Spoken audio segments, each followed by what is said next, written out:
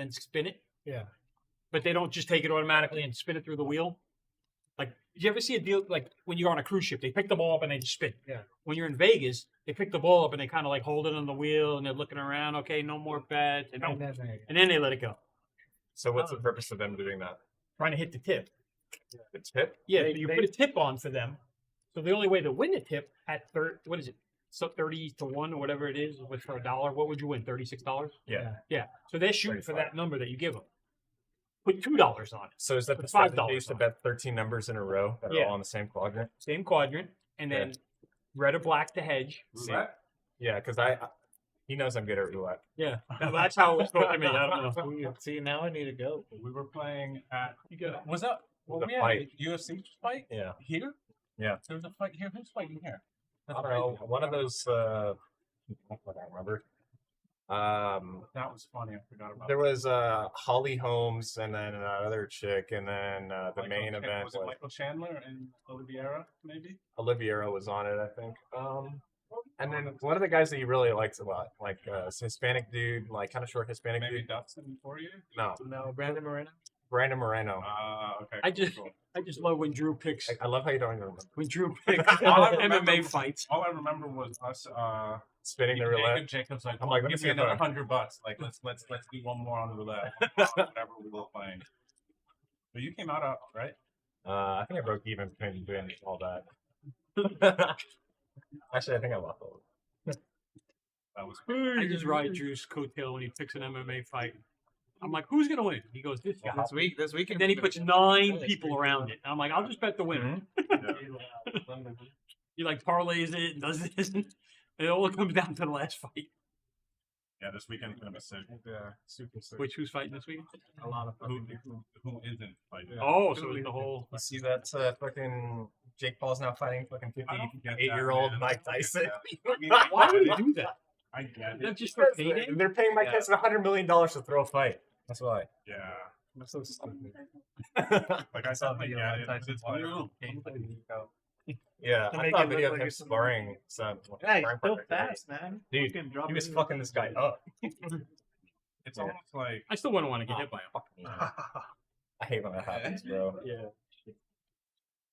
I don't even know what the fuck he was on, too. I mean, if it wasn't for money, it's just gonna be weird. Jake Paul can say like he fought Tyson, like Tyson He loses. to knock him out. Isn't his career over if he loses to a 70-year-old man? No, nothing. He has nothing to lose. I think he has nothing to lose. Because he's like a real fighter, right? Like It seems like it, yeah. Who? he's no slouch. Jake Paul. Yeah. He's focusing on it. Bro. We're gonna be starting probably a few minutes late. Gabe says he's getting here like right at 7. Big update. Oh, on Gabe it. is playing? Okay. Big update on the draft. So.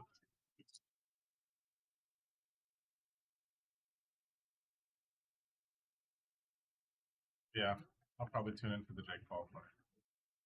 Annoying, only because he's fighting Tyson. Yeah, I mean, how could you not watch it? Is it a pay-per-view? Yeah, that's why, because they're going to make money on it.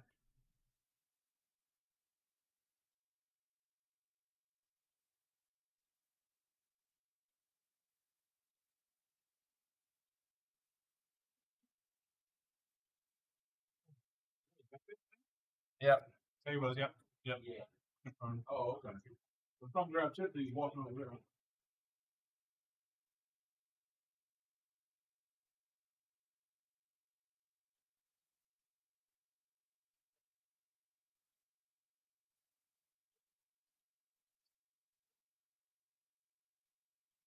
We'll go to that. Was that basketball stuff you posted on Instagram today? Yeah. They played that early? Yeah, we played it. My son's team played it 3. And they played the other game at 1. But that's Tyson? How did they get out of school? Oh, so they just, yeah, they just. I mean, I used to get out of school all the time for golf. Did you? Yeah. Oh, yeah, golf's I a day forgot sport. about That's that. why you got to be Oh, done wait. with golf. Sometimes you'd do 54 holes in one day. Bro, 54 holes in one day? Holy crap! That sounds. I was like, what? A porn? That's a lot of. I mean, that is a lot of holes, but So what is that, 18 times 30? yes. Give or take around 4 Where's hours Batman per. gonna be? Batman.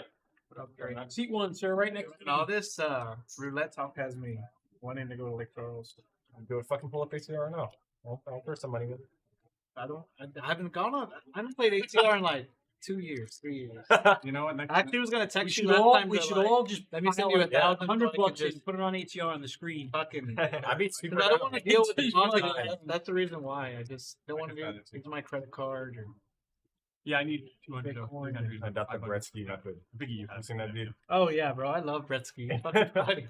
Bro, he'll go on. He'll do like You gotta he'll put 500 parlay. on the numbers. Get the numbers. He'll be like, crumble it up, crumble it up. and nothing. Yes. Yeah, he's fucking. Of course, and then he does like a series of like, all right, I'm gonna try to take this $300 and lose it as fast as possible. And then he fucking like, hits his number. He's like, well, fuck, that didn't fucking work.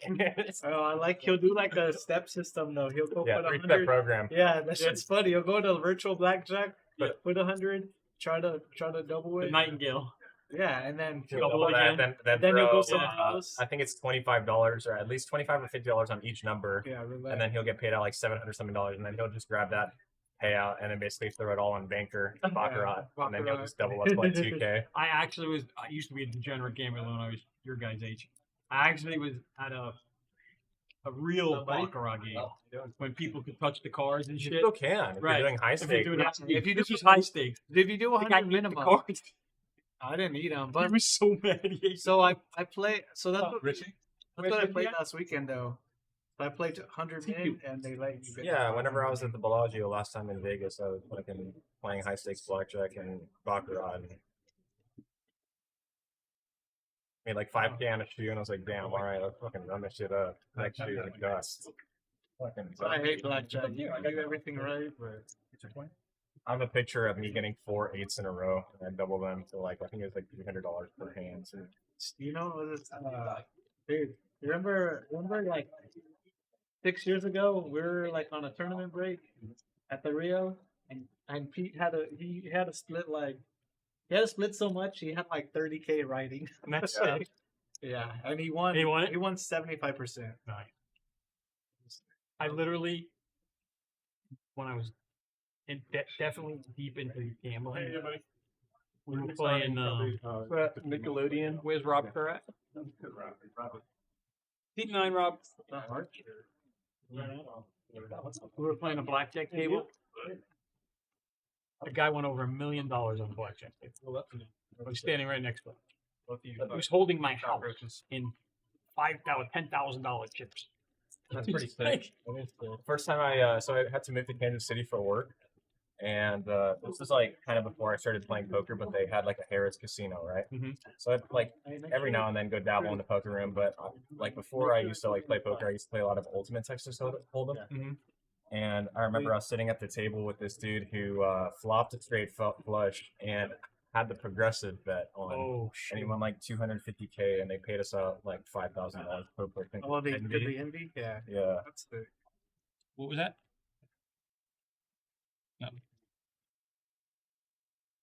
yeah. I wish I had that kind of luck. Just to get the envy. Fuck. Yeah, I know. It's like a. I mean, maybe I don't know. I feel like I'm doing everything right when I'm like playing big games like blackjack. Mhm. I just still get fucked. But Yeah, because that's How why it the happens. Candelier is so beautiful. You're still, no matter how great you play, you're still at a disadvantage. just You like played that. easy. That's why Vegas is like a Yeah, I finished 17. 1 hour town. Because you go into Vegas and like, of course, as soon as you get to Vegas, like you I was do hard well. the whole Yeah. Every single time I've walked into a casino, I do so well. And then I just fucking did tricks on everything. Everything else. I'm like, damn, like close. last time I was in the Bellagio, I was with Phoenix Esteban is. Yeah. I probably do. Yeah. And this other dude that I was supposed with, and like we didn't even we got our luggage. We didn't even go to the room yet. We went to the roulette table, and we had like a thing where we throw $500 on black. Oh, shit, I did the same thing. Yeah, and then we let it ride till we got to like 2K, I think you better. and then we started betting the numbers. And I think within the first like, after you know, like 5 minutes in the trip, we were probably up like each like 4,500 to like 5,000. Trip's gonna be so fucking fat. And we all ended up losing probably close to like $10,000 per person. How it goes. My buddy, so my buddy John, I always go with him, or we'll always go to Lake Charles. Yeah. Bro, he got to Vegas like literally right before me, and he's all like, I think he brought like 40K. It's a pretty complicated. I mean, that's just Okay. I'll be all fucking regular. Yeah. Bro, he fucking dusts it off the first time. He's like, hey, can you bring me 20? I'm like, I feel like got you, but I'm like, I've only been to like, so Jesus, bro, like, how do you dust it off in one my, night? my buddy got married probably like 7 or 8 months ago, and we were deciding like what to do for his bachelor party, but some of his friends couldn't really afford Vegas, so we went to like Freeport, right? But they have a horseshoe over there, and I was so hammered the first night, like just like walking into the casino, I was fine, did the roulette strategy, but then by the end of the night, I was like, I don't really ever get blackout ever. Yeah. But like I was like blackout by the end of the night. I remember I was playing blackjack with this dude that like his name was like Javier or something. And he had like a couple horses that he was horse racing the next day with to enter in the tournament or Hey, brother. horse How are you? Good. track racing tournament or whatever the fuck it was. And that night, I think I made like $11,000 just fucking playing blackjack with him, bro. I like woke up in my room and I fucking had like an envelope full of fucking $100 bills. I'm like, where the fuck did this come from? Who is that one? That's nice. Whenever my buddy Levi got married, we went to Shreveport for his bachelor party, and we were playing at the horseshoe over there. And the first night I was like pretty blackout drunk, and I made like $12,000. I played on here too, Oh, not this one. Okay. Played like around And then dumped like 4K the next day. a month ago. Profitable, like $8,000. Yeah, there was Gotta a get a little bit. Yeah. Gotta see if the heater's still. Yeah. Still on. Some arcade. Yeah, it's a lot of arcade heater indeed. Good time with the boys. A cute little video that you. Actually, the first time I played like it? the fucking Trey, what do you think? the RFID Funny? thing wasn't working. What? The first time I played. Might not be working right now. Yeah, We're playing round of each too. yeah, that's Oh, that's no. what I was going for. I've seen the other I did one. well. That's how I won Fucking PLO. 3 hours. Was that a tournament or? Oh, sure. Oh, I played a tournament too. Yeah. Won that. I say I won it because I got the first place. Last year, the one in May, like 200K. Yeah, you won that, right? Yeah, I got That that. the sleepy time tea? No, Early night for the kid. I don't play often. What's the you got there? What's that? What's that? Yeah. That's what I said. Yeah, somebody was nibbling. Well, you don't tell them. Oh, man. Is there a game code yet? Just want to show off you get pussy or what, buddy? 924. Yeah. It's taking notes over there, but 158. I mean, I'm sure you're gonna be there in the summer. Right? You're gonna be there in the summer playing tournaments. I think so. Yeah. Yeah. That's the If goal. so, I'll be down to fucking play some roulette and. Good man. I'll have to get your number at the end of the season. Gonna have to have some DJ nights. Oh, 100%. See, I told myself last time I went to Vegas, like I was like, you know what, I'm never spending any more time in the pit ever again. But bro, I already know, like, since Sometimes you need it because like you may be tilted to fucking dusting off. I guess technically I'm starting with 490. And you're like, Yeah. what you gonna do? Yeah. For me, that's what I'm saying. I play with like Anthony Ortega. We'll have a day and Oh yeah, I've played. So I Well, got fucking- Well, either that or we'll play a pie gal because it's a break even and Yeah. we'll get fucked up. So like, we're just Hell drinking. yeah. Just a drinking game. Yeah, fun. And sometimes you just like over poker. It's just last time I was at And- Bellagio, I was I played like poker like maybe 2 times. Right, because I don't go to Vegas to play poker. I go to Vegas to fucking jump in the pit. You know. But last time I was there, I played. I was playing 5-5, and then I saw that there was a 5-10 game running. I was like, yeah, fuck it, I'll set up a couple $1,000. And I saw Ted Cruz was playing. So I was like, fuck it, I'll play with the fucking guy. What do we call him? They call him the Zodiac Killer or something. I'm awesome. Say again? I just didn't I've ever only swear. played Yeah. with one, so like, Got him? not poker. I was playing pie gal for my Oh, Ricky that's good. Oh, cool. Bro, it was fucking dude. Me and him were there for like 5 hours buying each other drinks. And he's telling me how we eat and we didn't use Mahomes and how many we used to play with his dad. Oh, that's cool. I was like, wow, he was super fucking funny. I played with Tony Parker's brother. About as close as it gets to me.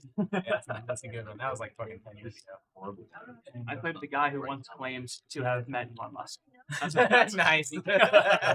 Very much a claim. Besides He that, stole the idea for the Model X from him, right? basically. Cybertruck. Yeah. Exactly. I think he was Alex is going to bet this in position. I see a check. I see a bet. He does go for a small bet. I do like both plays. Yeah, Preston having the ace of spades, I think, is a bad card for him because you're gonna want Alex to have spades in this spot. You know. Alex has been shown to bluff, but this spot is not an easy spot to bluff. Preston does call. Yeah, you're basically only beating spade.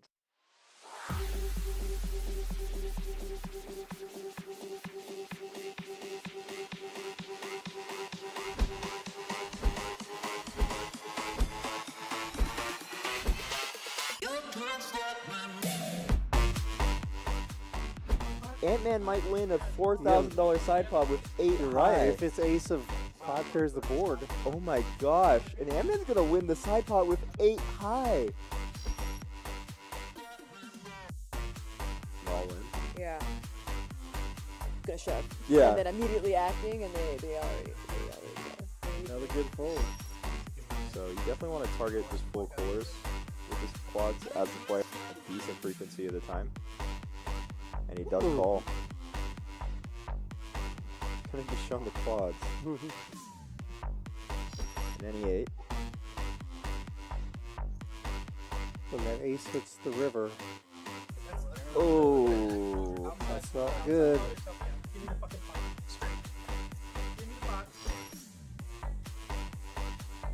and I feel, but no, yeah, he does fold.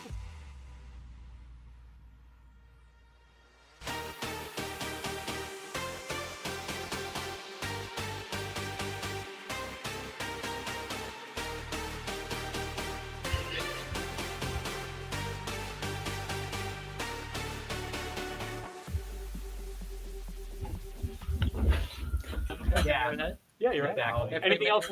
Every time a number hits, collect press. Well, I guess that's all my. Hey, what an introduction. That was great music to kind of set the tone, huh? Welcome Man, to every Rounders time. Tonight. Yeah, that got you going, didn't it, Matt? Look, every time I hear that intro music, I get so pumped to watch some poker, to commentate on some poker. That is a dope intro. I love that one of the intro scenes is just Drew getting his haircut as well, which is a pretty funny to have as your intro scene. It's all great. I love it. That's fantastic. So first of all, let me welcome our friends out in Chatville. Welcome everyone to Rounders Tonight from Rounders Card Club. You know where? San Antonio, Texas. It is I, Rude, and with me tonight we got Matty Cash. Matt, straight from Kentucky, from Bluegrass State. Yeah, straight from Kentucky. Just moved into my dad's new house, or helping him get moved over. So it's been a long physical week for me, but excited to go and watch some cards. Well, you know what's a good cure for that? Just chilling, sitting back, watching some poker, and talking about some of the action on the table. So we've got a good game. We have a 1-2-5 plus a $5 big blind ante. We've got NIT game. We've got 7-deuce. Don't forget, we're going to have straddles, multiple straddles. This is going to be a great lineup. We've got $500 starting stacks for everybody. However, once the action gets going, they will be able to match the stack. So let's get somebody felted. We'll double somebody up, and I guarantee you the boys have got bullets behind them. Yeah, I can say last time I commentated on this one, we saw at the end of the night, I think a $22,000 pot, all in pre-flop. The person who won had ace-9 offsuit. So yeah, this is not like a 1-2-5 game, not even remotely. Yeah, I remember that. I think we started. Well, we had 9 players times 5. That's $4,500. By the end of the stream, there was $42,000 on the table. Yeah, I mean, this is a big 5-10 or 10-20 type of game. This is definitely quite much bigger than the stakes appear at this time. Yep, it starts off gentle. It's a nice little open invite, and you walk in, think you're gonna have a little cool, chill game. Giddy up, boys. And even in these first few orbits, I won't be surprised if we see like 4 or 5 all-ins. I mean, it can go quite violently. Sometimes at the beginning, these players are just like ready to build up these stacks from 500 to much bigger. Accurate. No. So we've got. Let me just kind of go around the table. We got Batman in seat 1. Batman is one of the players. He even out in the main game, he'll typically buy in. Not for the max amount, but he's gonna have a small-ish stack, but he's gonna want to move it, right? He's got a certain kind of a strategy where he really wants to kind of get that SP. He's comfortable getting the SPR very equal. If it's one to one, trust me, buddy, he's gonna be looking for opportunities to get it in there, and then he'll just rebuy. Yeah, I can And say then, even, go ahead. especially if you're playing a deuce to 7 or the NIT game, sometimes buying in small is could be a strategy of his. I don't know, but it is an effective way to get out or to get in cheap for the NIT game or the deuce to 7 game. Really, Right. We got Richie Rich in 2, BetOnDrew in the bucket hat tonight. At 3, we got Doug chatting it up with Ale, our server, and then Doug in 5, Brian Lee, my buddy. These are all my buddies, actually. Brian 6, Trey Diggity 7, Jacob or Jacob as he goes by sometimes in 8, and then we got Sugar Free in 9. So here we go, first hand.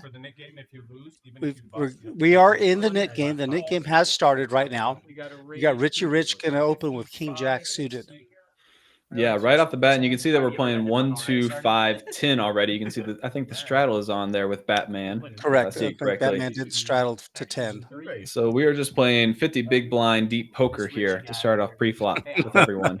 And basically a tournament. It's like it's midway or a little bit through a tournament. That's why your assessment earlier on where you said you wouldn't be surprised to get stacks in early. Yeah, is very accurate. Richie Rich with the only real hand so far, though. Batman in the I guess what is the straddle will certainly be getting in there.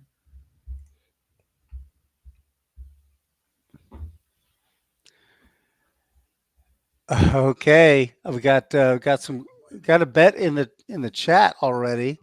John Alvey wants to know who my horse is for tonight. Okay, I know who your horse is, Alvey. I know he's firmly behind Brian. We got a Brian fan. You know what? I'm going to do, John? I'm going to go ahead and pick one. I'm going to pick Trey tonight. The reason I'm going with Trey is because he's due for a bounce back. He's had a couple of streams last couple of weeks. He hasn't done very well at all. He's been stinking up the joint. All right, we got paired board. Richie's going to see bet. He 35. About a 1/6 of the pot. It's got a nice little backdoor straight flush draw and up against 2 opponents who have next to nothing. Yeah, he takes it down. King High shows it because why? He wants to get rid of his NIT button.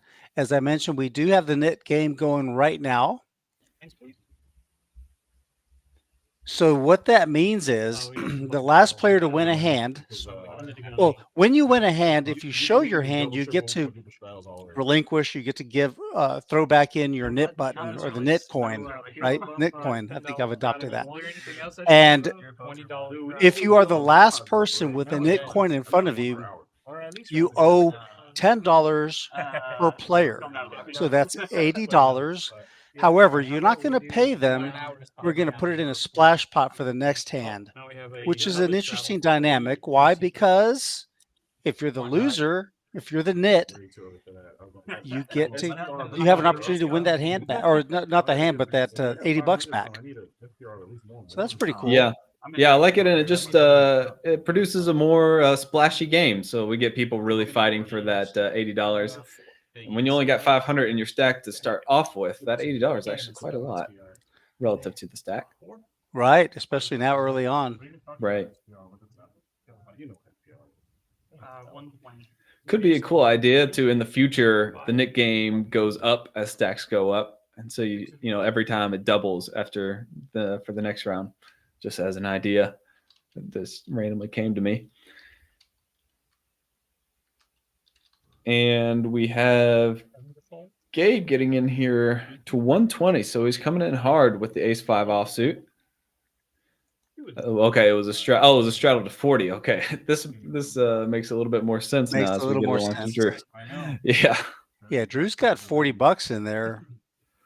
yeah. So this is a triple straddled pot on a 3-blind game. Drew being very secretive with those cards. 9-4 offsuit. That's what you love to see when you triple straddle. Now we know why he's. He's gonna make the call. Yeah, I mean, if you're gonna triple straddle, I guess you got to defend it. But the 9-4 is bottom of the barrel. Drew's gonna look to make some action happen. And he does, as the dealer gives a middle pair, which is pretty good when there's a pot of 300 almost, and there's only 380 to play with. I mean, I see there's a king on the board, but when you're playing at a small stack to pot ratio, Yeah, any what's pair he is gonna good. do? Fold? Yeah. He's got middle pair. He's out of position. He does check it over to Gabe. And Drew's gonna check raise them all raises. in. And Gabe is sitting there like, ugh. I got ace 5. This was just never a great spot. I thought I could see bet it, and it just sucks when you get it shoved right in your face. Nothing you can do. 3-7.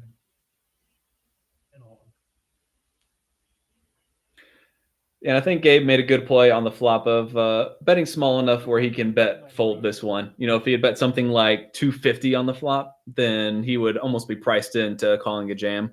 But having just bet 100, he can get away from this one pretty easily. I mean, you are beating 8-7, 8-5. Tons of gutters. I mean, there's a million gutters on this board. You can look at Queen 10, Queen Jack, Jack 10. You can look at backdoor flush draws. So, he thinks maybe Drew's on the 8-10 draw with the backdoor flush draw, and maybe the ace is good. So.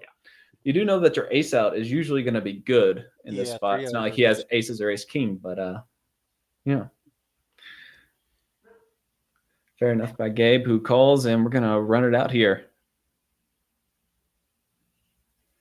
8 no good, 5 no good, makes the pair, but needed the other pair. Yeah. Drew out flops him and is able to withstand the turn in the river. There you go. Revenge has been achieved. We're even now. All right. Drew using the power of the bucket hat. Yeah, that's a fit outfit right there. I feel like it's a nice one. I don't know, the bucket hat with like the yellow shirt. He's got the double ACR Pro logos on him. This man came to game. He came to play, and he's got the shades on as well. We got a full Drew outfit tonight. Yep, looking good.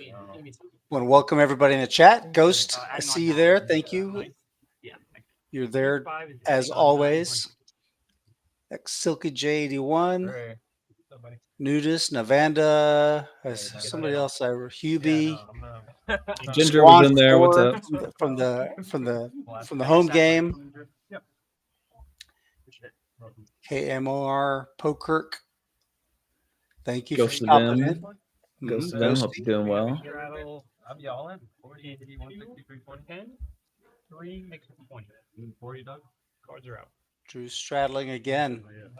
Double straddle.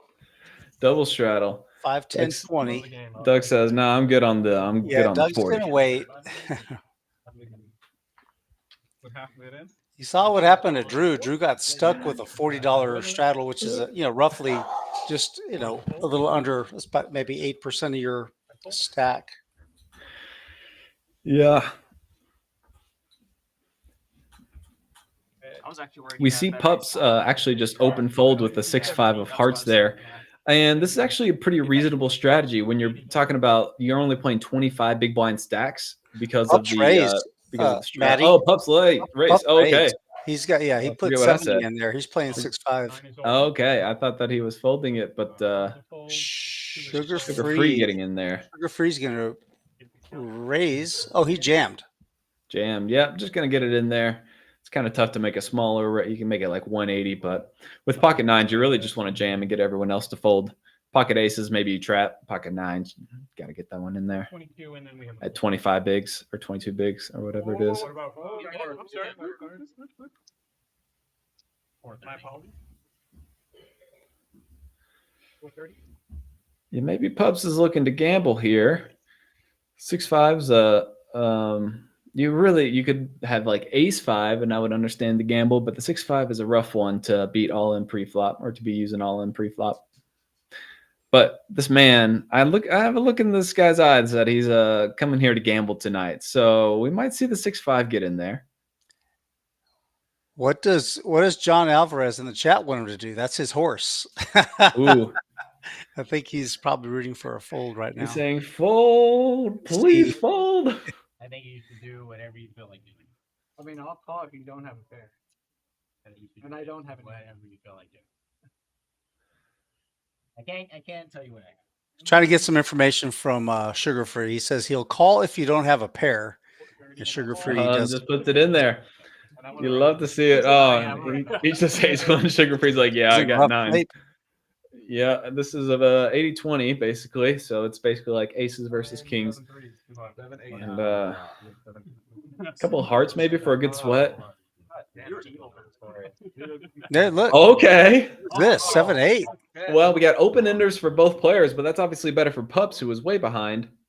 The deuce brings in nothing. He's gonna need the. Oh, the Drew made the straight. Not Sugar Free. Max Payne. Or Sugar Free, yeah. This could be a good game. Wow. Yeah, right. And like we already said, we've seen 2 all-in pots, I think, so far, in less than an orbit. So the action is going. I see Trey over there. No, he only has a $500 stack. I wonder if anyone else has added on yet. Actually, can I get one of those reds? Yeah. It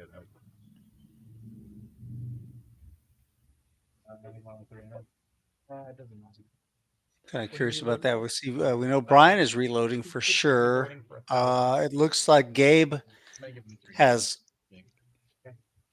doubled. He's at 900. Drew doubled up with that all in catch.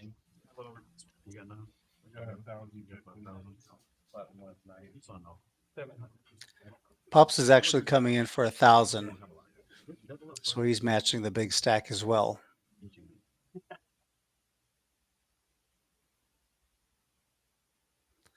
So there we go. So we are 4 hands in. We've already had 2 people stacked. 4 hands always feels like a million hands to me. It feels like, I don't know, it feels like there's been so much action just to call immediately that it's almost crazy. It's been 4 hands. Yeah, I was kind of surprised. I had to try to find the graphic. How many hands has it been? Just 4.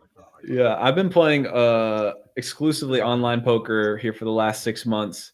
And it's so crazy because like in the time it took to play 4 hands here, I play like 500 online.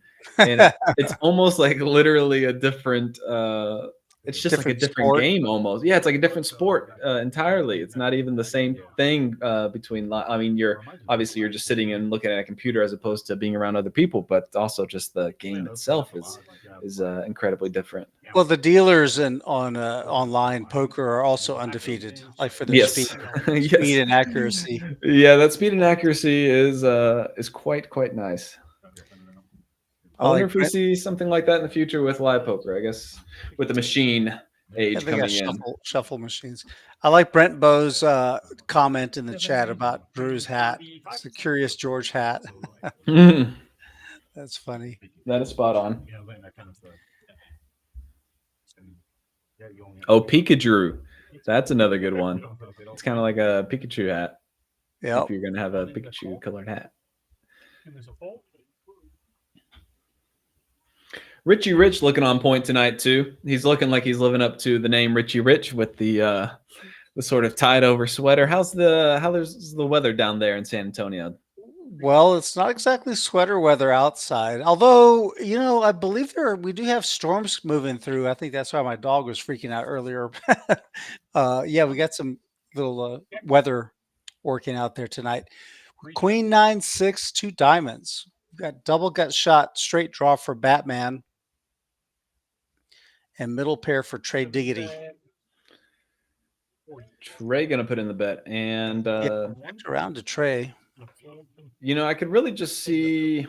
I could see jam here from Batman. I could see a call. I could see a smaller raise. I think all would be fine. So, oh wow, now picks up the monster combo draw. Now, yeah, this is just a lot of equity, even though it's pretty much flipped. It doesn't even matter what your opponent has. You have so much equity at this right. point, There's and he does bank it off. He actually makes it straight.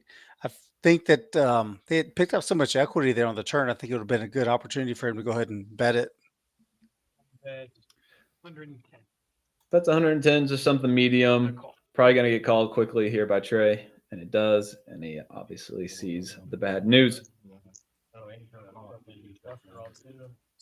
Nothing to be done there by Trey other than snap call, of course. Middle pair is still looking very strong there, even to that sequence. Trey pays him off, and Batman will relieve himself of his knit button. He's off the board. It really is a relief. It's like, ooh, I've got this ugly. It's like the ring from Lord of the Rings. You know, it's just like weighing you down, being in front of you, and it's like, oh, send it off, put it into the fire, and let me get rid of this stupid thing, so I don't have to pay $80. Right. I mean, just look at the faces of Gabe and Pups. I mean, you can just see they're weighed down by this knit button. I mean, look at everyone. They're all like, oh, ha, ha, ha. And you can see Gabe and Pups. They're just like, oh, God, I've got this thing in front of me still. Look at Trey as well. Got work to do. It's like the Dementor sucking the soul from your face. Just this knit button looking at you. You may be right. I think so. It's just me and maybe one other. Sugar free with a couple of good hands here to start off the session. Yeah, ace 10 on the button.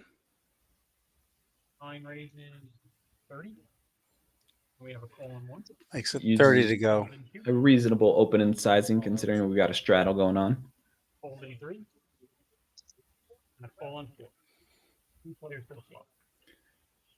9-8 suited is a good one that you could 3-bet as well for if you're in Batman. Open ender for Batman. Top pair for sugar free. 4 chicks. And Doug's got a prayer somewhere. He does. Some backdoor possibilities. 9 bets. 45. Oh. Batman looks like he's going to try to realize his equity once again. Mm-hmm. He's hunting a 6 or a jack. Gets a whole lot of nothing. Yeah, super quick check, by the way. So Fig had barely. I was just gonna say, Fig had barely put the card down, and he checked. So this is a spot he bets 150 in, where if you're Batman, you really don't want to be calling because you just have 9 high. So you either want to think about jamming or folding here for the most part. And so you'll see that the problem with the call here is that if he breaks out, all he can do is check out of position. And this is really the problem with being out of position is you get this river, which he does bang it off. He does bang it off, snap all ends, and snaps it all in. How much is it? He just snap jams. The thing is, he makes it straight, but there's a flush out there. Obviously, I mean, the straight and the flush gets there. Right. Thank you for. Yeah, if you're sugar free, what are you putting him on? You saying that if he had like 8-7, that he'd call twice and then snap jam on this river? Pocket eights. Like, what are his bluffs? He has to turn a pair into a bluff here, right? Because he check called flop, check called turn. So he has to be turning a 7 or a 10 most likely into a bluff here, or maybe a hand like pocket, 8s just with a spade into a bluff, into a snap jam bluff. Do people do that sometimes? Do they do it often enough? Probably not. Who knows? Well, the most likely draw, the way it was played, I guess, I would say is a spade draw, and sugar free is unblocking spades. So it really just looks like it's, like you said, what bluff? There's just so many things you're losing to if you're sugar free. Yeah, I mean, you have to hope that he's like randomly doing this with King 10 or that he has Ace 10 and you're chopping. But other than that, you literally have to put him on snap jamming with a pair, which, you know, Batman, I bet he's done that before. I bet he's like put off a nice bluff in this spot, but it's just really tough to bluff.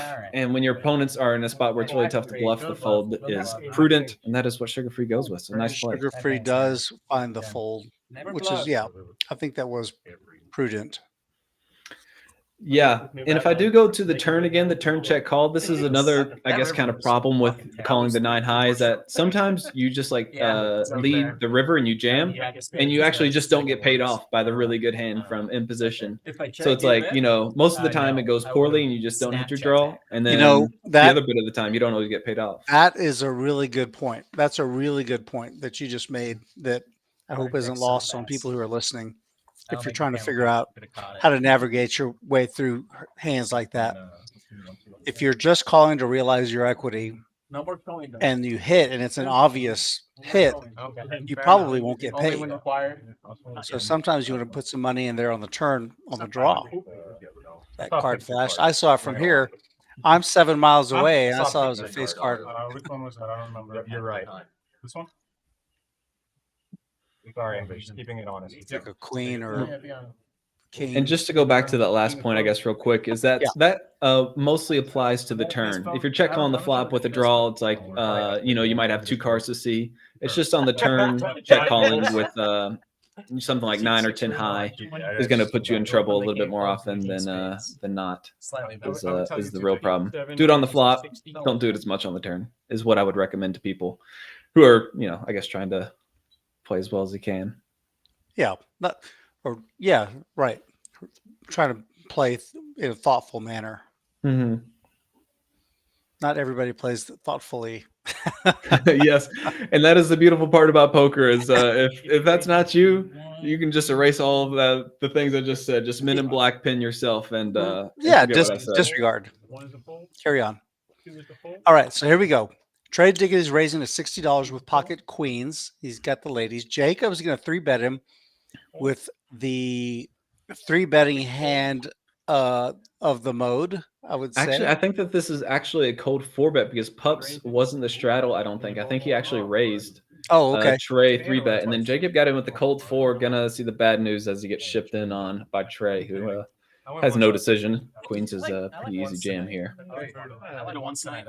And it looks like Jacob called. He's got an ace, so he figures to have 1 over, and he's suited, so he stuck it in there. He came to get in there with ace 5. He is partially rewarded on the flop with a middle pair. Queens. Okay. I think that puts him at 20% equity or so. Thank you. Runner, possible. Oh, he paired the wrong one. A wrong board pair, almost a 5, not quite. Gonna need the ace or the 5. Almost gets there again, but again, not quite. Nice hand by Trey. They ran it one time. By the way, if you're paying attention to details, lots of times when people get it all in, you know, for larger amount of money early on. Well, I guess if it's a big amount of money when they're all in for multiple, like 100, 400 or 500 big blinds. Sorry, I'm chopping this all up. But the thing is, typically they're going to run it twice. And in this case, they just ran it once, which is kind of becoming more of a fan. Lately, I've been doing that. When I find myself in that situation, I've decided to run it once. Yeah. Unless the opponent has a very strong preference to doing it the other way. Yeah. I guess I've always been someone who's just been like, you just choose and we'll go with that. Yeah, we got but I think I guess I've heard it different from different professionals. Okay. I guess as a professional player, I just like to accommodate anyone at the table and just be like a chill presence. But some other professionals, because they have a larger bankroll for poker than some others, kind of just want to run it once and really keep the variance as high as they can. But I always take the strategy that whatever the opponent wants, it's cool by They me. got a copyright when they get in there. Heat one is a call. Richie Rich with a good looking one, the ace four of clubs, and he says, I'm going to play for all of the money. Man. All in for 580. Again, we are Richie Rich hasn't added on yet, so just the 500 just about to begin with. Oh, okay. An aggressive play, but I guess he's feeling it. Maybe he's feeling like Batman's playing just a bit too many hands, and he's gonna choose this moment. And 7 fold. Actions in 1. Yeah, he has the nuts. And Richie was like, "Oh my god, I had 2 overs actually. I somehow had 2 overs." Oh, you got to show the 4. Come on, Richie.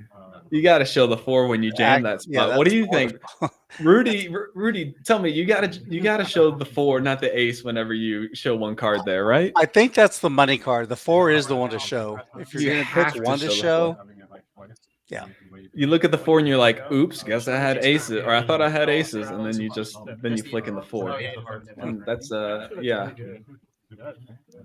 Sugar Free looks like he's eating a bowl of cereal out there, but I suppose that is one of the beautiful food items that you have on your menu out there. Yeah, that looks more like broccoli, chicken, and maybe rice. Hey, Brian. And, Little chicken bowl that they've Oh, kind of been creatively Oh, put together. No. I played one hand. I wish I had. Nice healthy meal. me too. Same. Nah, I actually came to fuck around. I'm just doing whatever PTO tells me to do. And PTO says to do It sounds like that's true. that. 100%. It's fine. Shout out to my boy Oh, yeah. Larry Stark, who's in the chat. That's Hope you're doing well, buddy. Starkey up. Starkey up. Starkey up also streams. If you want to go check out his channel, it's a gaming channel. Nice. For anyone curious. Welcome, Starkey. We got Richie Rich getting busy again. Wow, he goes back to back, shows the ace last hand, and then gets frisky with the queen jack off. Drew got his spidey senses up. I don't know what Drew's got, but you can see this is what Drew is really good at, is these spidey senses. He's really got a knack for it, even online. Yeah, that's a good point. He's got ace 9, which is really a horrible ace. if we're ranking aces, this is one of the worst ones. But it is suited, to his credit. And Pup is getting in there behind with pocket sixes. Unfortunately, Trey folds one of the sixes. And we have a call and C1. And Sugar Free wisely out there. But Batman is getting in there. So we got a classic Texas Hold'em 4-way action. $500 already in the pot. Who's going to get lucky? Spin the dice. Oh my gosh. Okay, this is a perfect flop for Pups. I was just thinking in my head, put an 8-4-3 out there, and Pups is gonna jam. Bit of a angle, maybe. I don't know. Batman jammed out of order. Batman was just ready to snap jam. Now Pups. He's obligated to bet the all in. Yeah, he's got to call the all in. He is Richie all Rich, in. Queen Jack O, and Drew with the ace 9 both have to let this one go. But we are going to see the open ender from Batman and the just overpair with gut shot with Pups. Do keep in mind that Trey already folded one of those sixes, so Pups isn't hitting a set, but Batman's less likely to hit the straight.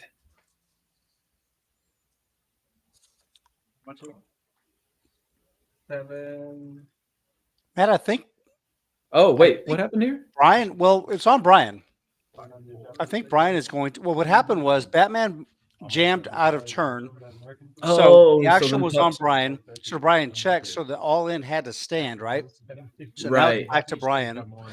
So Pups was about to jam. Well, no. Batman snap jam? Pups hadn't acted at all. Oh, Pups okay. didn't do anything. Batman jammed as soon as that flop went down. Right. But it wasn't on him. Right. So backing it up, actions on Pups. I really thought that Pups checked it to Batman so that the all-in would stand with the idea that he would call. I think he's going to come to that same conclusion. He's just kind of going through the paces right now. Mm-hmm. Yeah, I he's do wondering think he's what going to call. he's wondering what snap jam he can beat. Is Batman gonna snap jam in Queen Jack suited here? Probably not. Is he gonna even snap jam in like Ace Jack? Maybe, but probably not. But he's also not going to snap jam Ace 5.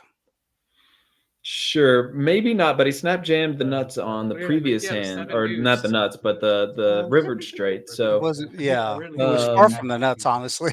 yeah, yeah. I just feel like if you had Also, Yeah. there was a lot of betting because he had been calling sugar free for rounds of betting. This is the flop. This is Yeah. really a different situation. I blocked the nuts. So when you get to when you're on any street of poker here, you want to think about what are the hands your opponent could have had, even looking back to pre-flop. So pre-flop we saw, I think, sugar free open and then Batman call. Okay, my man made the call, Matt. Yeah. I like it. Yeah, I think you oh no, he gets he gets brutalized by this king. what a run out, bad run out. Hit the three. Unfortunate run out for pups. Yeah. He made the right call. Yeah, absolutely the right call. Yeah, made a good call against Batman's hand. I think made a good call in theory, and sometimes you run it out and you don't get there. Batman is doing his thing. This is what he does, though. Oh, is it? Yeah. That's what I know. Yeah, Batman up a couple all-ins, now up to 2K. We might see some other people add on now that the limit's gone up to 2K. Yeah, that's a good point. I think if I'm Drew, I'm looking to put in some money. I think probably Trey's going to add on. Not look at Jacob. I'm just look around the table, just kind of trying to read the body language from the other players and what has transpired. And honestly, the guys are not upset about Batman stacking chips because I thought about it. he's an action player. He's one of the guys who is not afraid to put chips in the pot. Yeah, those guys are always pretty tough to play against. I mean, they're splashy, but sometimes they're on the draw, and sometimes they rivered the nuts with 9-8, and it is a little bit tough to put a player like that on a hand. And we do see Batman kind of stacking up some chips in some good spots here. He was in pretty rough shape there. He had outs. His outs were 3 kings. He had 2 sixes, but we know that one of them was folded. And then the ace, which 4 is aces. also folded. But backdoor flush draw. Batman doesn't know that, but he's thinking, he's got 4. He's thinking he's got 4, 8, and maybe a king, 8 and 3, 11 outs at best. So he thinks maybe he's kind of flipping, but Brian had him blocked. Right. Yeah, I was making a small little point during that hand is that you really want to focus on pre-flop play to get a good understanding of what people have post-flop. And so we saw in that previous hand, I think Sugar Free opened or someone opened, and then it was Batman who called. And that ends up being really relevant once you get to the flop because you know that Batman doesn't have a hand like pocket tens, pocket jacks, pocket queens, pocket kings, pocket aces. So your pocket sixes are starting to look a whole lot better when you know that they don't have all the other really strong pocket pairs in their range going into that flop. So just once you get onto the flop, just sort of think about what do people do here pre-flop, and that'll really give you a pretty good indication of the strength of hand that someone might end up with. Yeah, with that in mind, I think the hand, something like him showing up with like a 2-4, 3-4, even like a deuce is more likely than king 5. Yeah. I mean, if you can have some random 5s in there. 5-7 maybe. Yeah, you could add pocket 5s, and that would have made sense as jam, which is another good reason to call with the pocket 6s. See, Batman's getting some strong hands here with the king 10 suited. Definitely has the best pre-flop hand here. And we got a couple of stragglers with Sugar Free and Jacob in there, but they do pick up some good equity themselves. Yep, we are 4 ways to the flop. Checks. Got shots everywhere. Gut shots everywhere, galore. Backdoor possibilities for Batman, and he's got 2 overs. Actually, he has a straight. He's got the most equity. He's got the strongest hand.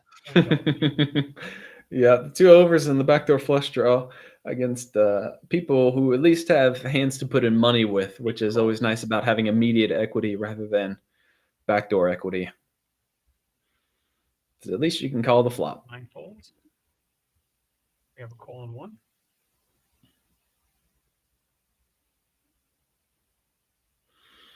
You got to imagine Jacob's got a plan for some time future in this street if it bricks out. Batman might have intentions of bluffing on this ace as the guy who could most reasonably have the big aces that open pre-flop and then check call the flop. He certainly. Oh no, I guess he did just snap checked it. That's fine. Richard Rich from the flop. He has 2 overs and a gutter. Probably nobody thinks he's claiming the ace, but yeah, he's really repping a narrow story there, right? So it's like you have to think about what aces is Richie calling with pre-flop and then betting big with multi-way on the flop. Not too many. A hand like a pair with an ace, sure, but not like ace 10. It's probably not just betting the flop randomly. Or as much. So when he gets that ace on the turn, you're kind of saying you got like 2 pair or a set or basically that or a draw. So you kind of end up saying that you have not too many value hands, but you could still have a lot of bluffs there. That's a good point. Thank you guys for joining us tonight in the chat. Yep, Polish Pistol. Drew is up about 355. You can see it in our graphics, which showed the chip amounts. And then the green or red will indicate whether they're up or down. So Batman is winning the profit game right now. He's up 1,500, and Pups is down about the same amount. Drew added 9. 5. Drew added 5. What? Drew added on, so he's at right now 1,400. I've never gotten it. What was it? Yeah, we're at 1 orbit in so far, and 5 all-ins I think it's been. I've lost track of the all-ins. 5 like full all-in pots. So it is violence early, and it is violence in the middle, and it is violence late in these Texas games. They just don't stop.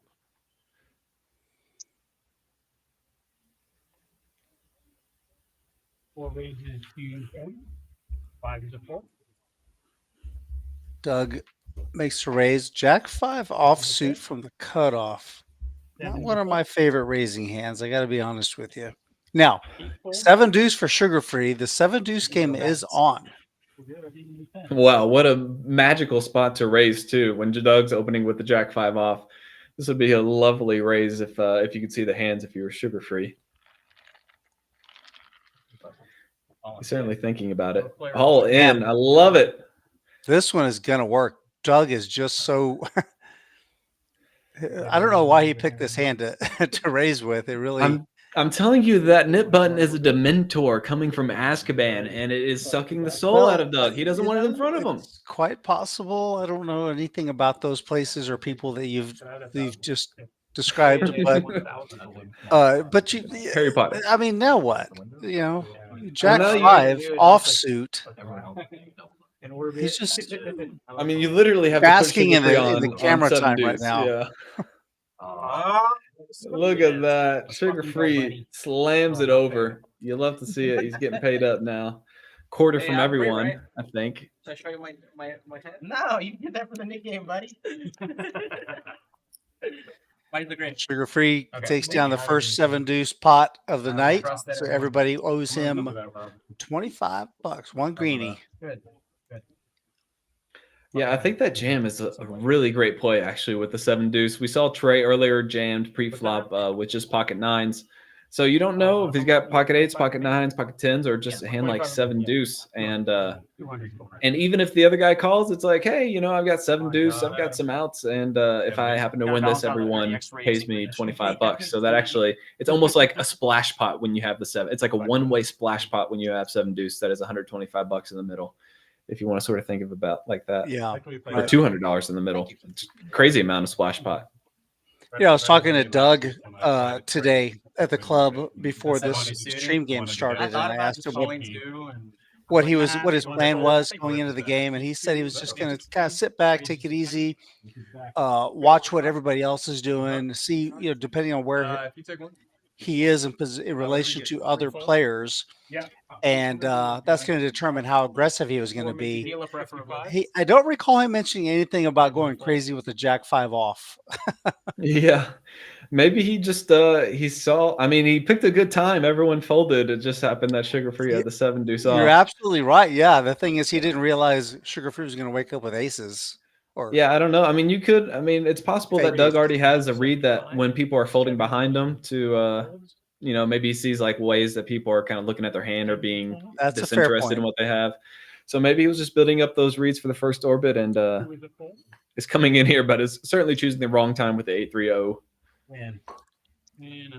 You can fold the second worst hand in poker and feel okay about it. You don't, if you want to get rid of that Nick game button, you can just like wait one hand. It'll be better than 8-3 off at the very least.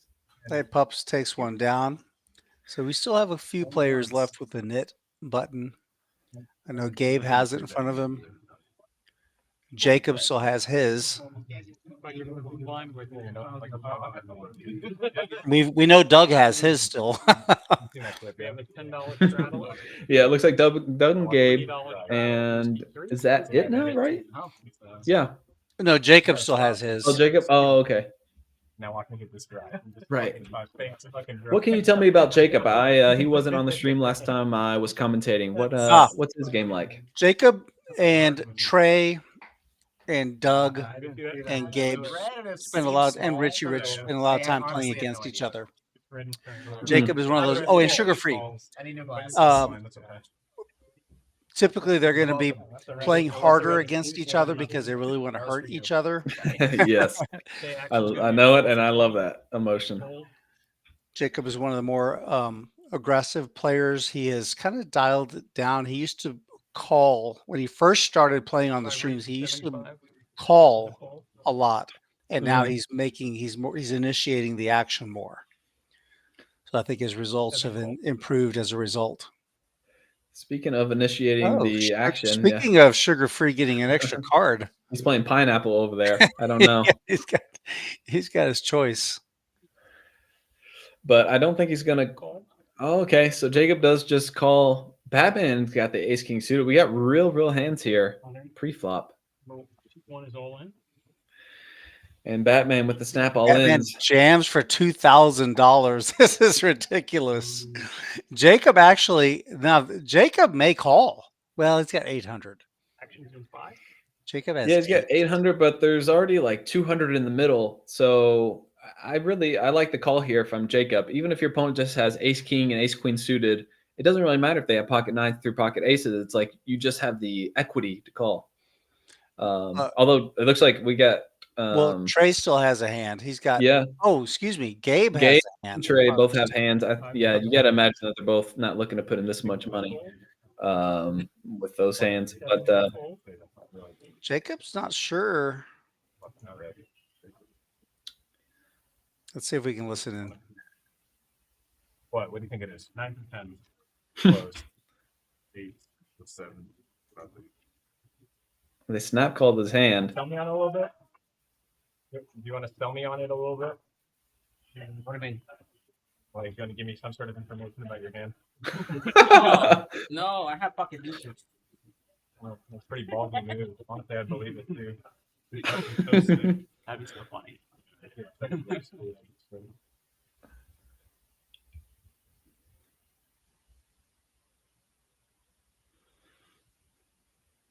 And a call. And he just puts it in. I think this is a must call. How many king? You got 75 in there already. There's already 150 dead besides your 75 that you have in there. Yeah. And sometimes you're ahead because you got pocket eights and you got 52% equity. And there's just like a ton of dead money that you get to pick up along with that. They're going to go twice. First one counts for the net button. So Jacob holds. He will relinquish his knit coin. Oh, king on the flop for King Batman. flop. Or spade.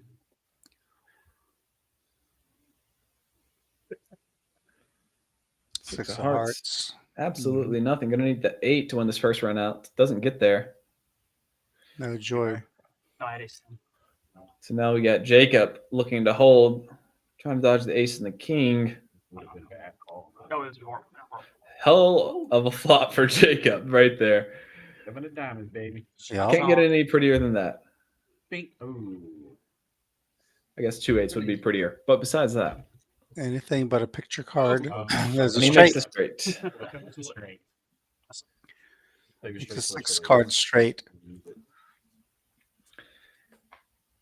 So they're going to chop that. However, Jacob is going to keep his knit coin, and Time is only one. Batman's going to chop it. That was around once tonight. While we have a dealer change, it looks like Cruz is coming in, and Fig is doing a little accounting here. I want to take this opportunity to thank you guys for joining us and ask a favor. Would you please hit that like and subscribe button?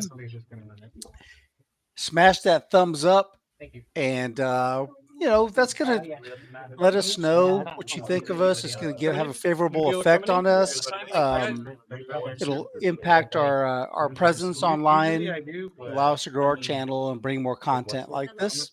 And if you subscribe, you will be notified when we have a stream. We have one every Thursday. We also have final tables. This past Sunday, we did run our final table of a $200,000 mystery bounty guarantee. That's a great tournament.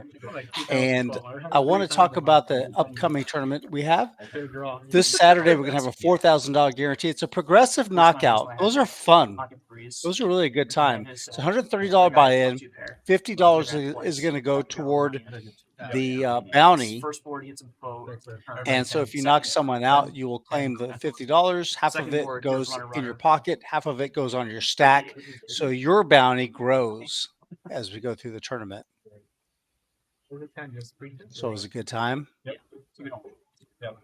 After that. We had so much fun with the mystery bounty. We're going to run it back. It's going to be a little smaller one, just kind of an impromptu one. It's a $20,000 guarantee. Free roll mystery bounty. It's going to be March 15th. And you can get information on this tournament and any others at rounderscardclub.com. Also, Poker Atlas will have information on our tournaments and our cash games. So check them out. Cruz has the helm. He's in the box.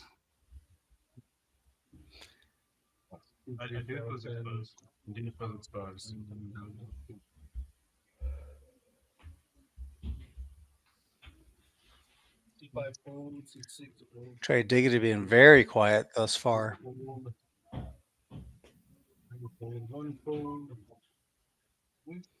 Action folds around to Drew, who's on the first straddle. Straddle to 10. 7-5, good enough to play, and he decides to.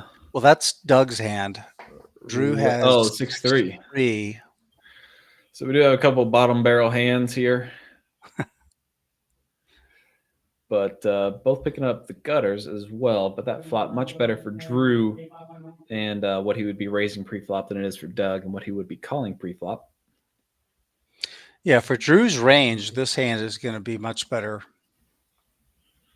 Doug with the gut shot, 2 overs to the 4 in the backdoor flush draw, though. I think a raise or call both look quite fine.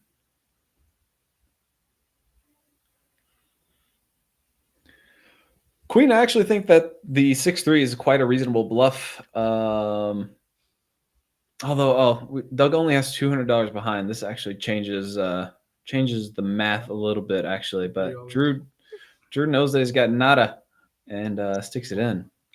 Yep. Talk about bottom of the barrel. Don't do it.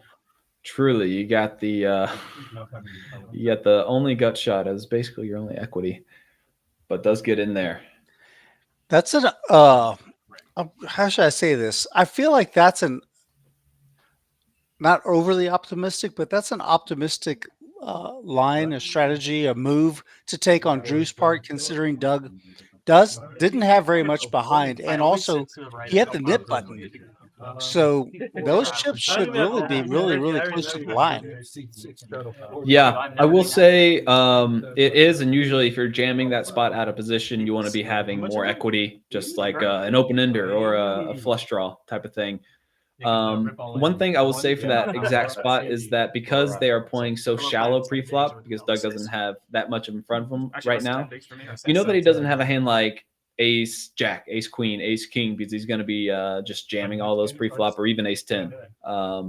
So you feel confident that he doesn't have any of the really strong aces, and that does make those ace high boards quite great for Drew and his overall range.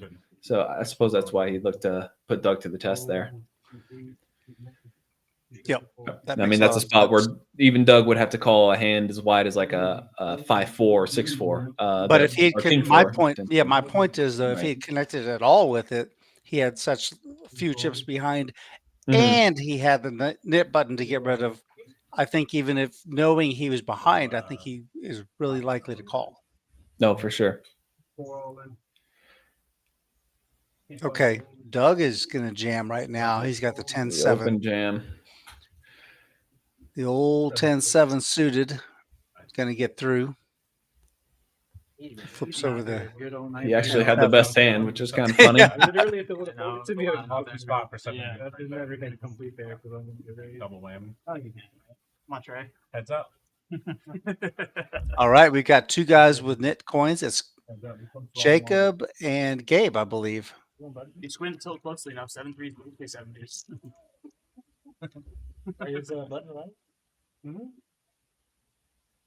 Who you taking here, Rudy? Who loses the nip button last? Who you got? All right, I got a pick right now. Let's see. It's Jacob and Gabe. Gabe is. Where's the position? Where's the button? Looks like You're asking the good questions here, Rudy. I didn't expect you to go so deep. Come on, man! I didn't just start doing this. The hustler over here. They didn't. Yeah, they didn't just pick somebody out of the room randomly. I can see. I'm gonna go with Jacob. I don't know what he had. Good. I haven't seen the cards yet. All right. Oh, well, I can't take Jacob now. Jacob's out of there. I got to be careful making bets with you in the future, Rudy. I know you're a man who will do his homework. So Sugar Free made it 100 to go with 7-5 suited. Gabe desperately wants to get rid of that nip button, but can't with the 4-3. It's wild. That's wild to me. Well, okay, excuse me. I didn't see there was straddle to 40. Yeah, the straddle and the raise. So, well, Trey's got cards. He's got. Oh, Trey's gonna make the call. Trey with the King Jack, right? Yeah. Couple of suited gappers, and this is just one of those boards where it's not great for Trey's, or it's not great for Sugar Free's hand, but it is great for his overall range, and that is really what you want to start thinking about in poker spots. And so, Maddie, so let's break it down. What do you mean by the range when he said you're saying this is good for his range? Yeah, so this all goes back to pre-flop. Is you see Sugar Free is opening from early position, and when you're opening from early position, you open really strong hands, right? Like you're not opening 6-3 suited from early position. You're using hands like Ace-9, Ace-10, King 8 suited as kind of like the bottom threshold of hands you might be playing. And of course, he has hands like aces, kings, queens, and jacks, and ace king. And then it folds around all the way to Trey, who is in the big blind. And you know that if Trey has a hand like pocket tens through pocket aces, or ace king, or ace queen, he's going to be looked to putting in more money pre-flop. So that means when you get a flop of Ace-9-3, it's Sugar Free there, who has all the really good top pairs: ace king, ace queen, ace jack. And Trey just doesn't really have those really strong hands. Not to mention the fact that Trey is in the straddle there, so he has like a really wide range of hands that he's just going to be calling pre-flop, whereas Sugar Free's overall range of hands is very narrow. It's much narrower, so he just has like a better, stronger set of hands there. Yeah, and that's when you want to be putting in a lot of money. It really doesn't. He can have 7-5 suited, and it really doesn't matter because Trey has so much other stuff. Well, he's representing. Yeah, Sugar Free is representing a stronger hand by his pre-flop action. Mm-hmm.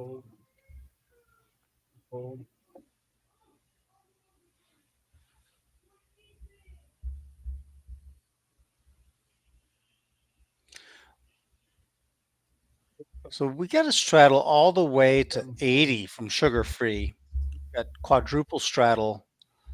Jacob straddle to 40, which I don't know if I would do that. If I have a NIT coin, I guess maybe the idea is he wanted to be last to act. Yeah. Not really. We'll do you in though. But sugar free blocked him. We'll make you battle. He straddled behind him.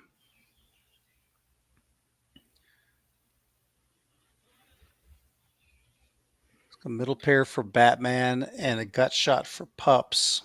And Jacob bottom has pair. depression. Jacob. Well, the saving grace for Jacob is that Gabe is not in the hand. Yeah, that's true. So it's like you're not gonna win this hand, but at least Gabe's not either. You couldn't be almost any more dead with the 7-5 offsuit. But Limp Rays in the chat wants to know if it's possible to cold call with a monster. Of course it is. And in that situation, the way it went, I think that would have been a good opportunity for Trey to do so. Seeing how aggressive Sugar Free was.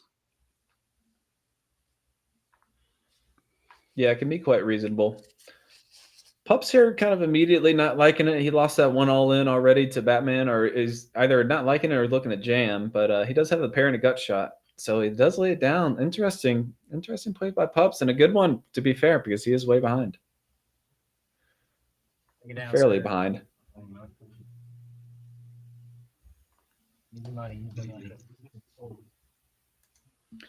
Watch out for Batman, who has just been stacking chips all night long. We're only 17 hands into this, but the man is already quintupled up about at this point. So just stacking them. There you go. I had a gut feeling he's never gonna fold for another. Yeah, I might not. Well, I'll have one. Definitely. I don't know.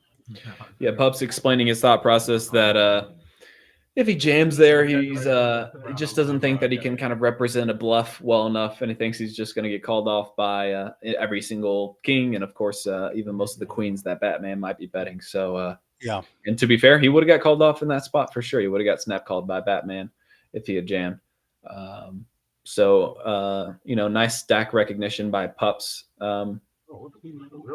He could have called. Calling is another option. You don't necessarily have to raise fold, or jam or fold, but fair decision by him, and sounds like a well thought out one.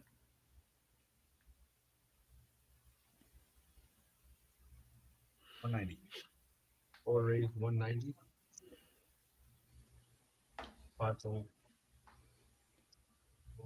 Doug bumping it up on Richie Rich with the ace-4 bluff. It's a reasonable bluffing candidate, but he is running into a kind of short-stacked Richie Rich who has pocket eights.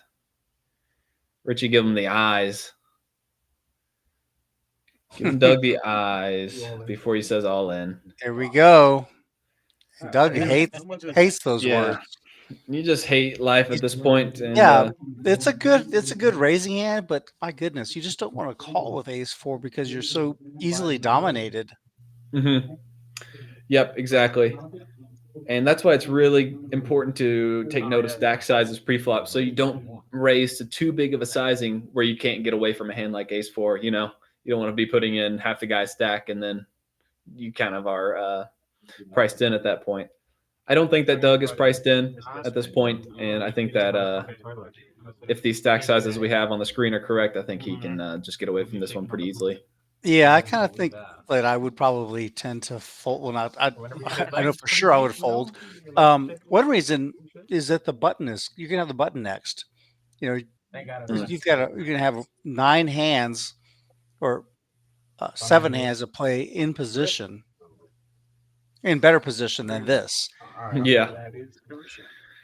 I guess position doesn't really matter if it's all in at this point. Yeah. Yeah, you can definitely I mean, there's just about any other spot in poker is better than calling it off with ace four off. Jamming it with ace four, now that's a different story. Calling it off with ace four is not quite where you want to be, because at least when you jam, the other person can fold. When you call, you just got a bad hand. Yeah, with ace four, they don't know what size. Let's just say they put you on ace. They don't know how good your ace is. Even if you turn one, if you were able to turn your hand over, you should have one card. They're going to put you on ace, king, ace, queen, something like that. Yeah, I mean, your opponents basically have to be jamming king, queen for you to want to be calling with a hand like ace four, right? Because if they're jamming with any ace, it's better than your ace. And if they're jamming with any pair, it's better than a four. So you're always getting it in with 25 to 30% equity. And so if you know how equity works with pot odds, you can kind of just do some simple math and calculate. Well, Maddie, let's take a look at this. Here's Doug right here acting on the button, waking up with a monster. This is going to make that fold People do it, but I've never seen anyone do it. worthwhile. 7-deuce on the button. Okay, I see it to now. go. Yep. Yeah. Now, Trey Diggity, he's out. They're not really thinking about it, but Jacob certainly will. And just jam. Oh, Jacob jams over the top. Oh my God, Doug is hating his life right now. Doug just running into it every direction. And he snap folds it. Okay, so guess what? Jacob got rid of his NIT coin. That means Gabe is the loser of the NIT coin. He's going to be funding the splashage. $80 are in the pot right now. Dead money. So let's see how hard he's going to go after this money. Is he going to try to recover, like a recovery mission? Yeah. He doesn't want to leave his kids out there. It is interesting. He currently does. No, Doug's got the lowest stack with 484. So we could see Doug put it in light here. Actually, I wouldn't mind seeing Doug call it off with the 7-deuce previously, because again, it is like a splash pot for $200, but only in your favor when you have 7-deuce. So to be honest, it's not an unreasonable play to have called the previous hand, but Batman waking up with the hand you love to see. Batman just smooth calls. He knows there's so much action on this table. I love this idea. People are just raising and 3-betting and 4-betting and jamming. This is just a great play by Batman. Yeah, you know, someone at this table is going to bump it up, most likely. I think it's a totally reasonable play, even in theory. I think I like the play all around from Batman, and Drew does take the bait here, the $100 raise. One all in.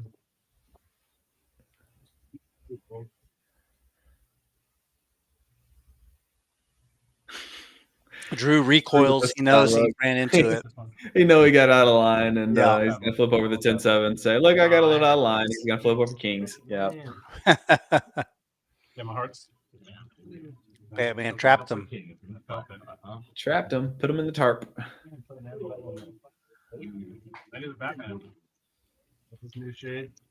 Batman running over the table right now. Here are the V-pips. Take a quick look. The graphics that are up right now. Gabe and Trey. Trey at the bottom of the V-pip. Oh, sorry. This is pre-flop raise percentage. My mistake. Okay. Only played the one hand. Yeah, Batman at the top of the PFR, and also at the top of the chip count, as he's just been. I don't think he's lost a hand yet. I'm not sure if he has. Maybe one.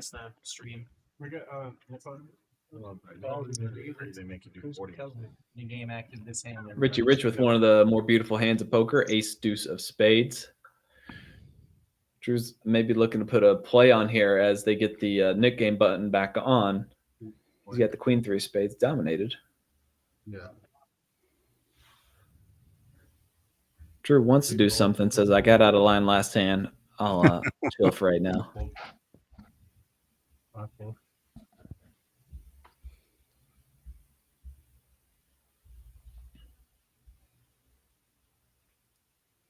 Pup's taking his time on the button. Fresh knit game initiated. He goes up to 85. With what? Oh, Queen 5 suited. Queen 5. 85 Queen 5. Batman makes the call with the Jack 10 offsuit. Yeah, Batman's trying to. Oh my gosh! Here. And Richie Rich just jams with the suited ace, suited wheel cards.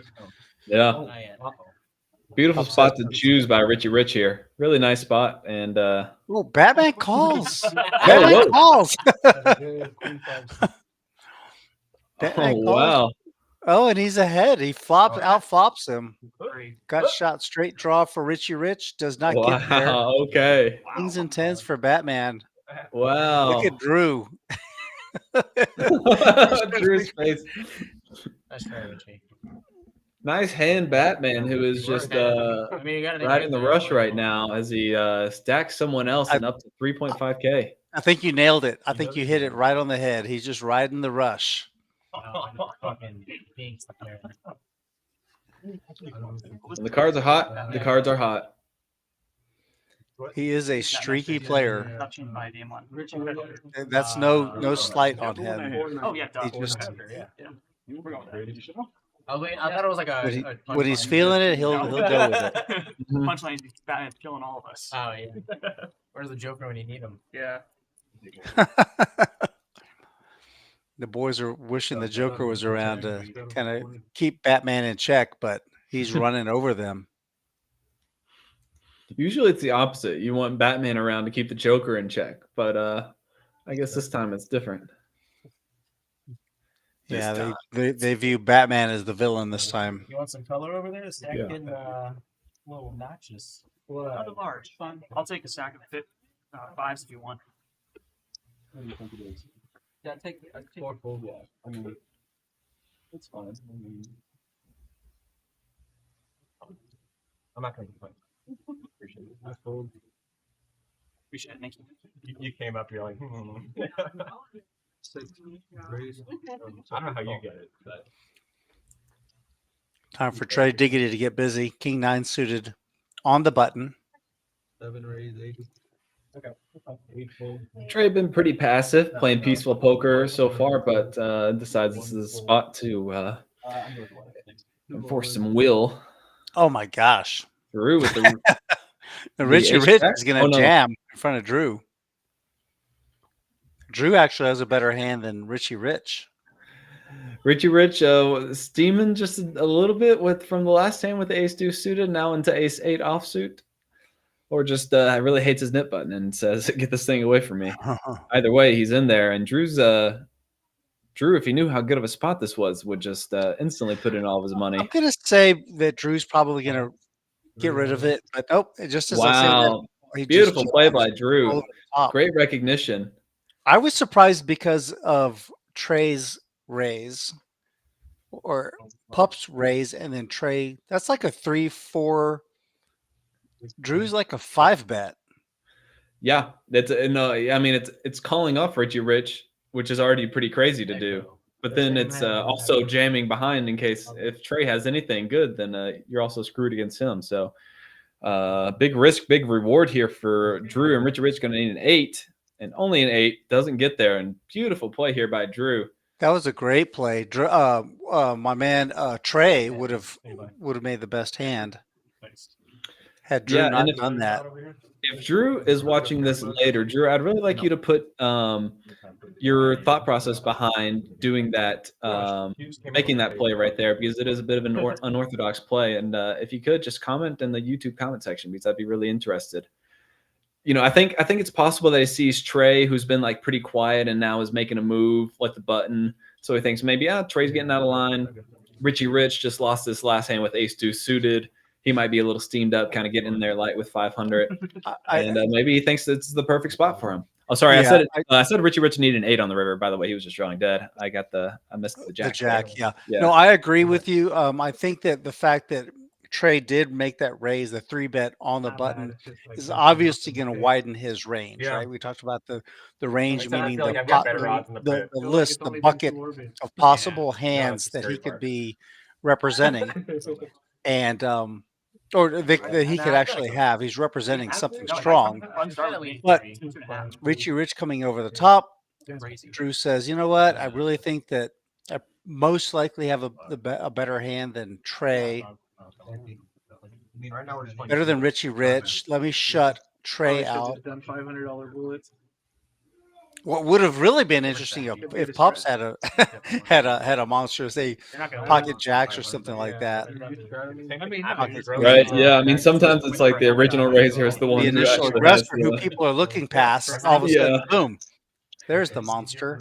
Yeah, I mean, about 5% of the time you wake up with something really great. So usually you don't have it in that spot. But when the times that you do have it, like when you see like 3-bet, 4-bet, 5-bet, and you have aces as the initial razor, it's just about the best feeling in poker, I think.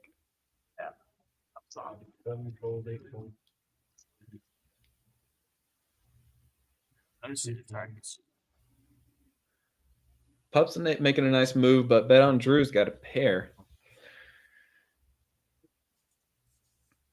He says, I've had enough of this all-in pre-flop stuff. Let me just see a flop. Flush draw for Pups.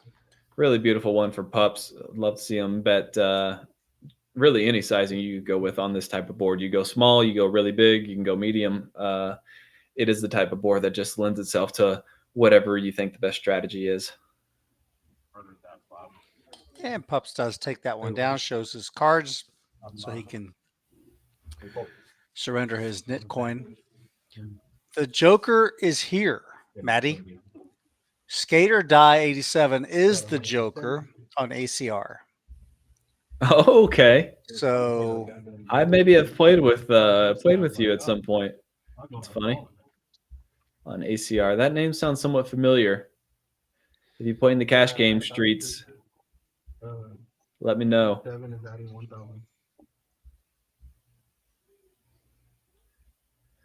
Yeah, the games on ACR have been my main games here for the last, I guess, 5 months or so. I've been playing live poker for, well, before the pandemic for about 4 years, but I do like the transition to online or transitioning back. I started online, went to live, coming back to online. I think both forms of poker are beautiful. They both have their pros and cons. And yeah, both have some intricacies to them. Sugar Free using his button to call with the King 5 of clubs, which has got the Queen 8 of clubs dominated from Pups. We got a couple of other scraggly hands with the 10-9 and the King 9. Above 80%. What you got, bro? Oh, I expect there Two to be calls around to 80, 20. 75 to 80%. Doug has straddled, so he's going to make the call. He straddled a 10. Calls the additional 10 to make it 20. Now 5 ways to the flop. And this was the action flop. If you can ask for anything, we got the nut flush draw and the second nut flush draw here on the board. Could get interesting for sure if we see the third club.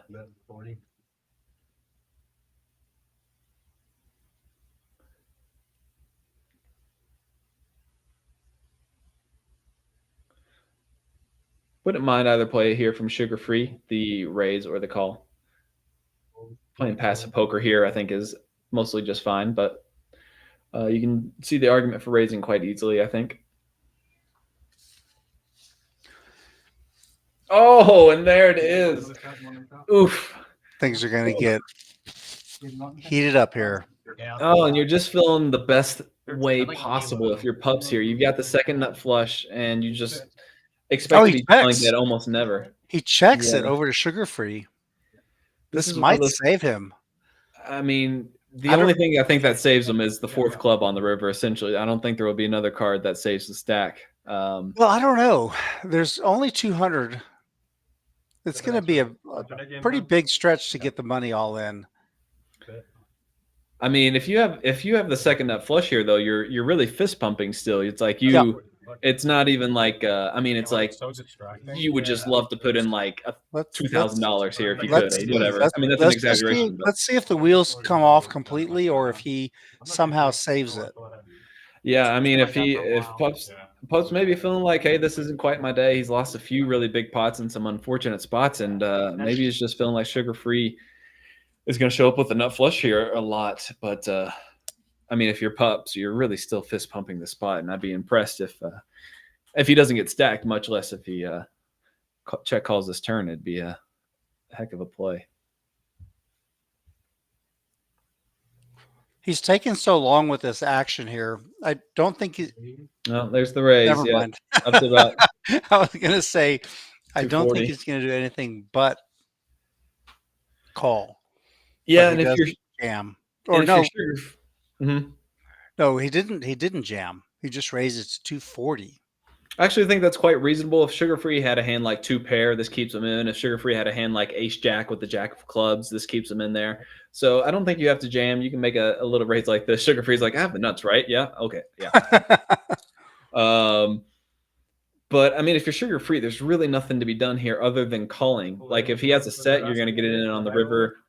I mean, you're a little bit worried about the fourth flush coming in, but if he has a bluff, you kind of want him to bluff it off to you. Right. This is the beauty of position, also. Yeah. For Sugar Free. Yep, that's exactly what Sugar Free does.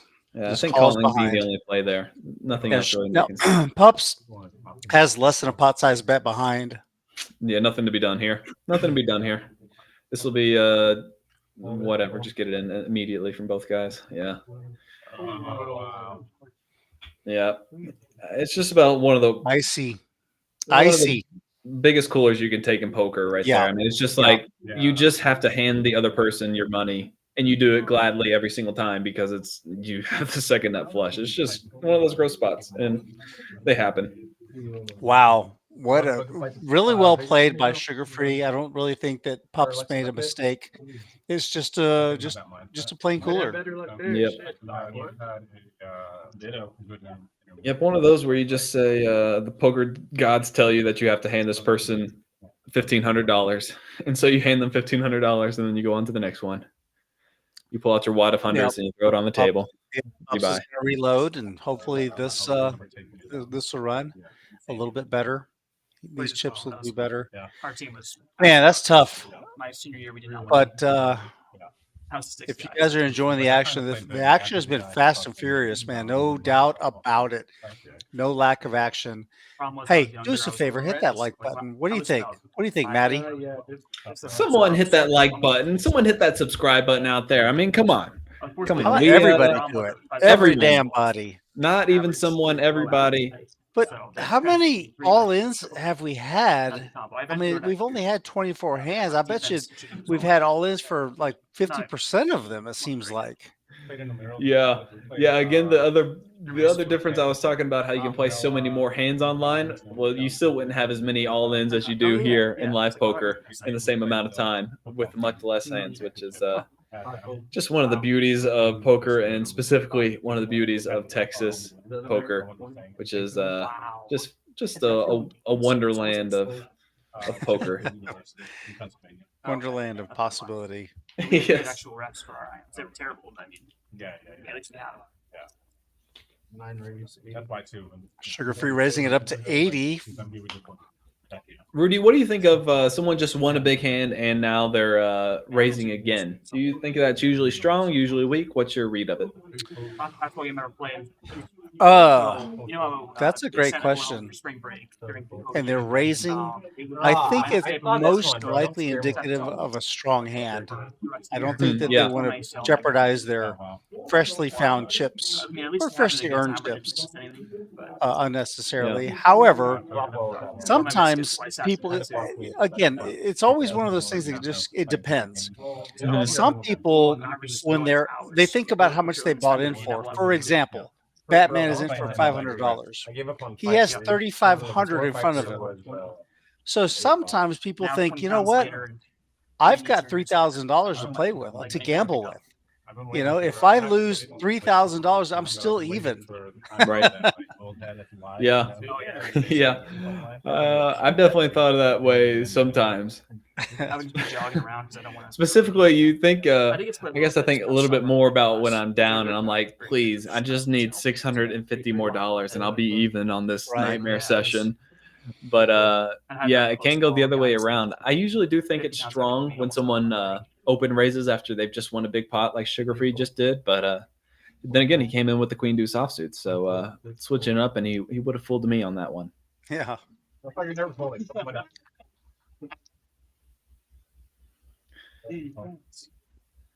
Trey's gonna defend. Or no, he's not in the blind. Yep. Let's see. Trey's in middle position with Jack 8 offsuit.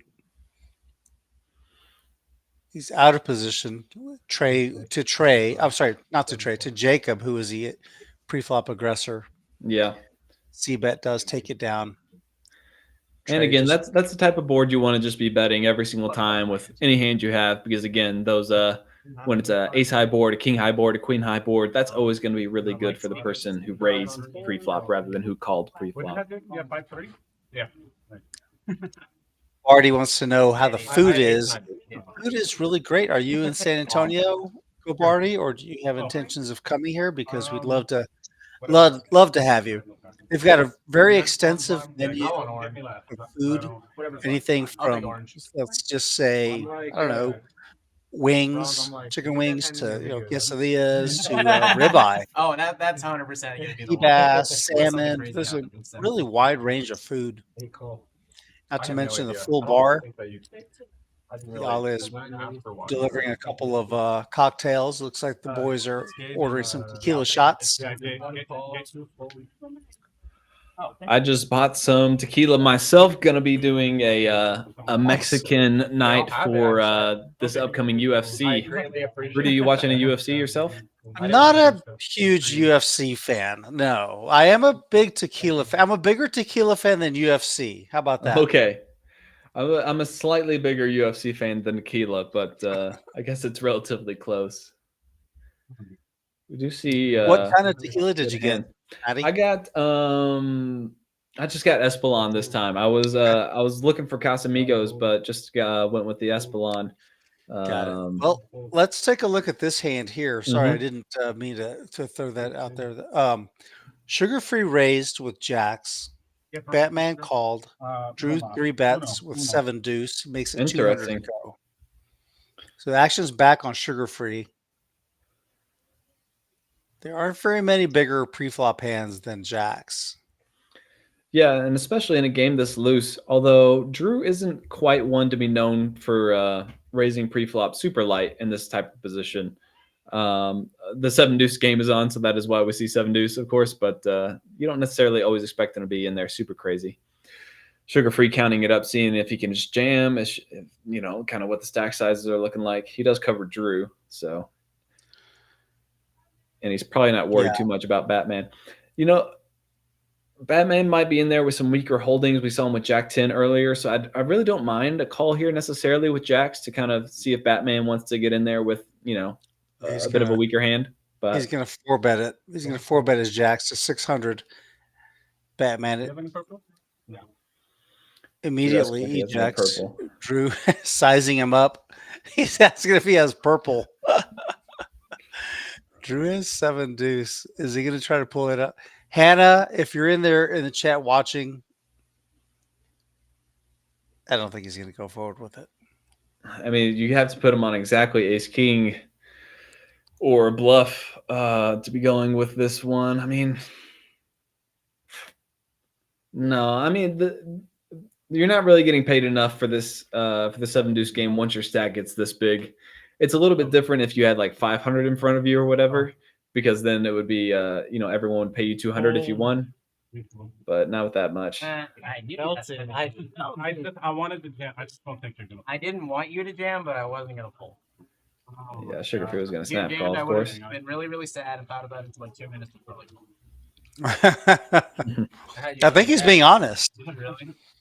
Sugar Free says that he did not want Drew to jam, but he was going to call. Yeah, I imagine that. Yeah, I mean, Drew could still jam there with Ace King, but actually we've seen Drew kind of play a little bit more passively with Ace King, not getting $2,000 pre-flop with it, especially against someone like Sugar Free. Of you folding ace king to six. So yeah, I mean, he could have just had like aces and kings and seven deuce there occasionally as his only jams. Be something. Yeah, I never should have let him do that. Yeah. You know what's crazy though is when that happened, I even said it, and Drew heard me. He like started talking to me. He was like, "Wouldn't it be sick if I had ace king, if I had the same hand and I'm a suited here?" And when he said that, in my mind, I was like, "I think the motherfucker trying to make me fold," but I didn't go with my gut. You know, we got a lot of fresh outfits at the table, but Sugar Free might actually be winning with the tie-dye Nickelodeon. I mean, that might outdo Richie Rich and Drew's there, I might say. Batman's back. 8-9 suited. That's a handsome hand. Batman has had good hands all night. A lot of pairs, a lot of suited connectors, some 40% to a royal draw pre-flop. Yeah, I A lot of like things his going hand on. selection so far, with the exception of the Jack 10, which Yeah, no, 100%. yeah, I mean, it worked out. I don't Trey like Diggity this with a pair here, a medium pair, I and don't like it one bit. he's not the type to look to fold with medium pairs. I like that. I like Not that. for I like 120 that at little least. thing you do though when you put your card. Really in not there for and you look 1,000 at it. if you're Trey. I like that a lot, actually. King 5-3. Tough flop for Trey. It's a good move. Yeah, not the worst of flops. He does have the backdoor straight draw, backdoor flush draw, and the pocket sevens are still good here quite a chunk of the time. I mean, you're really only losing to overpairs and the King X, of course, but Richie Rich can also have a million other hands like he has right here and not be good. With your 7-deuce. Yeah, that's how I won. Trey makes the call. Richie Rich going to be put in a spot of whether to bluff or not here. Does pick up the perfect turn card to be bluffing, though.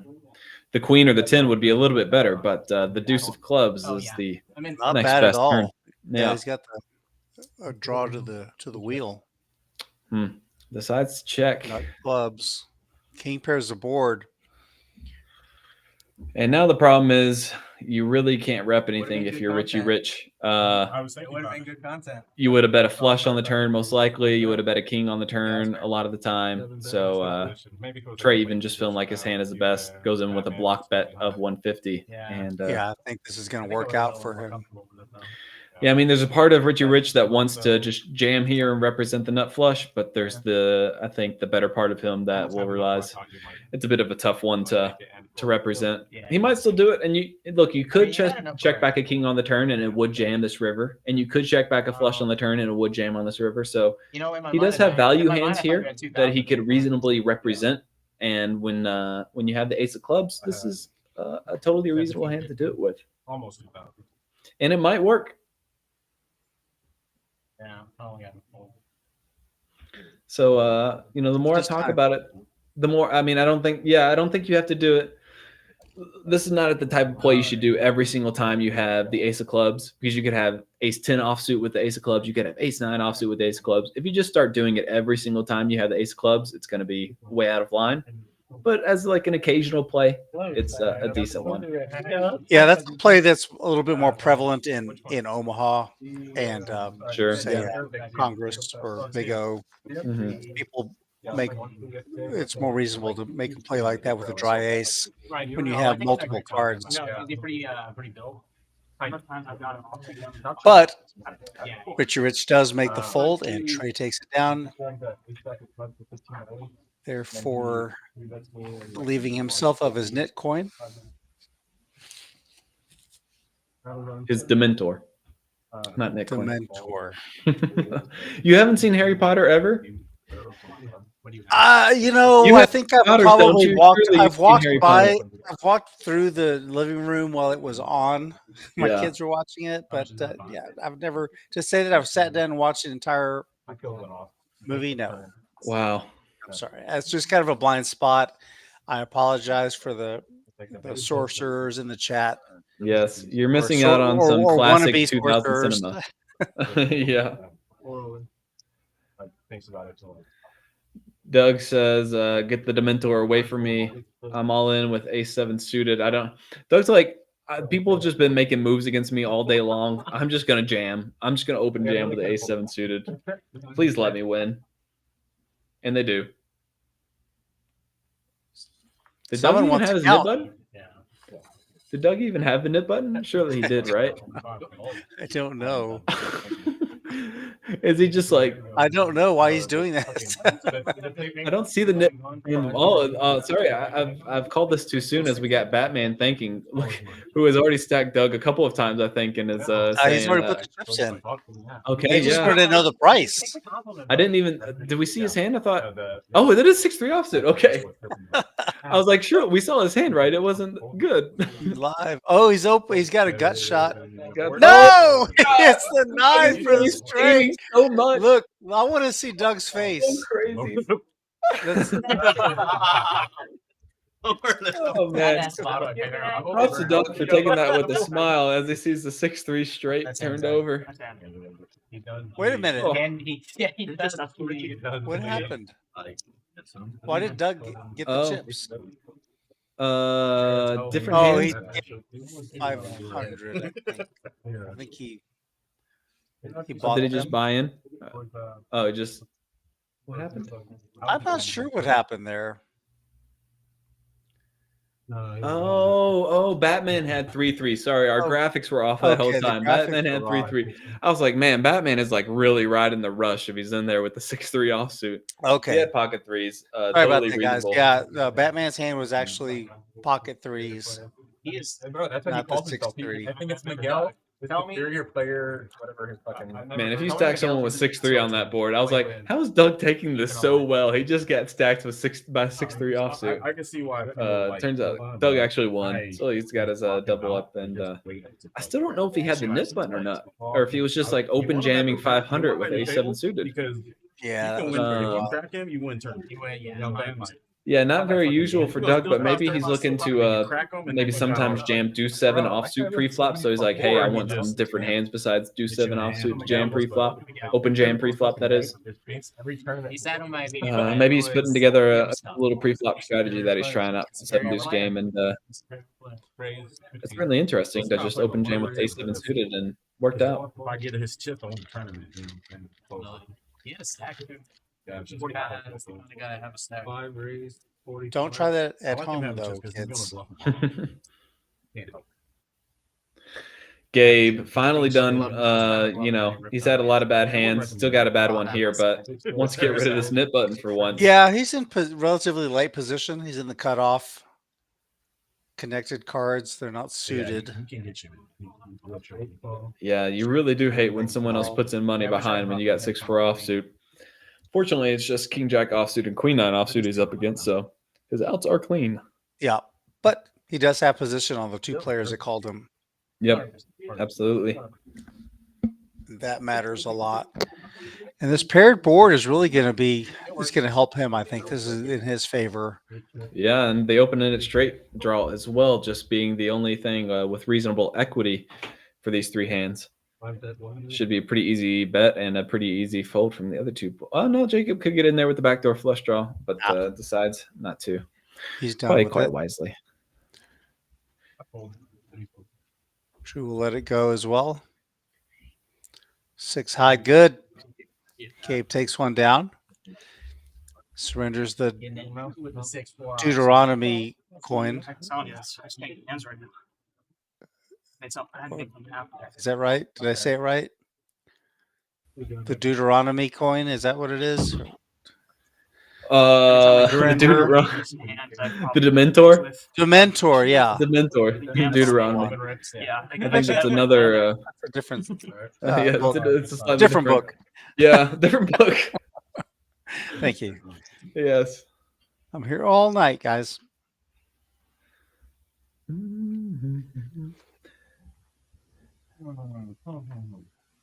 Thank you guys for joining us. This is our Thursday night cash game. It's a 1-2-5 plus $5 big blind ante. We do have the NIT game going, and the 7-deuce game is in effect as well.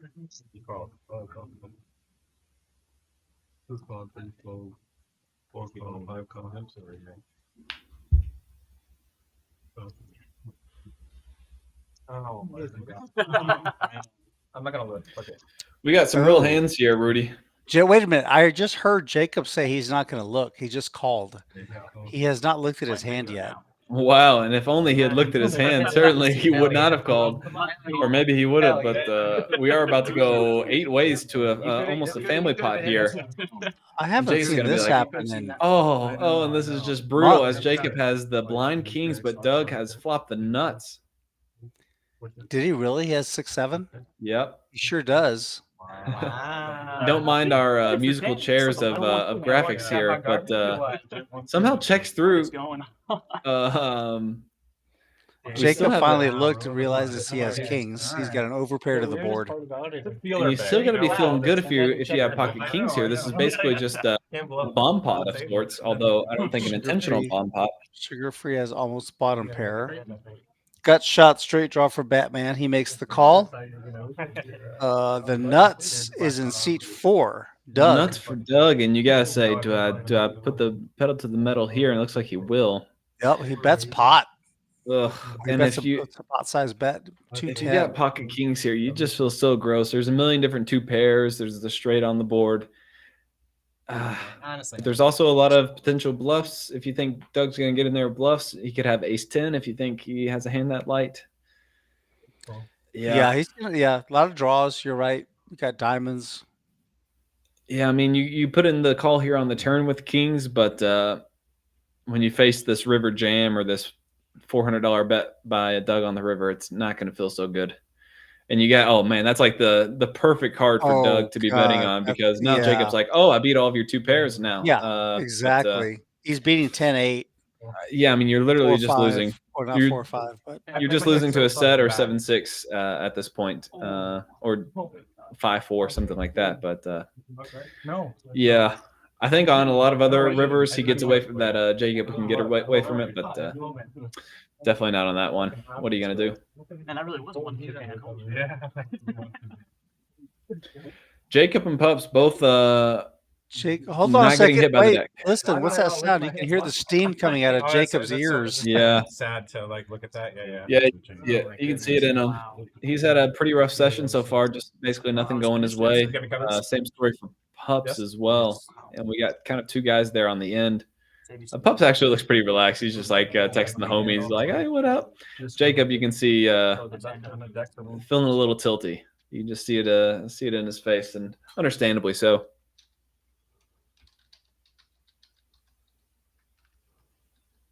Did the river pair? Yeah. You counted all my 2 pairs, so go on ahead. Jacob got felted again. Stacked and attacked, according to Limp Rays.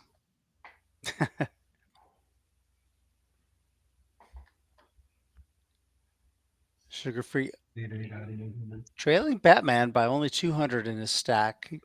He's got 2,500. Batman's up to 2,710. Shout out to my little brother in the chat, Benjamin Forsyth, checking out the stream. What's up, Benji? Benji. Matt Woo. Woo. All right. It looks like the NIT game is over and we are redistributing a bunch of more chips here. Yep. More NIT buttons being passed out. So that means there's an $80. Black spot? Yeah, I'm so retarded. Yeah. Holy fuck. I didn't even know that. Yeah. Who lost? Did you lost? I don't know.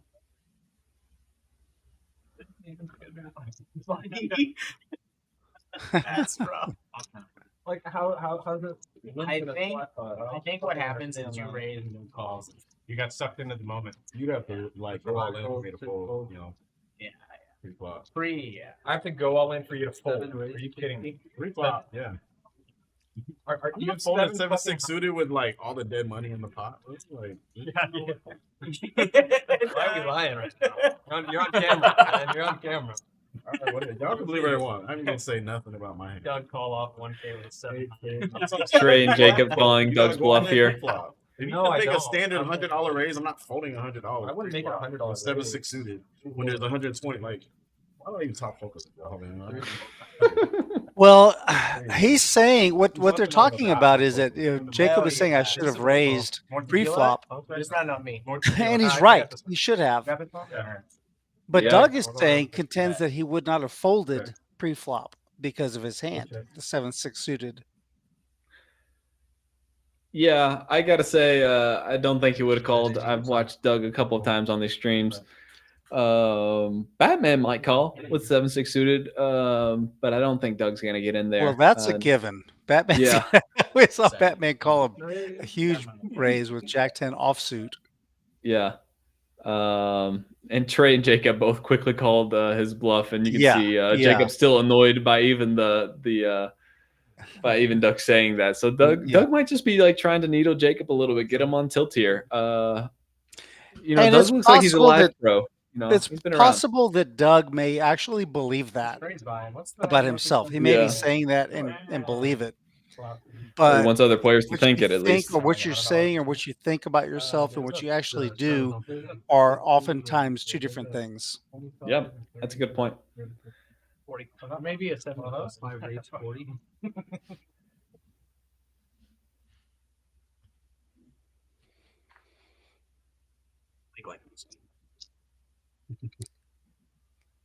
Gabe, 40 to go.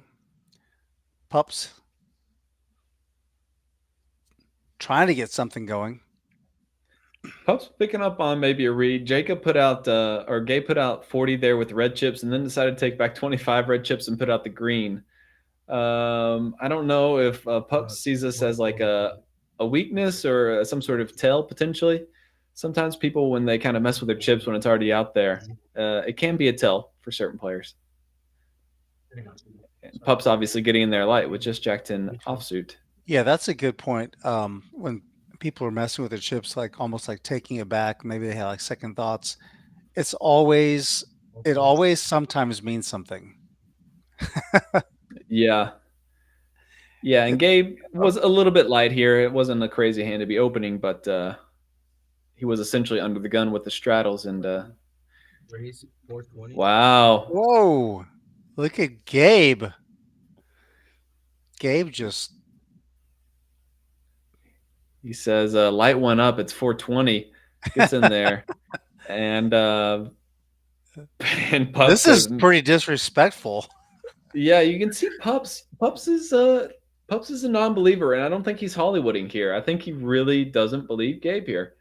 The tough part is that Gabe only has $200. I was just gonna say that the problem is oh, wait a second. Yeah, that is about right. About 247. Yeah, he's got his card protector there on his right hand side from him. The Dementor button on the left, and just a little bit behind. But yeah, I mean, you just can't make a move on a guy when he only's got 250 behind. Pups is trying to get a read, but my goodness, it doesn't even matter. The the stack size indicates the response if Pups were to jam here. Yeah. Hey, look at Matt. Look at little brother giving us a super chat.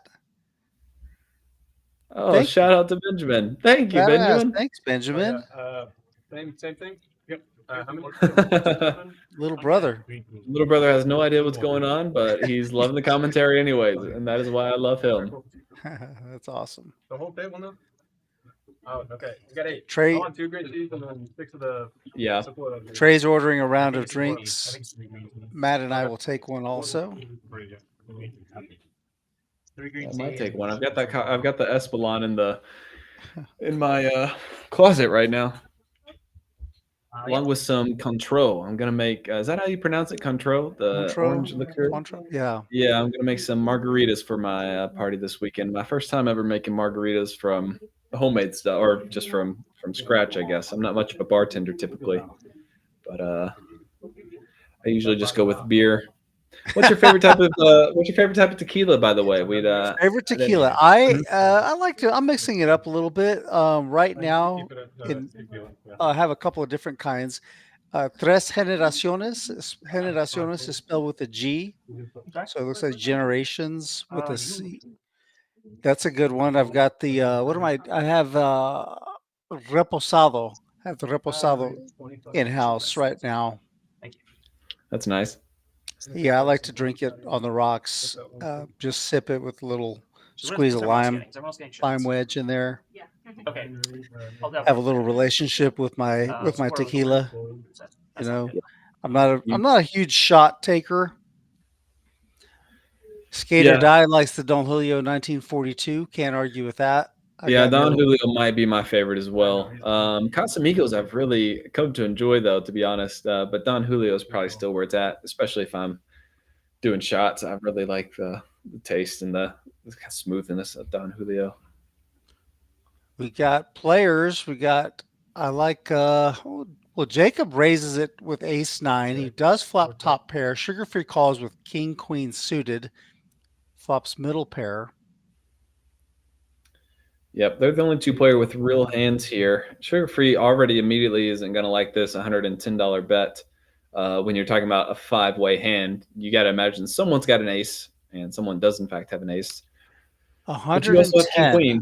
Yeah. So let's talk about that for a minute. Jacob's bet sizing. He bets 110 into 130. What are your thoughts on that bet size? It seems a bit large to me. Yeah, I mean, you can go with two options. You could go really small, or you could go polarize, which means just bet really big and do it with kind of a narrow range of hands. He decides to go with the latter. Well, there were so many people in the hand, though, I guess, is what that's the other part of the calculation. Yeah, look, in theory, would it be the correct play if you put it into the solver? Would it say to bet that big? No, not with ace-9 offsuit. But people might think Jacob is steaming. He might know his image is one of being steamed, or he might think that Sugar Free thinks he is steamed up.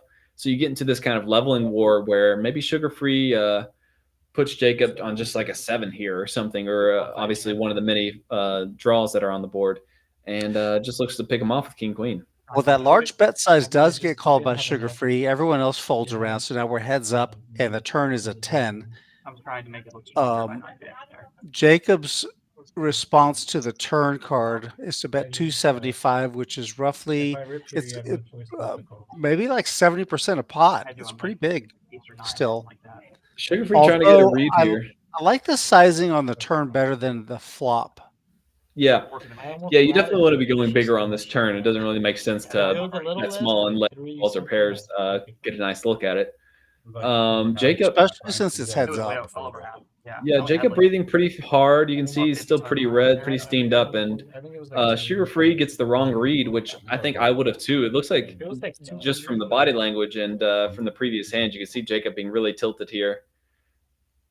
Oh, but the jack on the river still gives Sugar Free the best of it. Sugar Free has Broadway now, but the spades come in. Spades come in. That's going to maybe save Jacob some money. He's already. I mean, what are you going to do? Jacob is just going to throw his hat across the room. Yeah, I mean, just the river in general. It's like, what do you beat? It's like King Jack gets there even. You're losing to King Jack if he had that. You're losing to Jack 10 if you had that. Like, what could you possibly beat here? There's just what could Sugar Free have here that calls, and then everything got there? I mean, like literally every single hand you lose to. There's not a hand that you can name besides like 7-8 if he called with that twice and then turns it into a river bluff. There's no other hand you can name that could even bluff here if you're Sugar Free. So Jacob, super tilted, understandably. If he thinks about this hand for even a second, I think he's going to let it go. But he might just be in the veil of tilt here. Sugar Free could have flopped Queen 9 of spades. You know, that's a likely Queen 8 of spades, something like that. I mean, but you know, I was talking about the bet size, and I was kind of criticizing Jacob's bet sizing on it. If I'm going to bet small, my size would have been much smaller. If Sugar Free's going to call Jacob's huge bet, for sure he's going to call a smaller bet, right? And he's going to get there. So, you know, sometimes it's just the run out just doesn't work out in your favor. Yeah. I think that Sugar Free just thought he was ahead on the turn. I don't think he put Jacob on the ace. Yeah, I think that's possible. I mean, obviously as a pair and he has equity, so he still has backup against an ace, which obviously hit there. But I believe that Sugar Free was probably thinking most of the time I'm probably just ahead of this guy, given the dynamic of the table. Okay. Jacob is still tilted. He's still shaking his head. Can't believe his misfortune. Yeah, he's really hardly Jacob and Pups really hardly won a hand, and you can see it in their in the win-loss ratio here as Jacob down 2K, Pups down 2.5K. Jacob taking it a little bit harder. He's taking some harder beats, but so is Pups. Yeah, Pups is reloading. He's gonna add on another 1,000. Richie Rich also quietly down 1.4K. He hasn't really played any crazy hands, just kind of lost some all-ins, I think, throughout the session. And he did play, I guess, one hand where maybe he got a bit out of line and all-in pre-flop. But yeah, Batman's still killing it. We got Fig coming back in. He's washing the cars, getting some chips back out. And so that's going to give us an opportunity to mention the upcoming tournament. The Saturday tournament is a progressive knockout. Previously mentioned, $4,000 guarantee, $130 is the buy-in, and you're going to have $50 bounties on you. So the way the progressive knockouts work is if you knock someone out, $25 goes in your pocket, $25 goes on top of your stack. That adds to your bounty. So your bounty gets bigger progressively. So at the end of the tournament, there's going to be a pretty big bounty amount to play for.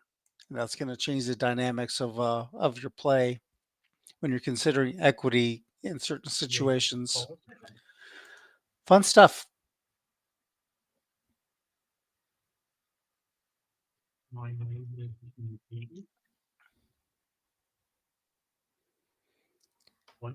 Jacob calls.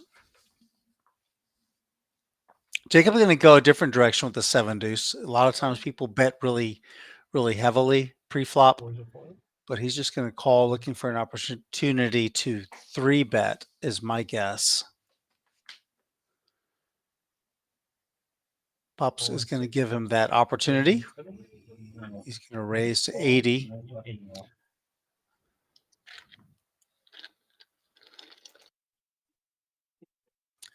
But Jacob decides to just call. In position, Sugar Free is in, and Batman is in.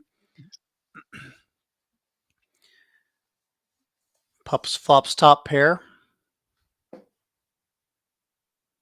350 in the pot.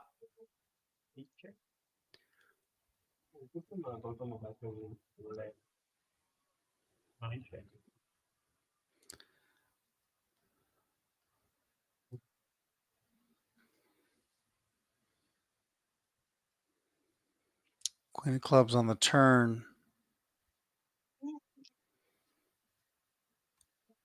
Pups top pair. The jack kicker. Oh, Jacob jams with 7-deuce. I don't think this is going to work. I don't think Jacob has enough to make Brian. He's already called. Jacob needs to hit a 7 or a deuce, and he does not. So Pups is going to take that one down. It's a $1,000 pot. Jacob reloads. Needs a little cash from his neighbor.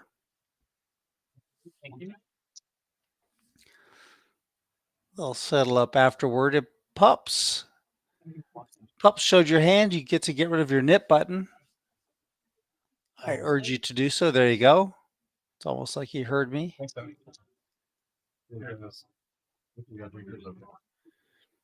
Sugar Free looking for a drinking buddy. Cheers. Hold on, guys. Wait for me. Okay. Cheers. Wait, why aren't you drinking? Because I'm not drinking soda anymore. I had a thing after Super Bowl. I was like, I'm not going to drink till my birthday, which is last week. Respects they can do it. Yeah, but Trust me, leave me in like, we would have got the shots in like before, and in the first hand, and then like, we have a straddle or 7 or 10. Would have been a lot more fun.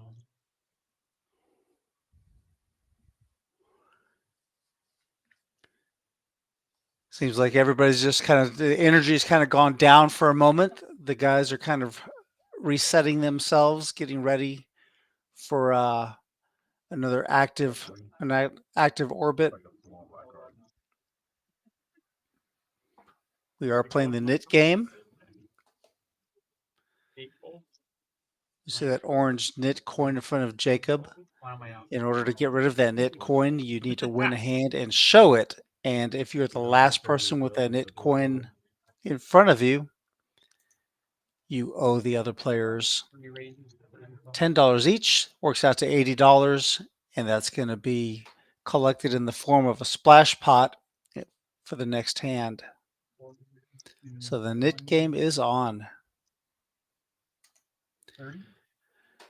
Drew getting busy with the King 10 offsuit, gets called by his neighbor, Doug, 7-3 offsuit. Oh, excuse me, he did not get called. Doug 3-bets with the 7-3. I wonder if that might be a graphic card, an error, if he might have the 7-deuce. Because we have the 7-deuce game also going.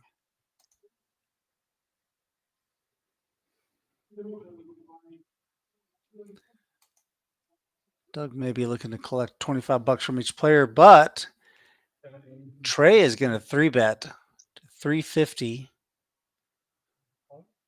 suited wheel cards for Trey.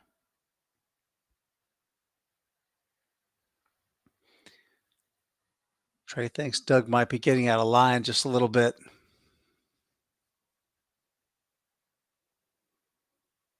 Doug makes the call.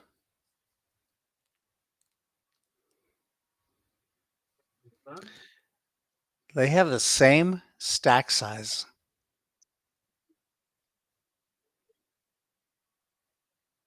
Jack 9 deuce. 2 clubs. 1 spade. Trey with bottom pair. 7 checks. Check, check. Jack pairs the board, brings the 3rd club. Doug thinks he has a club, and he does. That Jack is really going to give Trey a little bit of comfort. I think it's likely he's going to go ahead and he does not bet.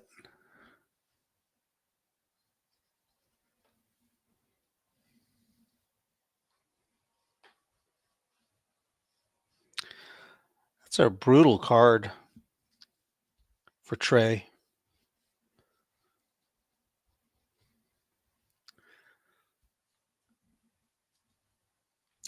Doug sizing up his bet. 750 in the pot.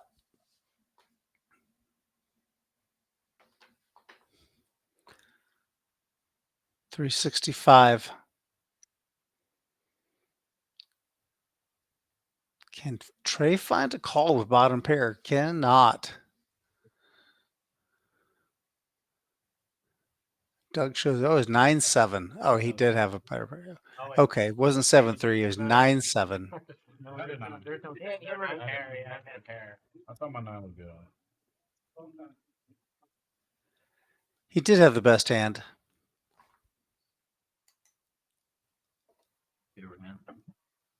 Makes a little bit more sense. Yes.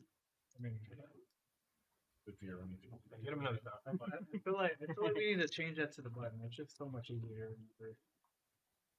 One button straddle. Doing the 5 on the button. I'll probably do my straddle beyond that.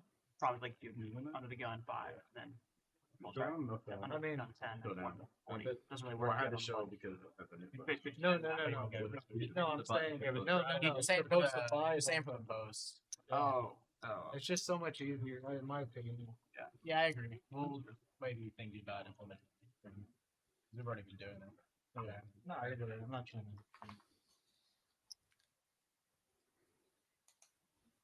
I agree. I think it makes sense. What do you think about moving the 5 to the button? I The thought you were jam right there. the snow? Yeah. Oh, yeah? Yeah. I just I think it kind makes of sense. like 2 raises to 30. Actually, I kind of like that. Yeah, that way 4 people will put in blinds, and the 2 isn't Add an confusing. extra ante. No, it's the No. same ante. It's instead of coming from the $2 big blind, it comes from the button. Yeah, since there's no button straddle. I think it makes sense. Yeah. Refold. Makes the button more We can do it. money to play.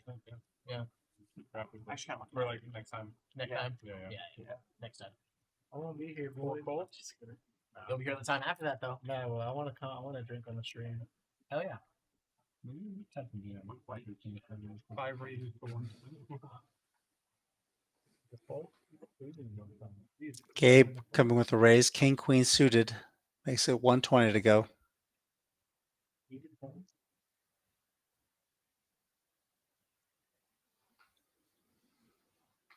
Richie Rich in there. 7-6.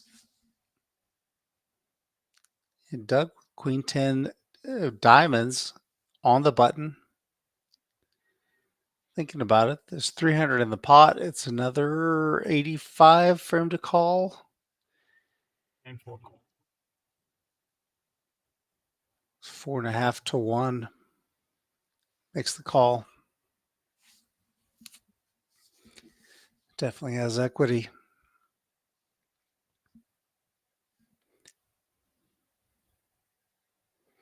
Actions on Gabe.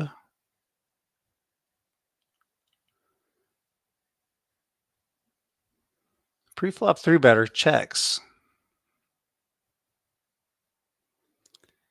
Richie with the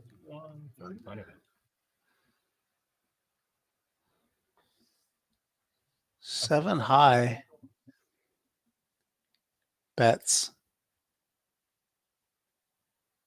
You didn't even know you didn't even look. We got the kings. It's likely going to work. I mean, I punish myself. That's what it is. I hate when I do shit like that.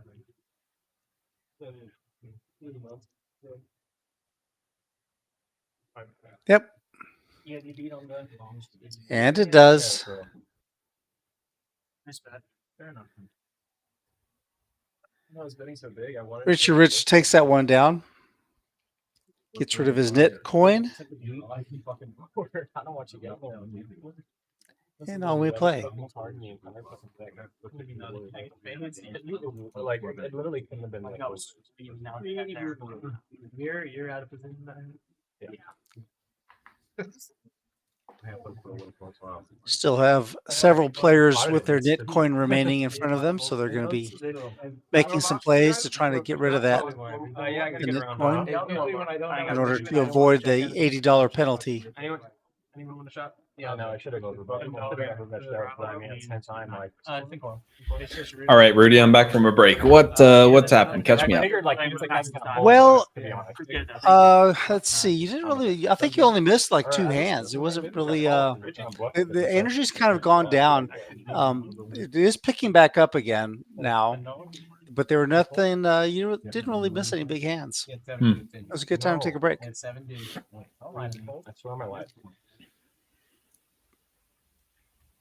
Doug's got 7s. Doug, who earlier said he would call off $1,000 with 7-6 suited, is now going to be faced with that decision maybe again as Pups picks up kings, trying to get revenge for Jacob's kings that lost a little bit earlier. 200.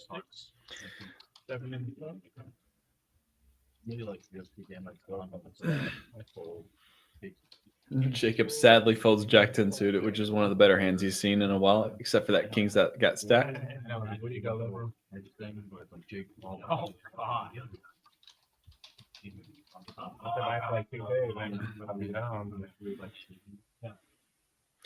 Pups has put on a few moves tonight with kind of trashy hands, and Doug, recognizing that, thinking about maybe putting in a little bit more money here pre-flop, but I think we'll lean towards the call. Ooh. Step number 1 is to get there. Decent decision by Doug, especially in this exact spot. Big step. Oh man, Ace 5-9, and it's a monotone board with hearts. Doug has the only one of the 2 players who has a heart. Pups cursing every god in existence, I would assume at this point. Seeing this flop just seems totally unfair. What's your bet size here? Because you've got to go ahead and lead out if you're Pups.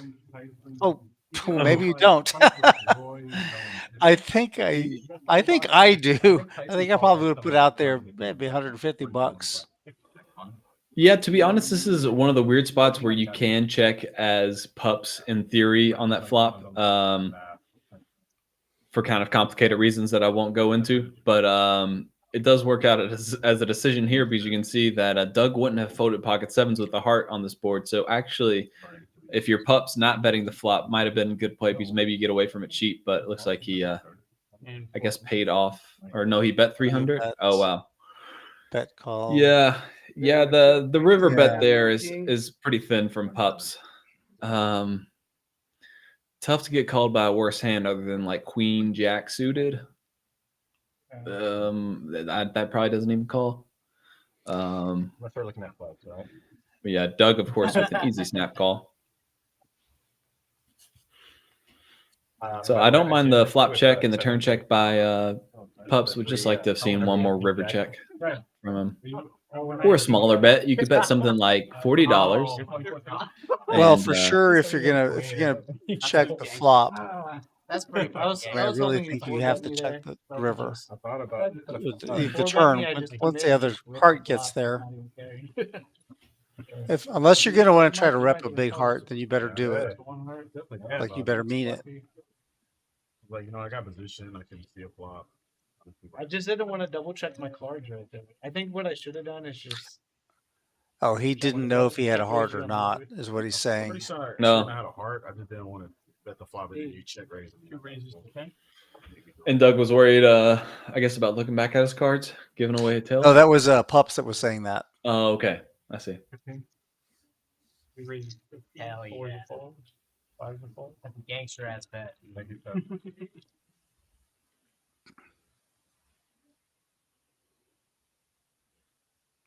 We've seen a lot of these suited will aces getting in there as raises pre-flop. It's a handsome looking hand for Pups on the button. King Queen suited. Makes Mhm. 75 to go. Trey Diggity makes the call.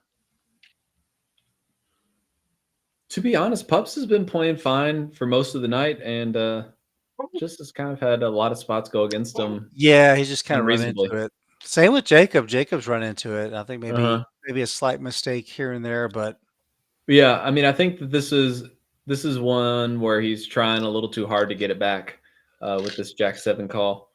The Trey one makes sense. The Pups one makes sense, but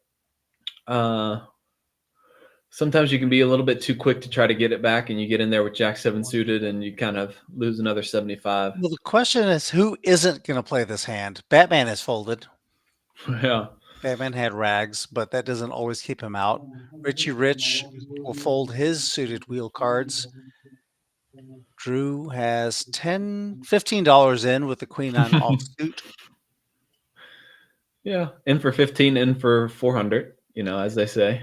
Look at this posture that he's showing on the table. I've seen this move before. Yeah. And sometimes right after that, he just goes crazy. He just makes a really aggressive move. But this time he folds. Yeah. I've played a decent amount of live poker with Drew now, so I have a couple of reads on him myself. Oh, hold on 1 second. Hold on. I missed Sugar Free's raise. Oh yeah. No, Sugar Free got in there for the 400, and it's going to Sugar Free made it 400 to go. Yeah, I mean, Sugar Free has seen Pups kind of raise 3-bet a lot pre-flop, so kind of not buying it, and thinks the Ace-10 offsuit is the right time to take it. In truth, Pups has just had reasonable hands and has got another reasonable one here again. I don't expect him to fold King Queen suited, but maybe he just thinks that Sugar Free is so tight that he's actually going to let it go. Wow. Or maybe he thinks that he's running so bad he's just going to let it go. I'm not sure which of those options. Sugar Free was some well-timed 3-bets. 4-bet. He's got to show it. He's going to show the old Ace-10 offsuit. But I did have. Oh, that's good. You got to show those if you're Sugar Free. Let people know that you can show up with something other than aces or kings there. I had a decent hand, but I just said that was just not believable. Sugar Free's been playing really well tonight, by the way. I just want to point that out. I mean, just like every single spot, been taking the right lines, getting the maximum value.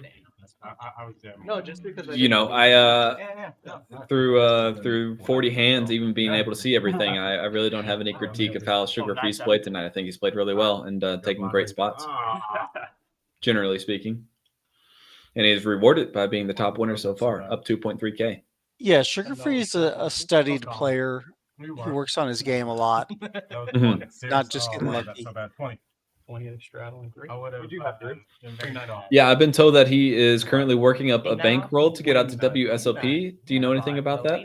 Yeah, I don't know where he's at with it, but he is. You can track him on Instagram. He's posting stories and little small videos of some interesting hands that he's played, and he indicates like what his bankroll is up. I think I'm gonna guess somewhere around the $17,000 mark right now.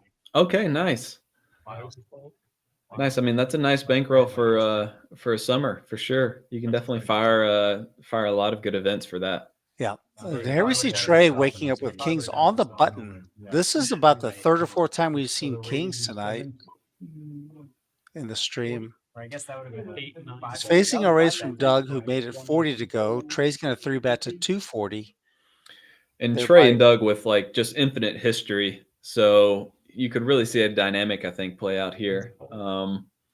Something that we don't even understand, or that you might understand certainly better than me, Rudy, of what do you think the dynamic is here? Yeah, I mean, that's a good question. You're right about that. They have the speed with which Doug called indicates the history that they have. He's got ace queen offsuit. He called so quickly. I mean, you can't really criticize him for calling, but I mean, maybe you want to take a little bit more time with it. But Trey is known to be one of the more aggressive players at the table. And he's on the button. So that's going to necessitate the widening of the range that he's going to show up with. Trey using a decent sizing here, going small, about 40% pot on the flop, which is quite reasonable for this board. The trashy board. Yeah. On the turn, you want to be bumping it up to something like 500 or 450 if you're Trey here, just kind of making it a nice little stacked pot ratio jam on the river. Yeah, I was thinking. The fact that Doug also snap called the flop is something to I was note thinking as well. 600 to even 650 here for the turn sizing for Trey. Yeah, just with the stacked pot ratio, you don't mind going a little lower. It's kind of like a nothing board. You're not really worried about anything. No, well, yeah, he does come with a 600. Is it 5%? Yeah, $600. That's about what I was thinking. The thing is that the speed with which Doug has been calling would indicate that he's got something. So that's why I would, if I were Trey, I would size up a little bit like he did, not to deny any equity, but just because it seems that Doug is really willing to come along. Yeah, but I don't quite know what Doug could have here. If you look at this board texture, I mean, if Doug had pocket tens through pocket aces, he probably would have bumped it up himself pre-flop rather than just calling pre-flop, right? Well, he did. He did. Well, he raised and then Trey 3-bet and then he just called. I think that he would have put in the 4-bet with certainly queens, kings, or aces, but probably also jacks against Trey. I don't quite know their pre-flop dynamic, but he seemed pretty happy with ace queen, so I imagine he would have been really happy with a hand like pocket jacks. Yeah, I'm going to say tens, jacks are about the same as ace queen. Right. So if Doug there doesn't have a hand like pocket tens through pocket aces because he's 4-betting those pre-flop, he's re-raising Trey. It's kind of difficult to come up with hands that he could have on that board. Just pocket sevens, pocket eights. Are you saying that 100% of the time if you have tens and jacks, you're going to 4-bet? I would against Trey. I don't know if he will. I don't know their dynamic, but just seeing how Trey plays, I think that tens and jacks actually are great 4-bets and easy call off versus sure. jam. It kind of does make things a little bit easier, but especially if you're out of position, right? To 4-bet there, you're going to get a response right away, or maybe you are in the lead. But I think there's going to be a mix, though. I think there's some times where you're going to just call with tens and jacks. It's going to make your life a lot harder. No doubt about it. Yeah, definitely in theory, if you're looking at a pre-flop chart, it's going to say to just call with jacks and tens sometimes 4-bet them. It'll say to 4-bet jacks about 50% and 4-bet tens about 25%. Yeah, there's a decent mix. Yeah. Actually, it's even going to say to 4-bet ace queen there, which most people just call, but actually ace queen offsuit, what Duggan ended up having, if you look at the pre-flop charts, it's going to be mostly a 4-bet actually, rather Sure, than just same for the same reason, because you don't want Right. to be playing ace queen out of position. Totally. Yeah. Yeah. I think that's one that a lot of people miss. 500. But Look at this. yeah, we got Drew coming in there with ace king. Drew's making it very large with ace king offsuit. Drew just putting in one chip, saying, I just want a little chip, buddy. You can call one chip. Trey cannot call one chip. Jacob with a suited king. He's just about had it with these 3 and 4 bets. I'm sorry, yeah, it was Jacob, not Trey. But With yeah, a- yeah. Yep. And Drew's going to show Nice hand. ace queen offsuit. This is how I play my ace king. Naked and Batman. Drew I must have used been going for something there. Sorry, what were you gonna say, Rudy? No, I was just going to say this is what Drew's saying. This is how I play my ace king. I use purple chips. Yeah. I wonder if he was going something there against Jacob, kind of feeling that Jacob might be on tilt. It was, it's a bit of an odd going to up to 510 there, $510 pre-flop.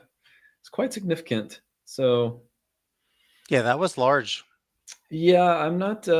Maybe he was thinking Jacob will think that I'm pushing him around and like get in there kind of light. I'm sure Drew definitely had thought. He didn't just randomly put in one chip for the fun of it, sort of thing. He had a reason to bet that size rather than go smaller, at least.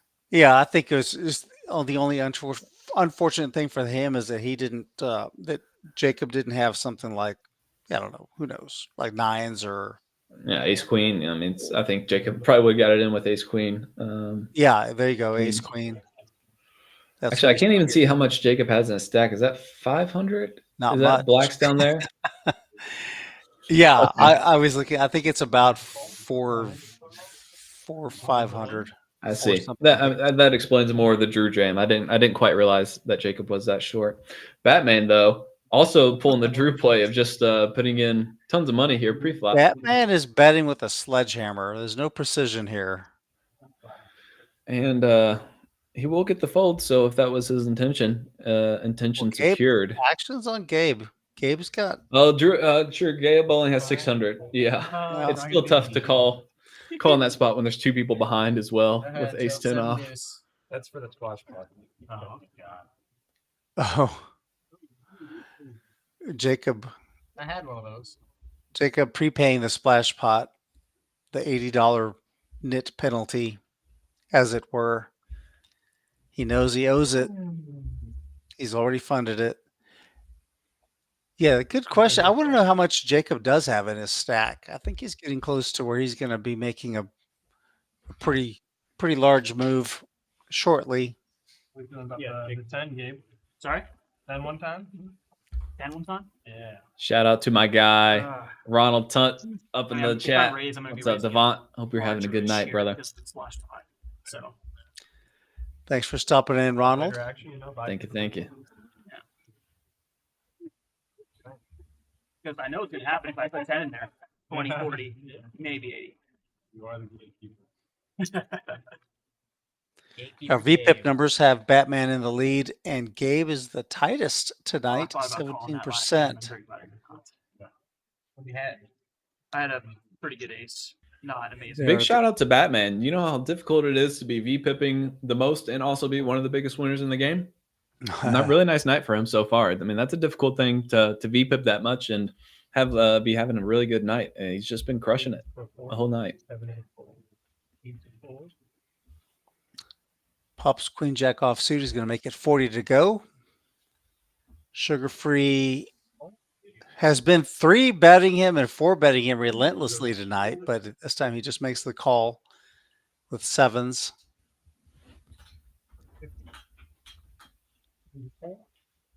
Batman is going to be the 3 better this time.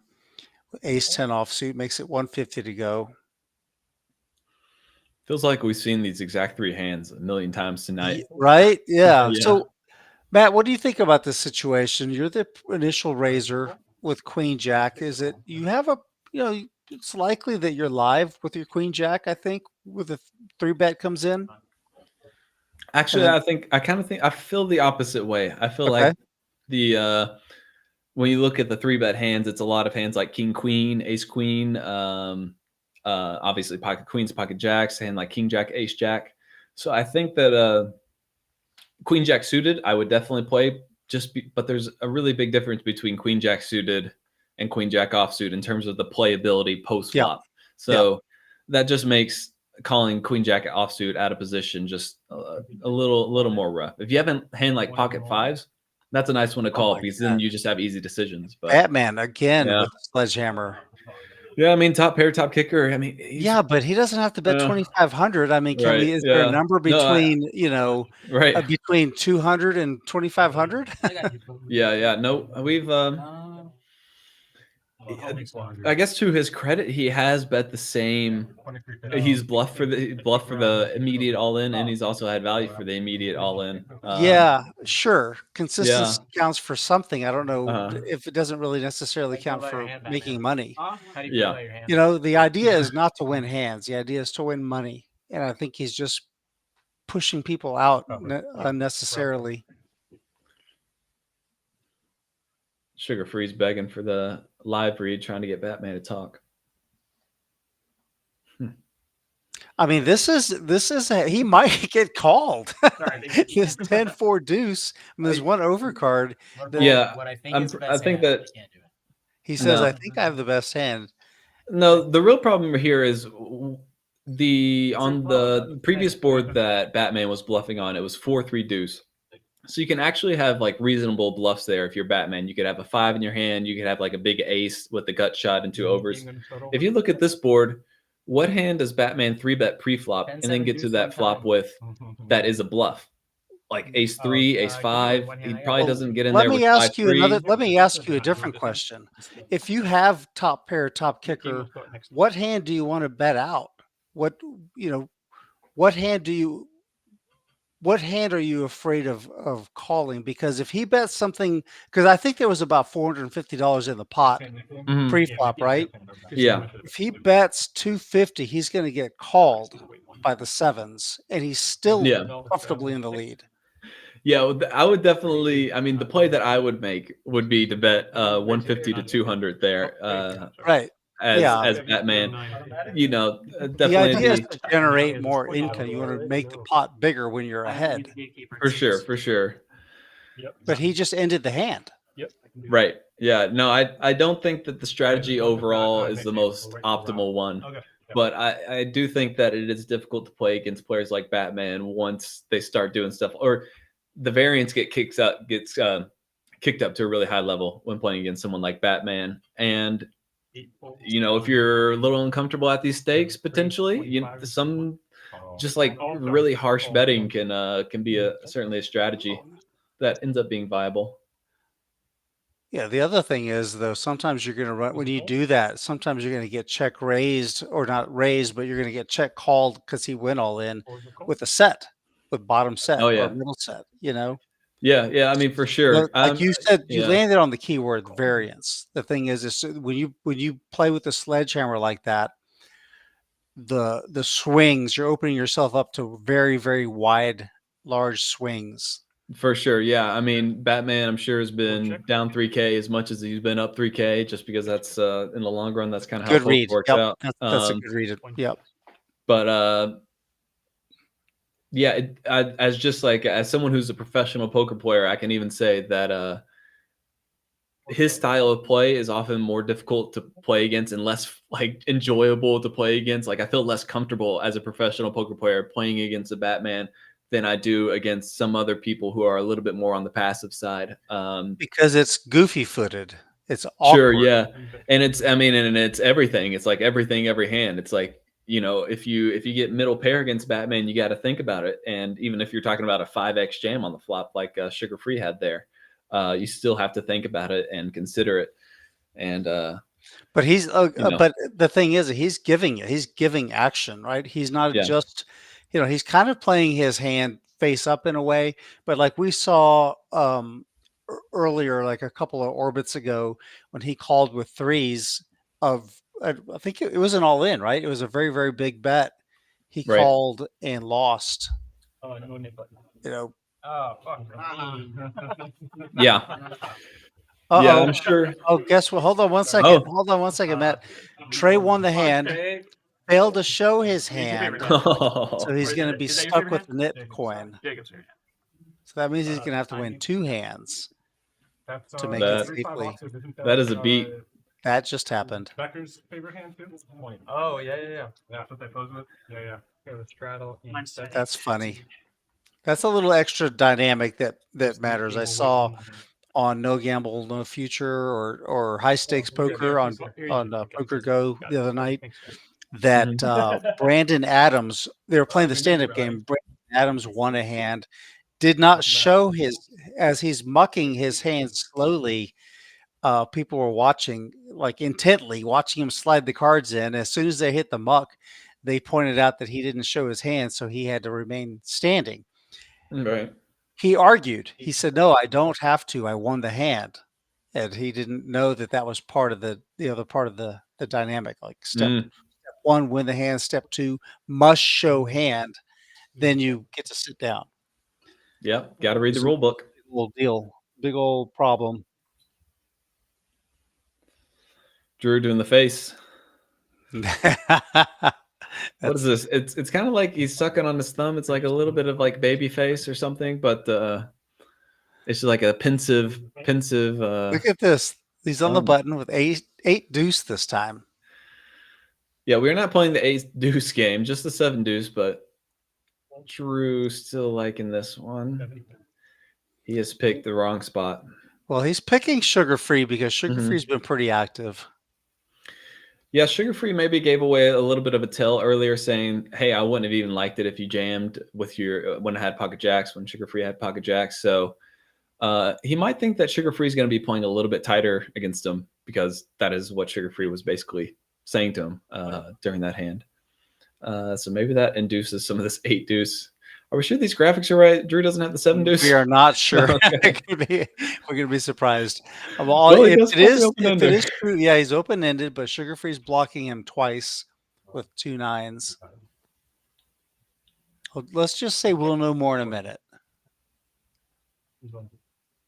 Actually, so Drew does have 1 over card to the board and open-ended.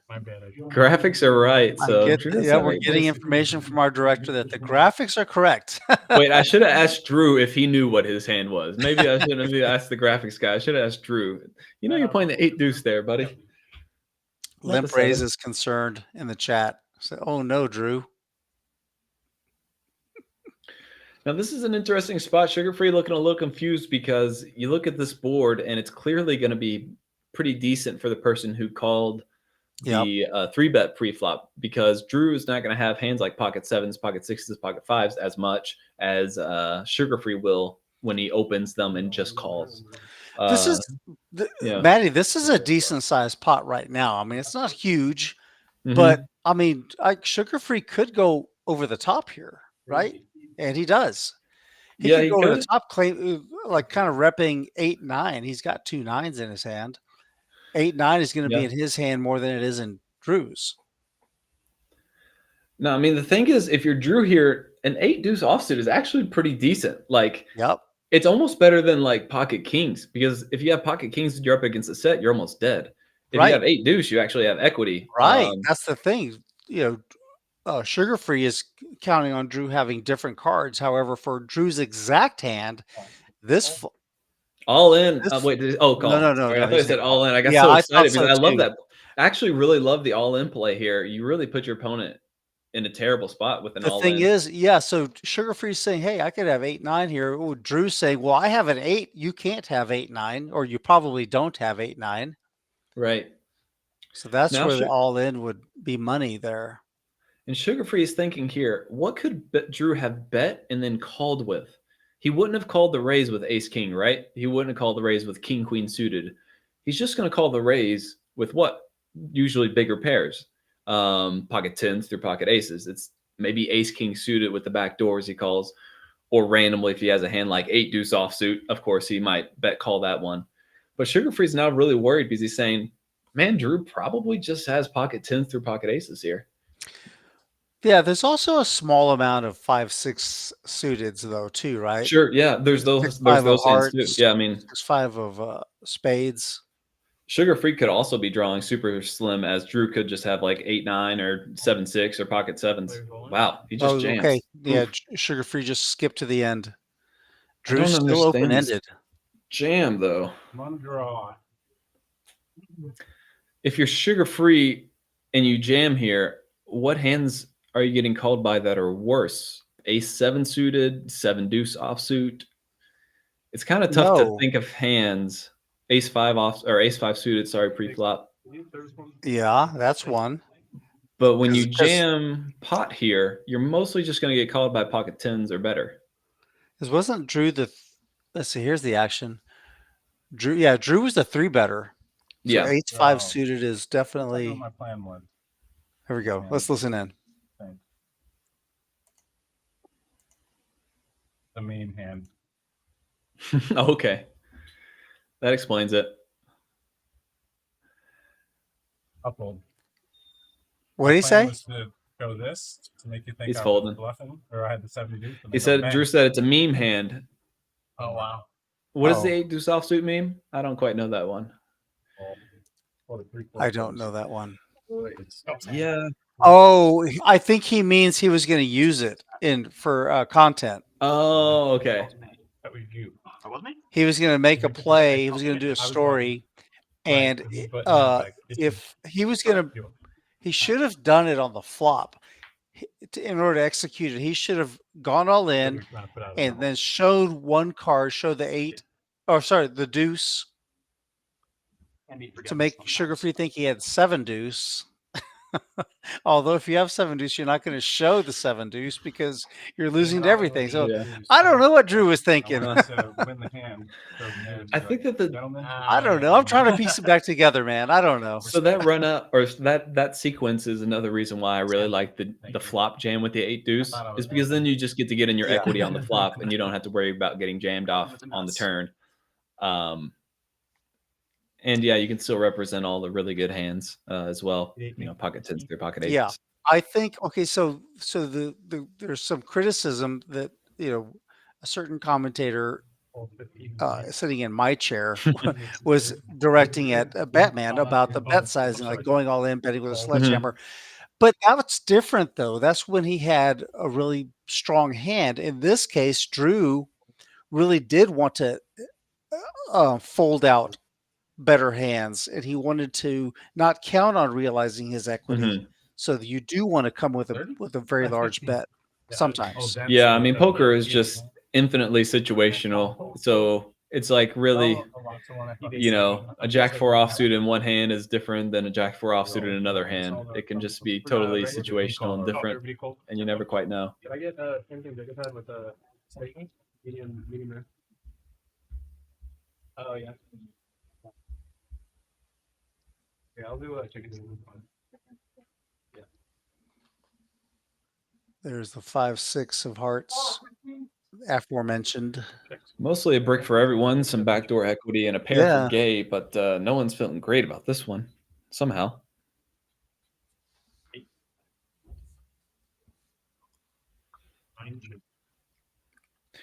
Batman with reasonable backdoors, 2 of them, decides to take a stab, and this might get through unless Gabe's feeling a little stubborn. But when you got bottom pair, no equity. Pot bet? Oh no. Sorry, it's less. Yeah, Gabe. 60. Gabe finally wanted. Just get rid of this stupid nip button away from me. I've had this for too long today. Not gonna be folding just yet. He actually has the best hand. Although tons of turns that Batman can bluff on here. Just a million of them. And he gets there on an 8 or a king. Yeah, this one typically isn't so good to bluff when you have the king 8 of clubs. You'd obviously rather just have a heart to bluff with pretty clearly. But Batman says, nah, I don't need nothing. I'm in there for 150. And that's going to do it.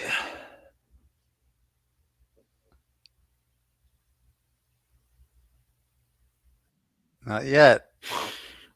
Gabe is a baller if he's putting more money into this pot. Well, I mean, come on. Do we really think that anybody had an ace?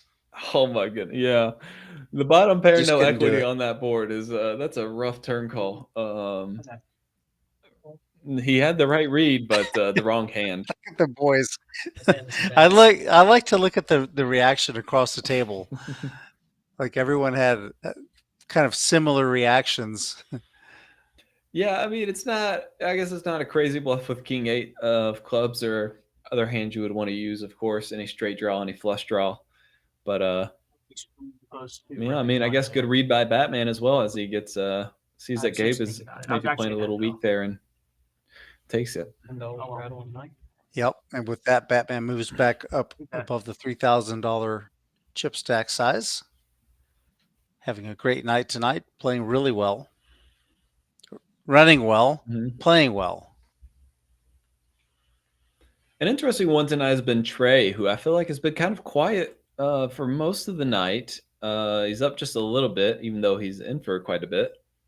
Kind of been peaceful poker a little bit for Trey this session, it seems like. It looks like my beer bet is really pretty safe, looking really good right now. Trey up, what did we say? A couple $100. $300, and poor Pup's just reeling right now. It's down about 2K, maybe more. 2.7. 2.7. Yeesh.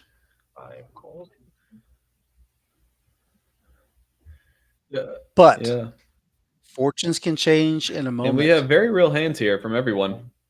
Well, from three people. Jacob does take the opportunity. That's more than normal. Yeah. Jacob does take the opportunity to shove in the small stack. And Doug will, of course, go nowhere. The question is, will Drew? Well. Wow. What? I did not see this. I was going to say there's so many people behind him. Doug jammed. Doug went over the top, but there's just shut Trey. Trey's gone. Six is not a terrible spot and here. Jacob is in really bad shape now with Jack 10 suited, face pocket jacks from Doug. If anything, he's kind of happy really that Drew came in because it just makes his odds overall better. His equity doesn't actually go down much at all. His odds just get better, or his just the money in the pot gets better. I have some straight the flush pot odds. Yeah, potential, though. I'm thinking about Drew's play here, and it's a close one. I definitely understand jamming. He thinks that Doug might be a little bit loose. Thinks that Jacob could be in there with whatever, and decides on a jam here. But it's a rough one, I think. I think with pocket sixes, I understand it. It's up to y'all. I don't care. Once. All right. Drew putting down the one ball, I need some hearts. taking his We turn them lucky over. Kroger, I think. Okay. Oh, I thought that was Sweat. Sweat. Eight. an 8 out there. 8 ball, we can go runner 5-3 for the sixes. Also hearts. Double Oh, gutter now now. double Double gutter. gutter. We need a queen and 8 or 6, or Doug's gonna scoop it. 10, no good. Doug, nice hand. $1,500 and his nip button gone. And Doug now, what? I'm buying out. I'll see you guys later. What's Doug up to now in the winnings? I wonder. He's got to be doing pretty well. Jacob's going to pull the plug. He's going to pay for the NIT game. He's going to leave $80 on the table. Someone will pay his tab for him this time, and he's going to exit the game. It is really one of the worst bad beats in poker to both get stacked and to then have to pay the NIT game as you walk away. It's really that's one of the tougher beats, I think. And really all of poker. It's like somebody punches you in the gut and then they kick you in the shin. Yeah. And say, hey, you owe me $80 too. Just so you know. Just so you know, you also owe me $80. Fuck yeah. Jacob. Yeah, Alright, good luck with you guys. Jacob, go home. Enjoy a nice bubble bath. It was not your night here at poker. Yeah. Good prescription. I like that. Yeah. Thank you. Been rough for me. Yeah, but we have no small blind in this area. We know big blind ante. Last session was Yeah. like tight ass one night. Like he's fucking up every time. So we had some pretty varying stacks here. You can see Doug and Sugar Free almost on 4K. A couple middling stacks with BetOnDrew and Richie Rich at 2K, and then Gabe all the way down to 500. That really creates an interesting dynamic when you have someone who is playing super short and people who are playing really big.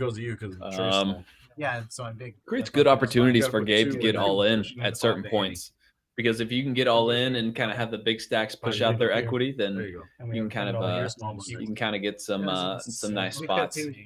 That's also a strategy in PLO where you buy in short and then just try to get the bigger stacks to knock each other out while you double or triple up. I think that's what Gabe was going for. You're gonna be That's small fine. blind. That's why I'm saying the 5 make me Okay, I just don't understand. I think we're having a mismatch. Batman would be 5 though. Because you didn't pay your $5. Batman's five. Batman. That's why I would be 5. Yeah. It would be a dead small. Have your free So $5. Drew just got stacked last hand for anyone curious, and that could play a bit of a dynamic here into this game. Drew's not one to really tilt. I've seen him play some really big spots in big tournaments, final tables. He stays pretty cool, calm, and collected. So I don't expect him to be tilting, but it could still change up the overall game dynamics when a couple people get stacked and the first time someone actually leaves the table.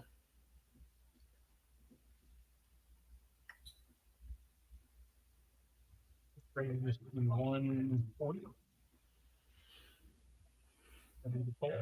Pup's getting in there again with the 3-bet pre-flop, and really he's had just reasonable hands every single time, and he continues to have a totally reasonable hand here, or actually a great hand with jacks. Feel a little bit bad for him that it looks like he might not get any action because I think people would look him up loose. Oh, it looks like every time I say anything pre-flop in Texas Hold'em, the opposite happens. 9-deuce offsuit from Doug. Look, Doug said he would call off $1,000 pre-flop with 7-6 suited. He's living up to that hype by calling here with 9-deuce offsuit for 140. Does pick up a pair, unfortunately for him here on this flop. He's going to need the boat to really do anything with this, as Pup's looking down at a pretty good board for pocket jacks. I mean, you got a backdoor straight flush draw. The 2 queens aren't that scary for you. You're feeling pretty good.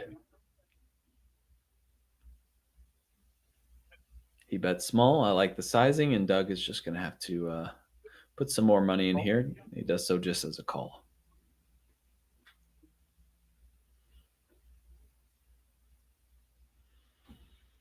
Ten is interesting because it makes ace king a straight draw. So Pups could be firing here with some bluffs like ace king and the like. And who knows, Pups could just have something like jack 7 suited or ace jack as well as bluffs.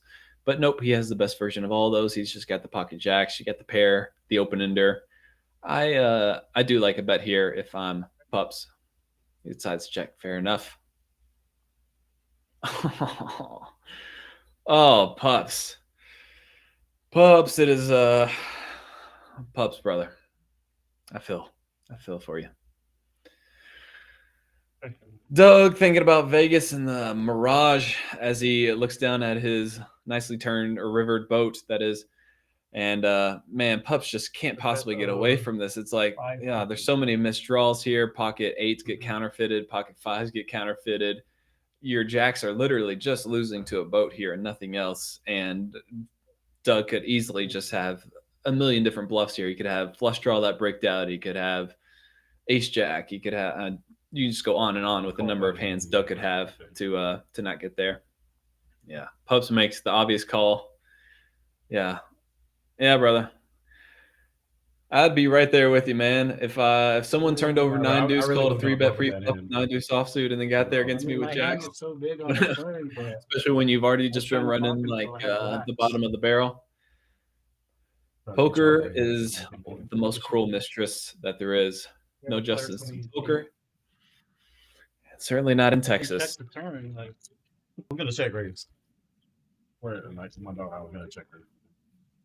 That's why I don't have the opportunities to shove. I'm like, That's running deck for you there. oh, there's a game fucking well back there. That's a good one. How you doing? We got a new contender coming up. You don't have a card, do you? I do. Thank you. Get a chip runner. Yes.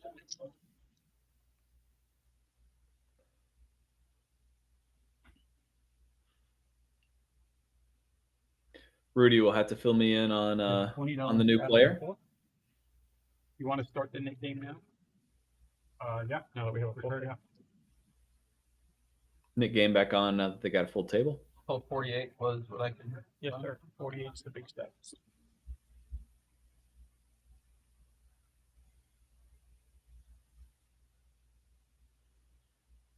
Good to go.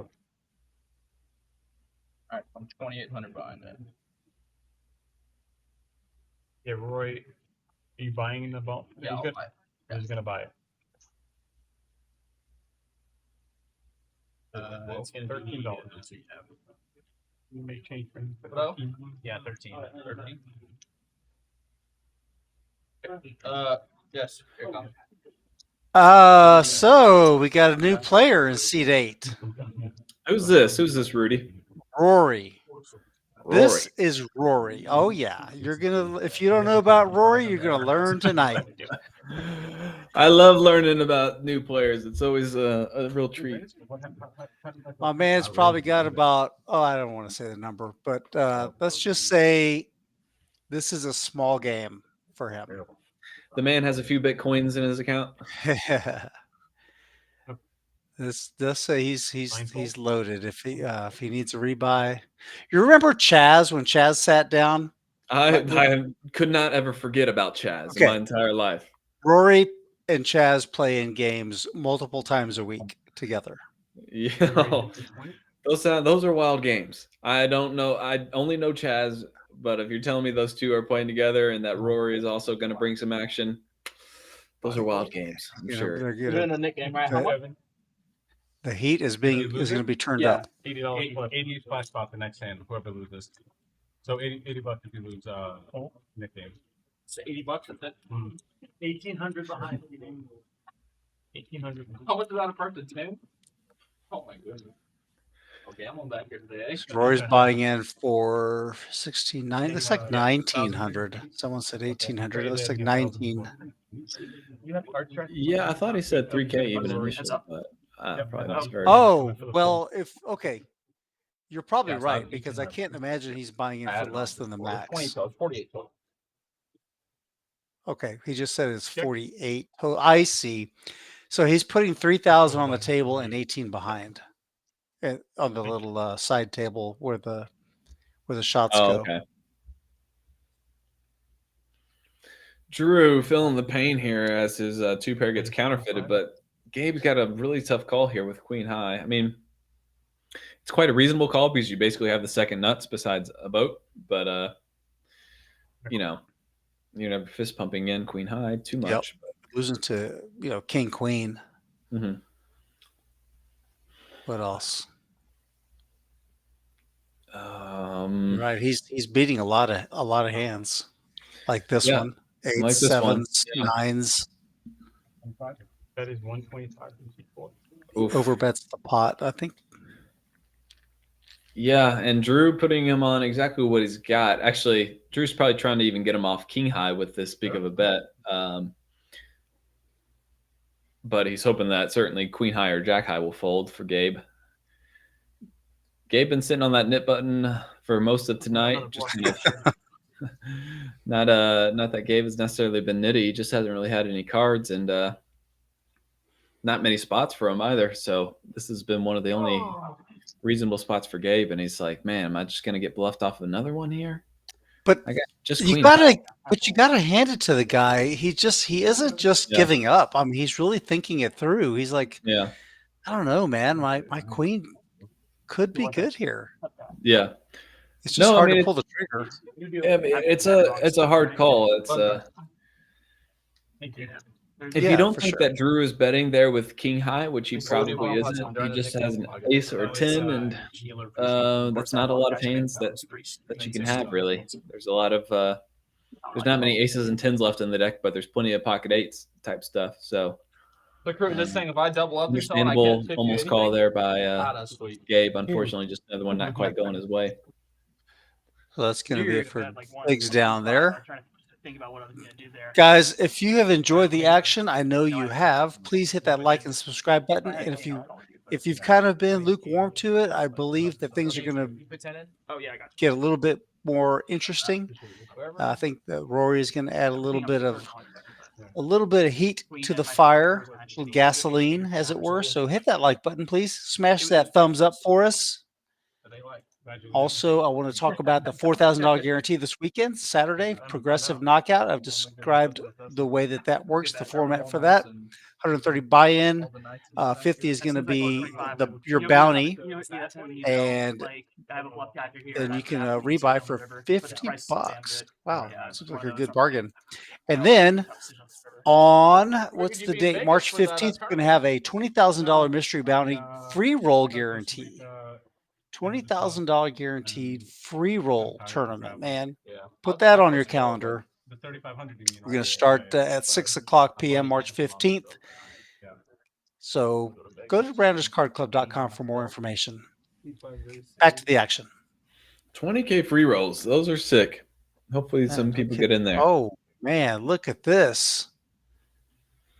Couple of guys with letters in their Yeah, cards. you know, no chance Gabe will ever be folding, and no chance Trey will ever be folding these monsters pre-flop. All right, here we go. Okay, Rory in there, living up to his name.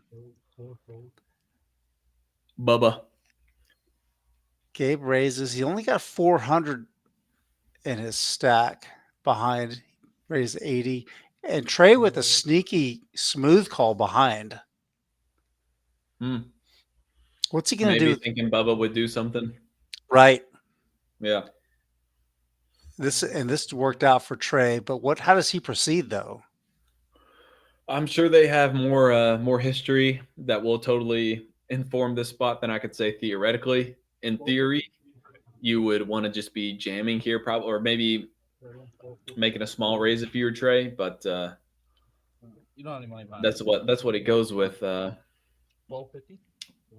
I'm sure these guys have some amount of history that is just totally changing how they're going to be playing this spot. Oh, Rory makes the call. Yeah. Rory makes the call. Guys, I don't know. This is going to be a weird thing. They're blocking. Gabe and Trey are blocking each other. Bubba's cards are live. He is not winning right now. But when the flop comes out, he very well may outflop them. Yeah. The unfortunate part for him is that Gabe is already all in. So kind of Gabe doesn't have to really think about anything. Trey still has some things to think about. Yeah. Gabe's on autopilot right now. He's just along for the ride. His decision making has already been done. Trey's the one who's going to be in the. Yeah, he's going to be in a bit of pain because he's very unlikely to be flopping a pair here, or somewhat unlikely, not very unlikely. Matt, there's $3,000 in the pot pre-flop. Bubba's good legend. This is going to be. I love Chaz last time, and this is going to be great. I'm sure. All right, Ace 10-3.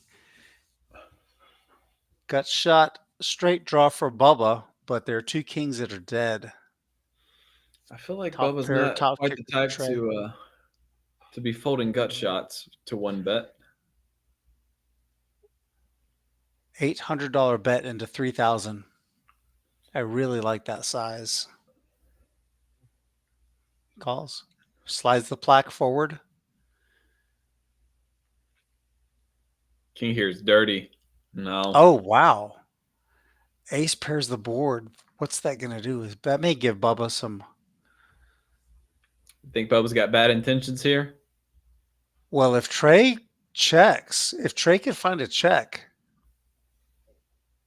although there are two diamonds, So Bubba's going to get out of there. Sure. Yeah, I do too. Jamming there is Oh, aggressive. hey, how about that? Oh shit. Yeah, both guys think for sure they're going to win this hand, and just see it's a That's it. chop, unfortunately for them. How's it work for the nib on? It would have been super interesting, Matt, if Trey had. Hang on, let me think about this. So, if Trey had checked the turn and Bubba checks behind, the queen hits the river. Yeah. Now Trey goes big. Bubba can't get away from it. Yeah, Trey probably jams and Bubba folds.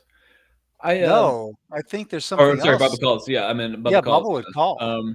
Yeah, I'm just thinking about the way it played out there. There's a bit of a problem with jamming there. Maybe if you're Trey, and again, I don't know the history between these guys. I'm sure that's changing a lot, but Y'all both turn in your net. Bubba's kind of gonna like if Bubba has an ace there, he's going broke no matter what. If Bubba has a 10 there, he's going broke no matter what. So you can actually just check and let him blast off with his really strong hands that you're already dominating. And then if he has a hand like he does, like Queen Jack, then you can also check and get him to bluff off with those combos. I was thinking that too. I was thinking about checking the turn or betting really small to induce. Sure. Yeah, I mean betting small is fine. Checking I think is fine. 2 green and 3. You know, maybe these guys have enough history where Trey thinks Bubba's going to call off with a hand like pocket fives on the turn, where he might not on the river type of thing. So, you know, I don't quite know the history with a dynamic like that. Yeah, it's not quite as extensive as you might think. Okay, yeah, fair enough. Fair enough. I'm guessing that he at least knows that Bubba's pretty splashy, if nothing else. If not has the full download on him or the full playing time with him. Yeah, they definitely know each other. There's just a different Trey doesn't play all that much. None of these guys play that much with right in the Rory big game anymore. Yeah. No, I understand. Trey, Queen 10 offsuit. Wow, look at this. Bubba wakes up with kings. He's gonna 3-bet so nonchalantly and just instantaneously. Richie Rich with a real decision here against an aggressive player. With Ace Jack, you're probably feeling pretty great about this. He's gonna 4-bet. Yeah. And Richie Rich this is not quite a bluff. This is almost for value. I think he's believing. You know, I don't know how much Richie Rich has also played with Bubba, but I'm sure he knows him as well. Probably none. Yeah, maybe none, but I would imagine just walking around this casino or they're aware. No, they're yeah. I mean, when a guy shows up and he's like, "I'll take 3K and put a couple K behind me as well," you know he's there to fire.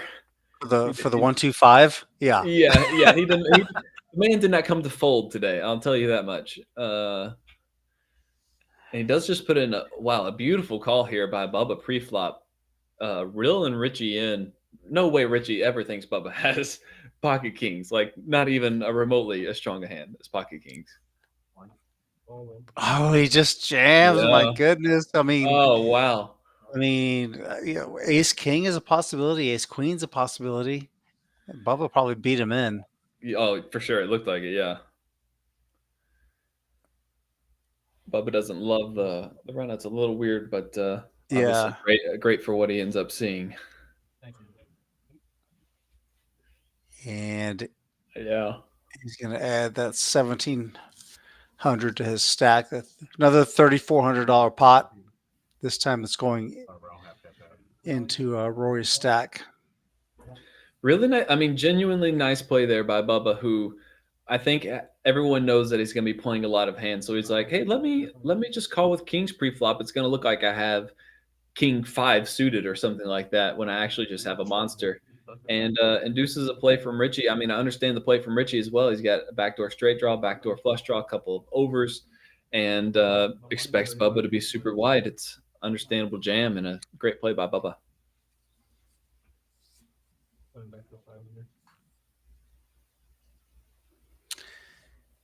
Yep. He was not dead. until the river came out. He still had an ace to catch. Talking about Richie. Yeah. $10 index, third to last. What do you guys think about that in the chat? I told you things are going to heat up, didn't I? Uncle Jack, Polish Pistol, wants to know, can I get a shout out to Uncle Jack? He just retired from the Air Force after serving for 26 years. Shout out, Uncle Jack. Congratulations. Thank you for your service. Yeah, shout out Uncle Jack. Thank you so much for your service and for your protection. And yeah, congratulations. 20 years. That's a long time to be doing anything. Yep. Richie's going to jam with Jack 8 suited for 500. Fresh chips. Wow. These things are just coming out like They give kings to just everybody. Everybody gets a turn with kings. Now, sugar-free not going crazy, trying to figure out what's going on because Batman is still to act. Batman has already called the 25. So yeah, sugar-free just smooth calls. Makes total sense when Batman's behind you. And Batman folded. Richie Rich, untilted, and really is going to want this one to get off diamonds. Oh, it's got a chance. Needs the jack or the 8. Kings are going to be good. Richie getting out his mobile device in order to transfer some funds to someone who's willing to help out one of his neighbors, Tilt Lord. Oh, man.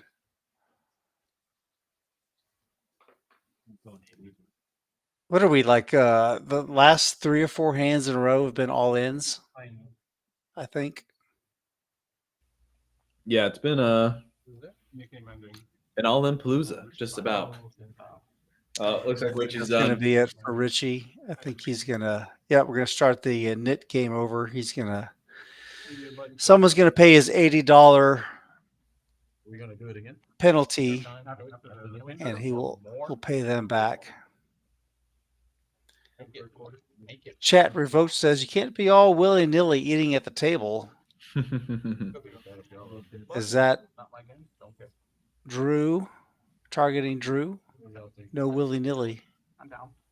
No, I think Daniel did specify a sandwich or any eating. No, this is interesting because Drew not going with the sandwich. That's a bowl of rice.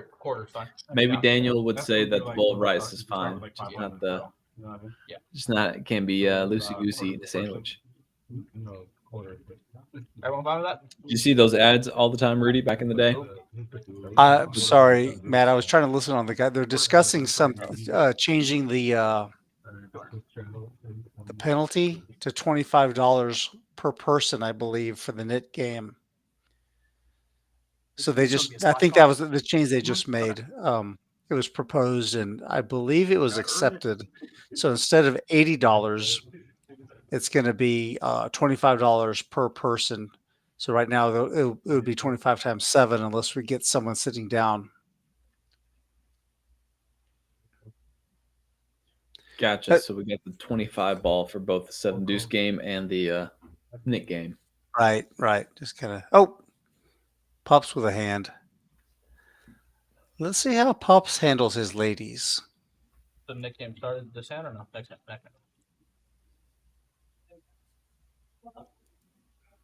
Oh man, our chat conversation has really gone off the tracks now. I'm going to say Ghost of M has a lot to do with this.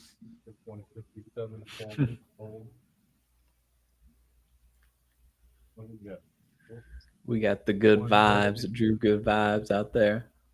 We got the Drew lurk out there. Play Apex, huh? Yeah. We don't even play Apex. We got the Doug remote. Doug calls with force. Pups is raised at 150. Doug makes the call. Yeah. Pups jams, Doug snap calls, of course. I like playing happy cards. Reasonable. Nice. And Pup Doug. finally wins a hand. Finally stacking chips. How did Doug's stack get so big? He's at 4,000. Well, Doug won that big 3.5K hand. Were you gone during that one? I may have been. Maybe you only left for like a hand and a half, but I guess that hand was so long that. Was it right before Rory sat down? Because when I came back, Rory was just sitting down. He hadn't even played a hand yet. Yeah, it was maybe an hour ago when Roy was sitting down. Looks like Batman's packing up for the night on a really nice win. Congratulations to Batman on a really nice night. Just kind of everything went well for him and put people in tough spots a few different times and That's pretty cool. got paid a few different times. I usually play when I play with Jake and Trey. But yeah, there was a 3.5K pot between Doug, Yeah, I played and Pups. with Trey. I forget exactly what it was though. Okay. Someone will have to let us remind me in the chat. It doesn't have a Discord Oh, though. Pups with Pups with the Jacks and Doug had 9-deuce offsuit. Did you see that one? I did not. Okay. Doug opens 9-deuce offsuit. Yeah, he opens 9-deuce offsuit. Pups 3-bets him, and he calls with 9-deuce offsuit. Flop is Queen 9. He checks. Pups bets, and he calls. Turns to 10. River's 9. And so yeah, the 9-deuce offsuit made the boat. Oh and my the God, Pups that's to horrible. Call him off on the river. Yeah. I still like Kings again? Going around like candy. The 8th time we've had kings. Kings flashed on the screen. Who's got him? Gabe? Gabe. Yep. I have Gabe a has PC, him. gaming laptop, but Nice, I it's 60 use to a go. monitor, but I used to go. Now Gabe has been playing pretty tight, not because he's really folded good hands, just he hasn't had many. Sometimes that happens when you only play 50 hands in a session. So people are going to be a little bit more wary of him, I think. But huge flop for Doug. I mean, the biggest flop of the deck for Doug. Ooh, tough flop for Gabe. Counter Strike's like really hard. Oh, dude. Doug going to be considering the check raise or the call here. What's that? And I guess so. both options just seem totally fine. No, I do see people in this game kind of be a little bit more call heavy with their draws rather than raise heavy. I know. This is an interesting turn, obviously. As Doug picks up the flush and Gabe with a nut flush draw. Well, he's the only one I haven't Doug donated checks to, to him. so- Yeah, Gabe's That's still actually like not dead. Although Yeah, I'm pretty sure Clubs Trey's would the be only one that I didn't- really interesting. Yeah, I got you. Yeah, that fourth club would suck for I mean, I Doug. 3 of clubs in here. Minus the first time I Doug gave gave off some sort of read. I don't know Oh, yeah, why he I was just doing like, that. he never had What's it. that? If he does, he has, Doug like, did something. He was like 6-7 breathing heavy seed and or, like looked up into the some sky. seed Just or kind of something. gave off some sort of read, and I wonder if he was trying to fake him out. And I Oh, was hoping maybe he had like oof. Oh, yeah. And I think on this river card, when you have the king of clubs, if I'll put it I'm in the- Gabe's spot, so I'm far that's the feeling hand good, so and far. I'm betting here, and yeah. We'll chat you This is out. gonna get ugly, and Doug should videos are badass. He overbets the pot. That's Thanks, man. 600 into 545. sorry. Yeah, maybe for that sizing, Doug will just call. I think against most sizings, he would look to check jam, but also actually good in ranks as well. Like or check raise. Yeah, the knuckle Doug's also actually- does- oh, annoying. Yeah, I can't stand that. I mean, clearly he's not considered raising here. I think he's considered calling it a fold. Right. oh my god, down for a second. Taking his time with it. There's really, it's He's just gonna such a good call. hand. He's Yeah. gonna call. Oh no, he does go for the raise. Whoa. So Doug's giving There's off a a few purple tells. I mean, he's Yeah, taking so probably a hood rat. took off his glasses, then he goes for the raise. I wonder if he's clearly trying to reverse tell Gabe. And Gabe's just like, I guess I got to put it in there. I thought I had you on eights. Yeah, Oh, Kings. with the club. Shows the ugly, ugly river. Jeez. Yeah. Well, nice raise by Doug there, looking to He did get called find a by raise. exactly It kinda- set. yeah, I was with you, Maddie. I didn't think he was going to raise. I thought maybe he was thinking he ran into a better flush. Yeah, do Doug and Gabe have any history there? Because Doug is not the type to just give off reverse tells without a Yeah. reason. I mean, he Yeah. did whatever he did that hand, he was doing intentionally. And I don't know if these guys have history with live reads or different things going on, but Yeah, there's that something was intentional interesting. there by Doug. That wasn't just playing the hand. He that he kind of maybe like, I think to your point, he kind of manufactured that call, didn't he? Yeah, maybe he did. And I mean, look, I mean, Gabe's does have 2 kings. He has a set with the nut flush blocker as well. It's like one of the best hands you can call with if you're Gabe. I mean, outside of a flush, of course. But Yeah, it would be a phenomenal fold. It might even be incorrect to fold. yeah. I mean, in theory, you could. In theory, it would still be a call. So, yeah, I don't know. Tough spot for Gabe. We kind of had a bit of a polarizing of the stacks, as it seems like Gabe, Pups, and Jacob will really hit cold by the deck, and kind of Oh ducking back. no! Wow! How many kings are in this deck? Oh my God! Someone's gotta do something about this. Pups. Oh, this is. Hold on. Can I text Pups real quick? This is ridiculous. I mean, I'm not against Drew. That's my buddy, but come on, this guy has been cooler so many times tonight.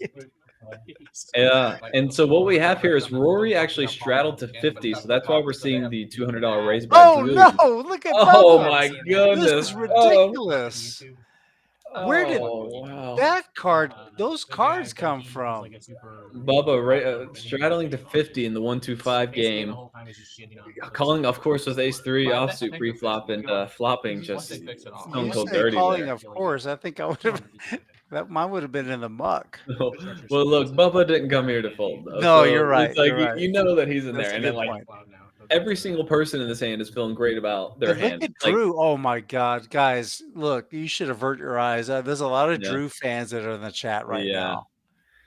This Yeah. $600 in the pot. Drew's going to bet about 225. Okay, 200. yeah. Pups cannot fold. No way he folds. He's got to make the call for 200. It's more of a question of whether he raises or not. I think rather than he folds. No, I'm with you. He's got 1,600 in his stack. And the only reason he would even call here is to string Bubba along with like a 7-6 or something. Let's keep an eye on Bubba. Yeah. Bubba's play will be interesting as he's the one with the real hand. Although now it's really interesting if you are Bubba. Do you smooth call? Wait, what did Pups do? 550? Yes, 575. 575. And now Bubba's like, if Bubba puts more money into this hand, he either has a 3 or a flush draw, or he's Bubba and he might have something else. But generally, he has the 3 or flush draw. He does jam. Oh, well, it doesn't jam, but he puts the other guys all in. And you just, against someone who's playing as wide as Bubba, you're like snap calling kings here, and you're even snap calling 10s, I think, behind. And are you fist pump calling? Because Drew isn't. I mean, Drew has not. He's like wondering what the. Yeah, but look, Drew has kings, right? One of the best pocket pairs you can hope to have, right? He leads out on the flop, gets raised by Pups, and it gets put all in by Rory. I mean, look, it's it's they're speaking to each other, right? They're passing along information. Drew says, I've got a good hand, and Pup says, I think my hand's better. And Bubba says, I'm all in. Yeah. So Drew does make the call. There's some players you can fold kings there against. Bubba is not one of them. He's simply just not one of the opponents you get to fold kings there against. If you're sitting against an 80-year-old man with coffee in his hand, you can probably get away with kings there. And if you're sitting across from Bubba, you got to put in the rest. I mean, it's more likely that Bubba has 7s than a 3. Yeah. And Pup here now is in a really tough spot because what is Drew going to call off here? Like, what 2 hands could these 2 guys have that you're ahead of both of them? Nothing. I mean, you can't. Yeah. It's like pocket eights and pocket nines, or like ace seven and pocket nines. Like You're dead. No, yeah. but Pups is in a horrible spot, but he knows Yeah. he's beat. He just doesn't know how. If it was just up against Bubba, of course the money would already be in for Pups. It's obviously Drew's hand that he's really worried about. Because what can Drew call off $1,700 with, and you be ahead of? Just like eights and nines, really. Pups had a really tough night though. He's thinking maybe this is the one hand I need to get me back to even. If I put the money in here, I bank at 10. Yeah, I wouldn't be surprised if he calls, but I don't know, with the way the action has gone. Yeah. He knows he's beat. He's thinking, should I just call even though I'm beat? Sort of situation. Yeah. And I think that's kind of what Drew's thinking. Well, I don't know. Maybe he has a 3, but I can always hit a king.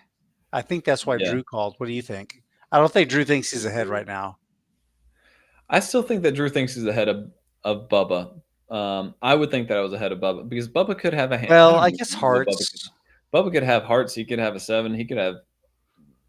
Oh God, no! I don't think Bubba wouldn't do that with a 7, like 8-7, 9-7, something like that. You don't think he gets in there with ace-7?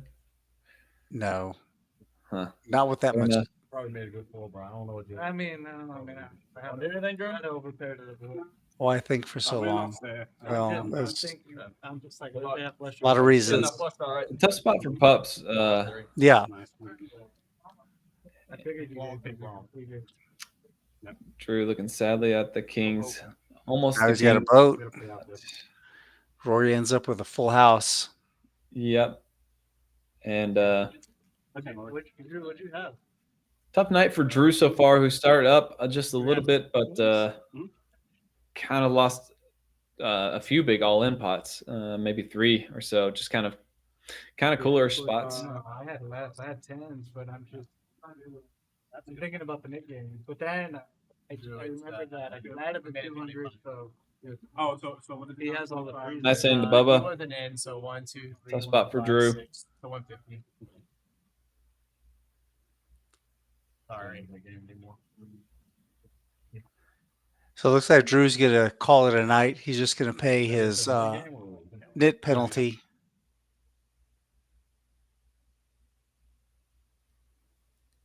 We do have a new player in seat 1 while they're sorting out the details.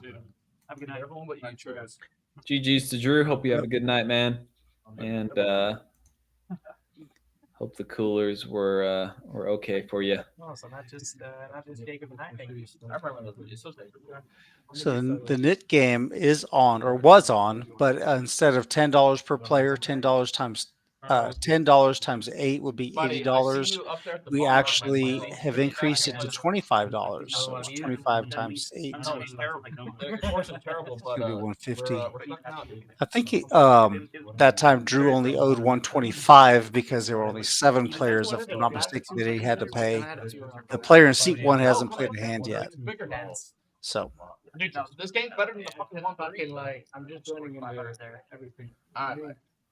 Yeah, that Lorianne, thanks for coming. Glad you showed up, but yeah, I'm sorry you had to see that.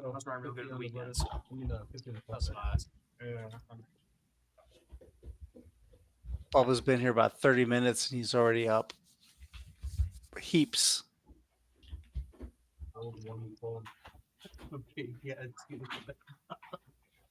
Seat open.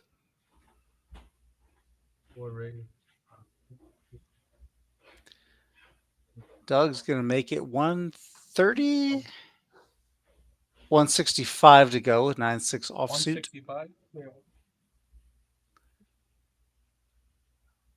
What's that?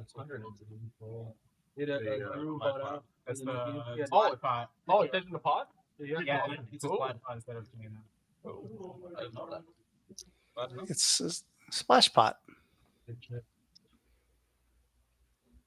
I told.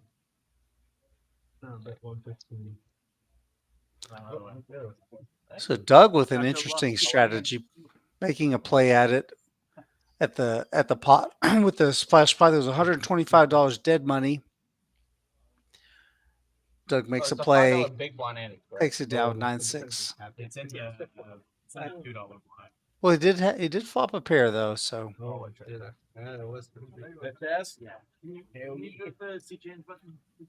One, 5, and 9. Whenever it opens. Tell him he can get whatever seat he's wanting to get. and it looks like we're going to be in for a treat. Oh, tell him That looks like Big Daddy Chaz's bag that Kyle is Looks like it. pulling money from. Doesn't think I was up that much, dude. Don't fuck it up. What is this? That's a straddle. Oh, this is a quarter. That's just 5. I thought you were the 5. They're just 5. That's Okay, so it's 1-2-5. 1, 2, 5 with a 5 ante and a big. Okay, I see. I see. Straddle for 10. That's I apologize. All right. Oh, I say we make it 50 cents, $1, $2, $4. Yeah. A 1 call. 5 raise, 35, 6 fold, 7 fold. You have any black? No, that's all. Oh, sorry. That's pretty much it. That's good. 8 raise, 150. 9 fold. Don't recognize our new player, the player in seat 1. 5. I think his name is Nick, if I'm not mistaken. I think I saw that graphic They said they flash. 7-deuce game still on. That's 8. If y'all want it to be. I'm down. How much? 7-deuce game still good for everyone. How much? 25 first. From everyone? Yep. Oh, you have to stream. If you went ahead with 7-deuce, you show it, and everybody else would be $25. Everyone agrees? Yep. Good. Chaz. That doesn't agree. 7-deuce. No, it's the same.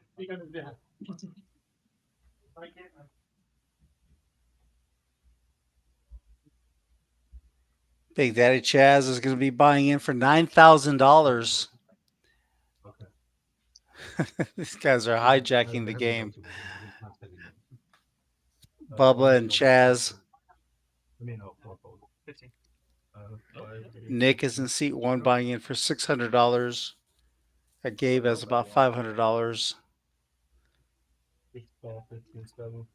Makes it 15 to go with ace queen off, looking for someone to raise behind him. I'm certain.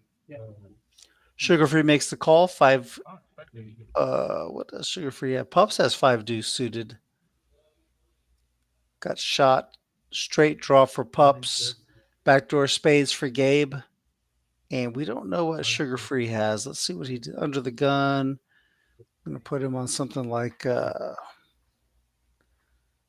don't know, maybe like a king, jack.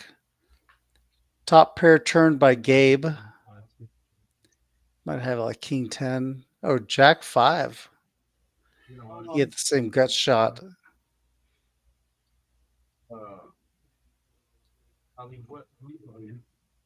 Yeah, can I close that too, please? I'm gonna close too.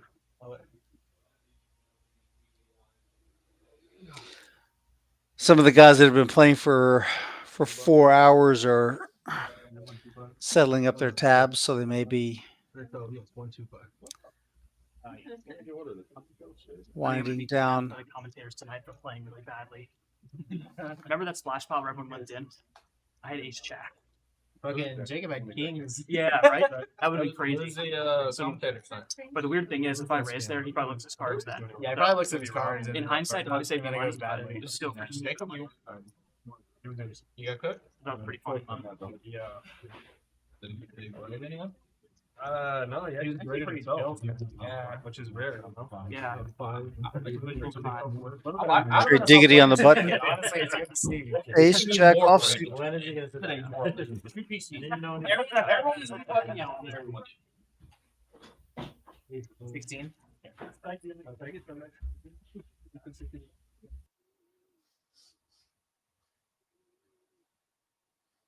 50 to go. We're still from going Trey. It's close to 11. Okay. 30 minutes. One full. Those are dead by now. Feels like it's been a lot longer than that. So many people left. Jacob left. People left. Batman left. Richie left. Man, Richie, Drew, and Drew. Jacob left. Yeah, that's like 4. That has never happened before. Yeah, I've never had that many people. Like 4 or 5. That's weird, yeah.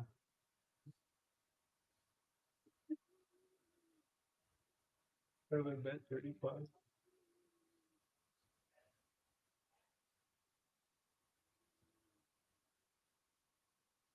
Nice, bro. I mean, nice hand, bro. Thank you. He might have been bluffing, but it's bluff by 30. It's a compliment to him. He thinks you're bluffing as a compliment. Trey takes one down. Hey, now.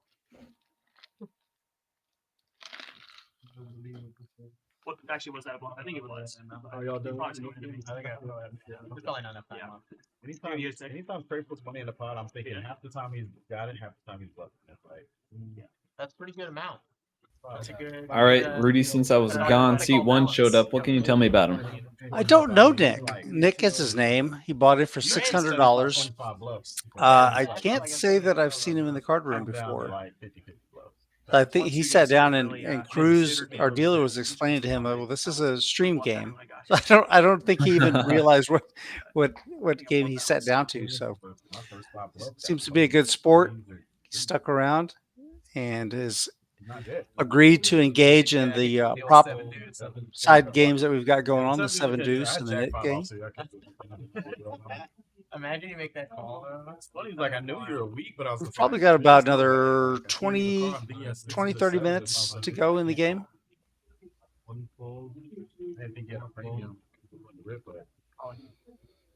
Yeah. See, guess who's coming in seat 3? One thing I don't want to hear with the Or, yeah, seat 3.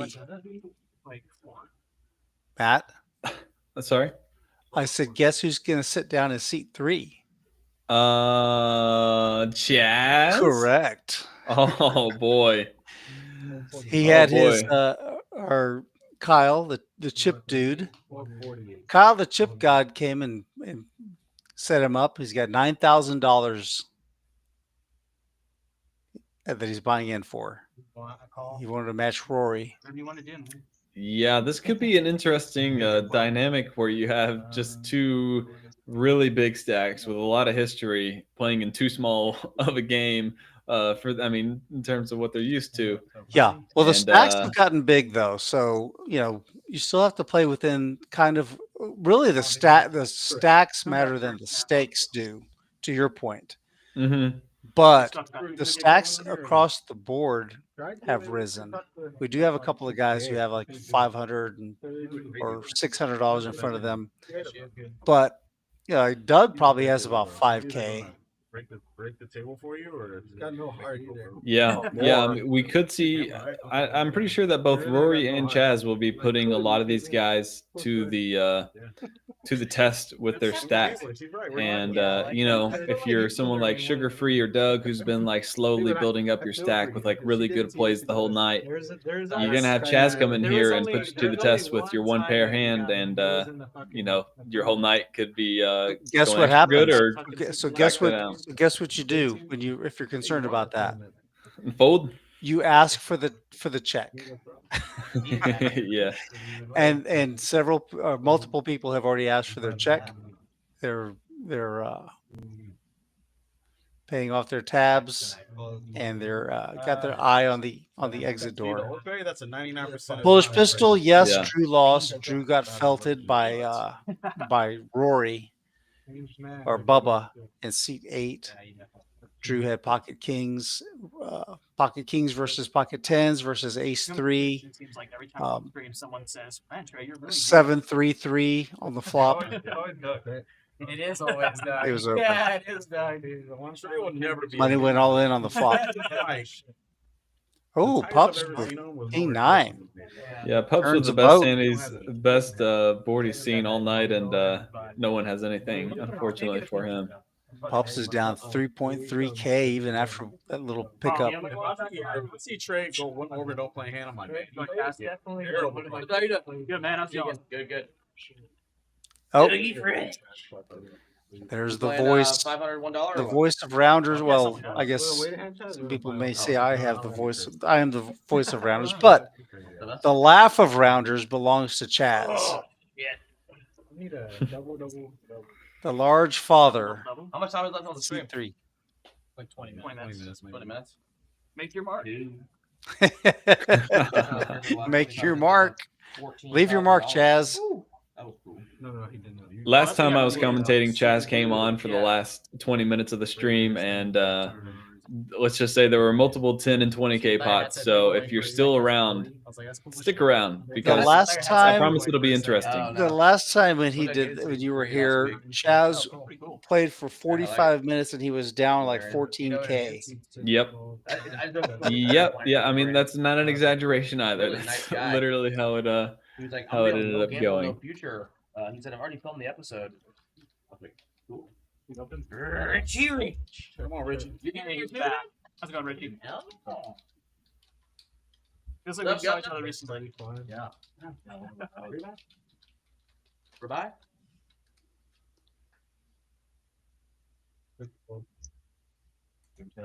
Yeah, man, how you been? I'm good. I love that food. I just got here. What did you do? Yeah, well, I don't know why, but I'm looking at your phone just now. It looks like a Game Boy. I'm like, that's some old school shit, dude. You know what that is? How old are you? Oh, spades Real come hands in. here. 2 pair for Trey, but his hand improved. 25 or 24? 20 turn 25? And Nick somehow not going to get stacked with this hand. You would think top pair, top kicker in this type of game. Going to get stacked quite often when it ends up running into a flush on the river, but not quite so here. And lovely to see Richie Rich coming back. We got a full table. Is Richie Rich back? Yeah, I saw he sat back down in seat 3 with I think a Oh, K. nice. Maybe he in went front to of go him. get some cash, and now he's back, reloaded. Oh, yeah, We got a full table. Oh gosh. Our Well, I'm gonna. we may go a little bit longer than we normally do. We normally the game wraps up around 11 o'clock, and so with a delay, it's like we started late tonight also, so we anticipated going till about 11:30. However, Rory sat down late. Chaz hasn't played a hand yet. He just got here. And we just got word from our director that Young Man is en route. No complaints, Maddie, do you know who Young Man is? I haven't a clue, but I feel like he's someone I'm going to know well. Have you ever heard the phrase "No gamble, no future"? Yes, I have. He originated the phrase. He's the father of no gamble, no future. Really? No, he came up with the phrase himself. Oh wow. Okay, well that's extra And impressive. so if that tells you anything about the style of play that you can expect. Yeah, I guess if you're the man who starts no gamble, no future, the actual phrase, then you got it in your blood, I would imagine. This guy is known nationally.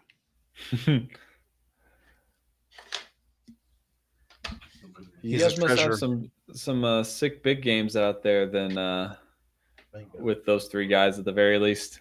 Oh gosh. Tim is in chat. He knows. You see his comment. Better run this game for another 3 hours if Young Man is coming. We've got the talent in this card room that people across the nation would be surprised to know about. Yeah. Yeah, well I certainly am. Probably every card room probably thinks that. But I honestly, dude, I would put some of these guys that line up against just about almost anywhere. Look, And Kings again, Matt. Kings again.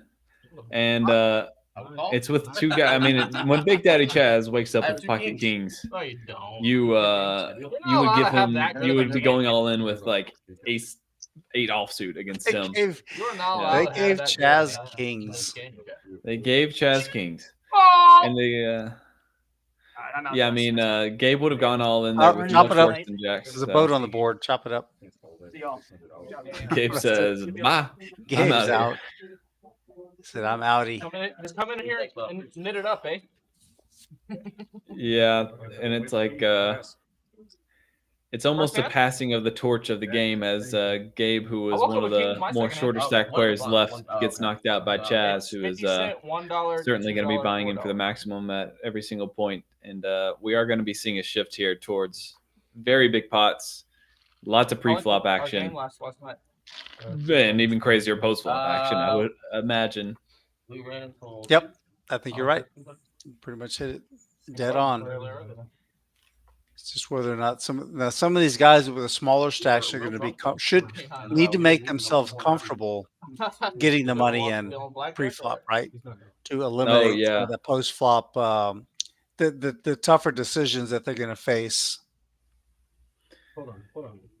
Yeah, Nick is an interesting outlier because it sounds like he just doesn't have much of a history with any of these other guys, or too much of one. And he's coming in and he's a short stack. Oh my goodness. This is ridiculous. I think it's the 10th time we've had pocket kings in play. In the last like 15 hands, even. Like, if someone go back in the last 20 hands, how many times does pocket kings come up? Yeah, I mean, like 8 times in the last 15 or so hands, it seems like. Or what? You called my bluff and I wasn't bluffing. Damn, Chad, you just wrecked this guy's night. You know that, right? He basically just finished them all. Yeah, you're right. Richie Rich is back in the seat. Did I Seat get two. the green tea with honey and lemon to go? That's probably gonna go home and beat his dog because of you, dude. Hey, Jeff can come in here now.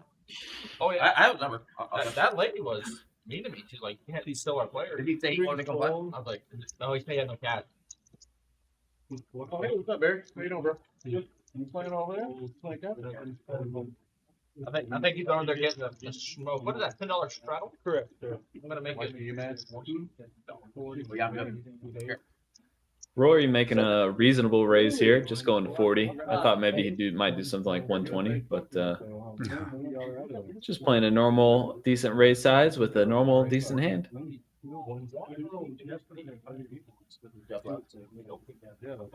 Richie Rich in there with the 7-deuce.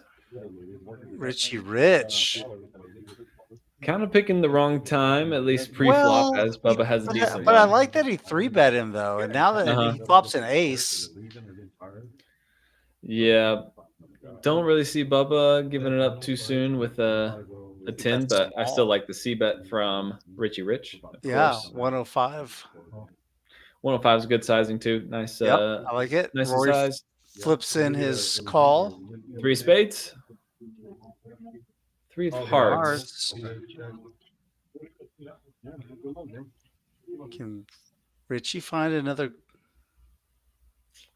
It's so tough against someone like Bubba because once they call the flop, what do you expect them to fold on the turn? I mean, if Bubba folds a jack or the 10 here, then yeah. Oh, I mean, God, he finds the call. yeah. I don't know, but the I thing is, I thought that he was going to actually snap call and Bubba, though, you got to think, okay, what they're playing back at me. He's gone so far. I think Richie, to be honest, you can give this one up.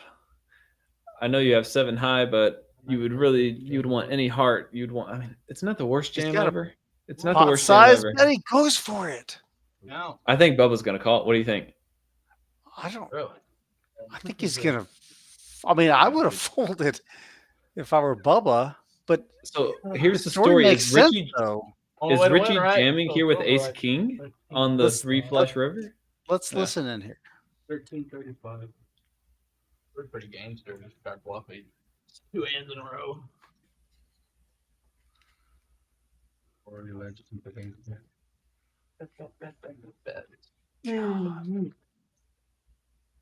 He's going through the action in his mind, trying to replay it.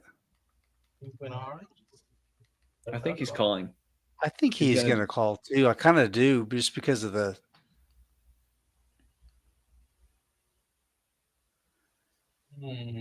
But he's not going to be completely surprised if he turns over ace 10. Well, not ace 10. Bubba has 10. Correct. Yeah, but still, Ace 5 suited.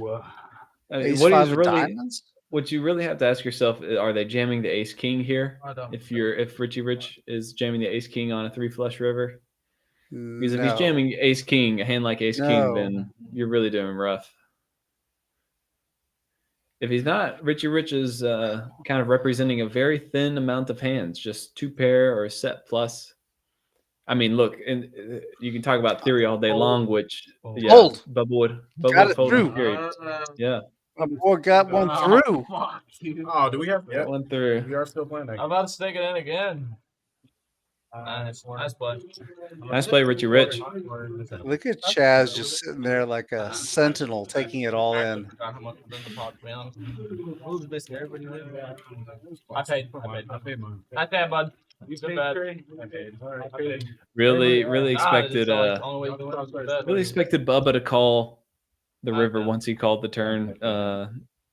Just because not for any strategic reason. I just kind of felt like he was. But really good jam by Richie there.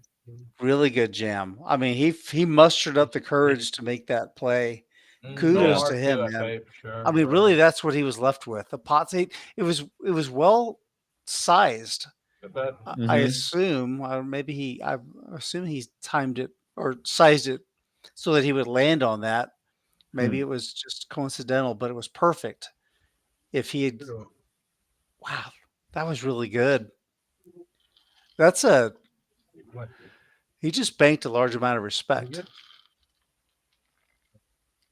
Yeah, the 7-deuce game does make it interesting. Not only that, Matt, let's think about what Richie has been through tonight. He got beat up. He lost. He left the table for a while, got some money went to maybe did a bank run. I don't know. Came back and sat down after being away from the table for 30 minutes or so, maybe an hour. Yeah, you really don't see anyone doing that, like going away from the table from an hour and then kind of coming back. Usually when someone leaves, they're gone. Not only that, but then he gets in a hand against Rory and he's bluffing with 7-deuce and has to muster up the courage to make a huge bet. Yeah. For all his chips. Yeah. Yeah, it's a tough one. It's a nice one. Bottom pair for Chaz. Second pair now for Richie Rich. Gut shot does not come in for Chaz.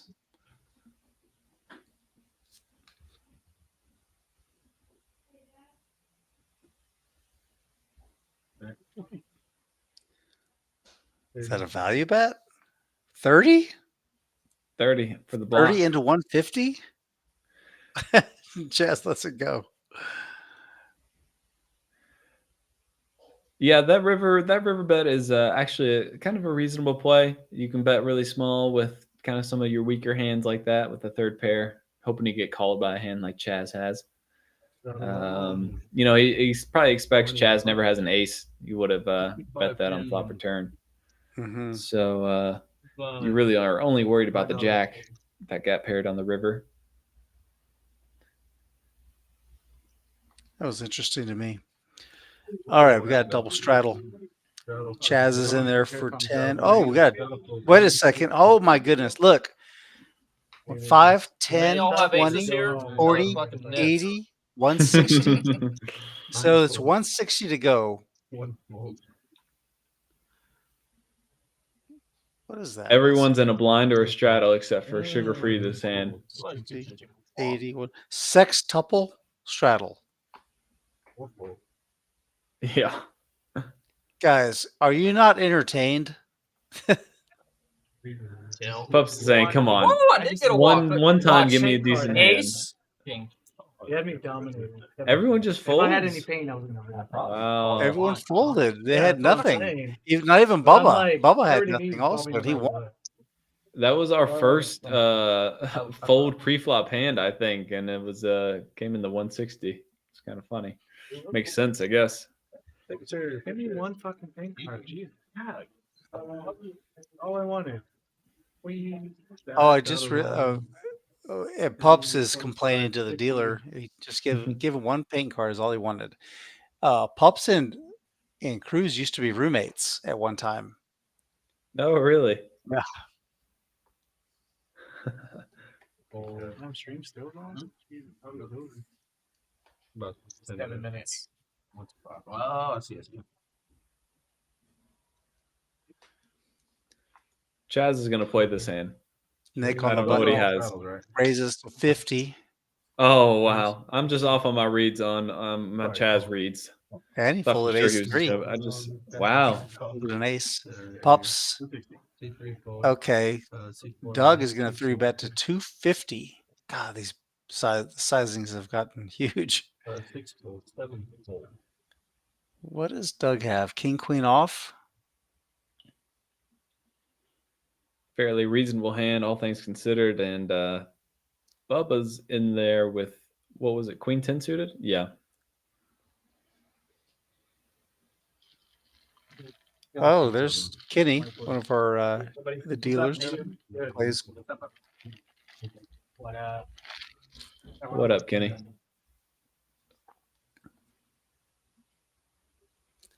Paired Reasonable board. flop.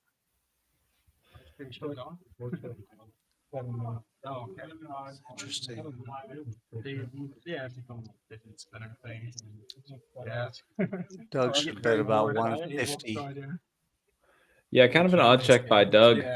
I don't understand the check, especially against Bubba, who you know is going to be a bit wider. You kind of just want to end the hand on the flop. But Right. that's just my read. No, I agree. Oh, okay. Well, if you're leaving, there's no. Although he is coincidentally value betting this turn, despite him probably not thinking that. But he probably thinks that King Queen is the best hand on this river, I'm sure. I mean, you don't think that Bubba has an ace, he would have bet that on the flop. He could have a jack, but also a bit unlikely. So what does Doug do? Check call?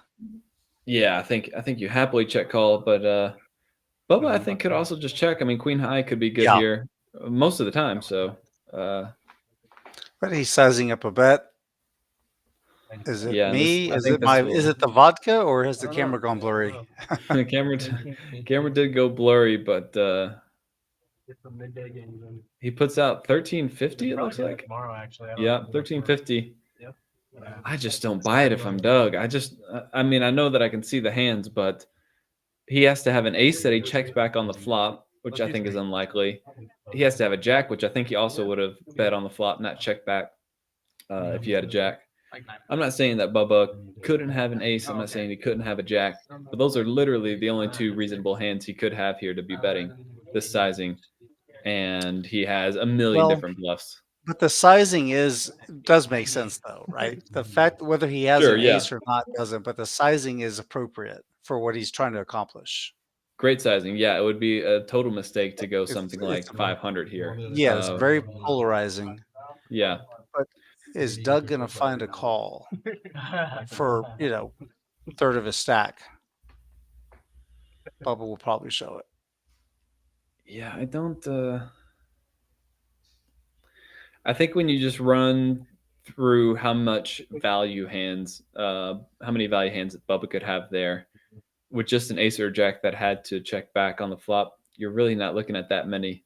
And when you start talking about bluffs, it could be any underpair, it could be all the brick flush draws, or two different flush draws, all the brick straight draws, which were like a million of them. And Bubba's probably the type to bluff all of them. It's just the pressure. It's just the number. The number got too big. Yeah.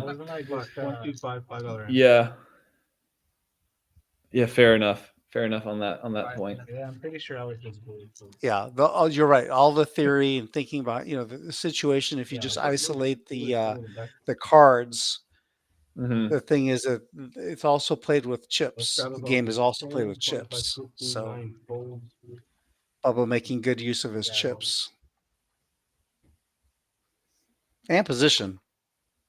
Right, there's three components that go into winning a poker hand: your cards, chips, and position, and not capital NOT, not necessarily in that order. 8 in the morning to freaking grind his god.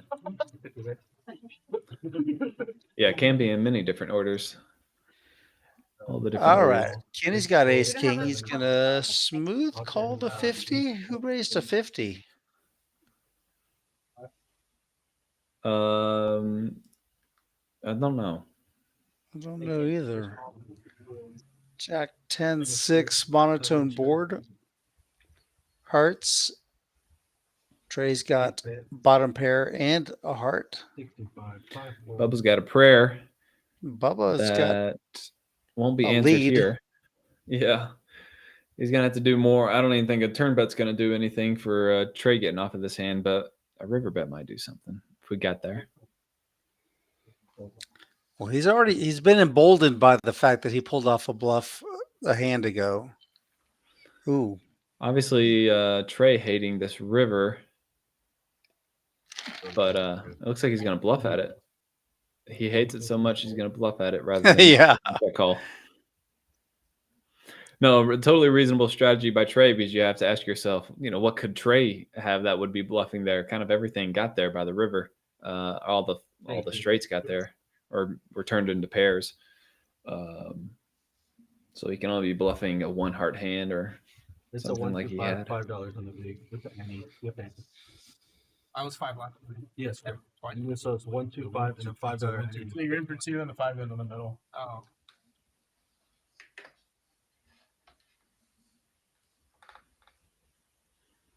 All right, straddle on for 10 and 40. I'll play some cards tonight, buddy. Yeah. Enjoy those private matches. They were fun. We got a big old crew. 94.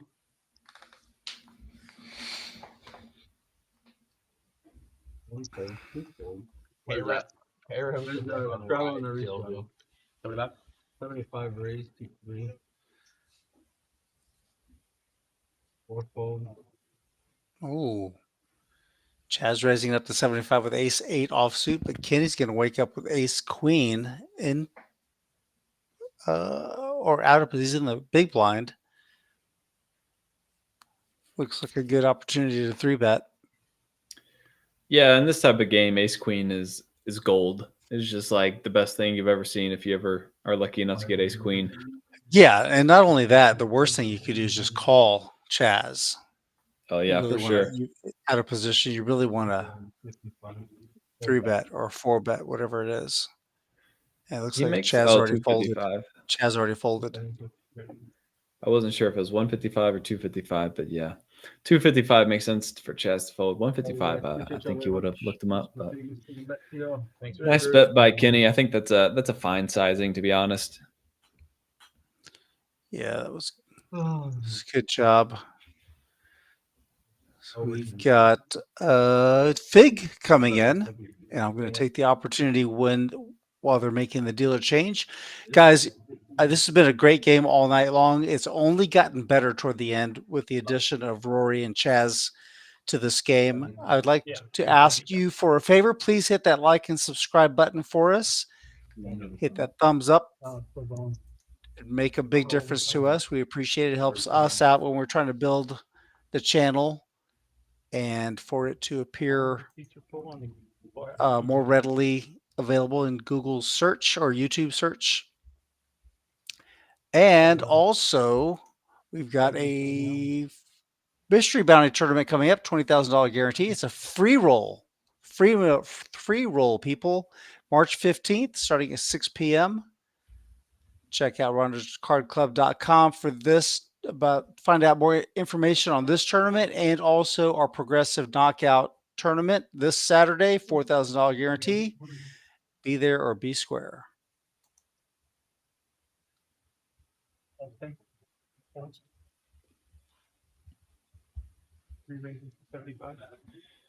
Kings were the hotness. Now ace king is new hotness, it seems like.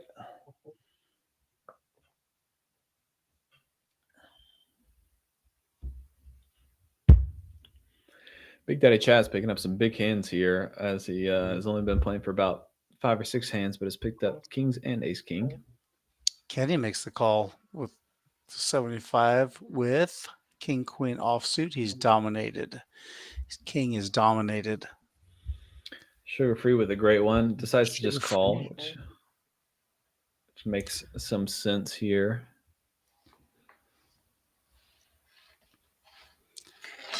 Yeah.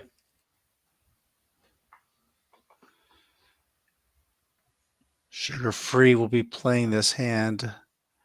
Well, Kenny's going to be first to act. So he's sandwiched in between Big Daddy Chaz. Yeah, a bit of an awkward flop for Kenny, who has a second pair backdoor straight flush draw. Is up against the top pair top kicker from Chaz, and Chaz is a dangerous person to have top pair top kicker. Kenny makes a quick call. Sugar Free's out. 4 clubs brings the third club on the board. Kenny has the king of clubs in his hand.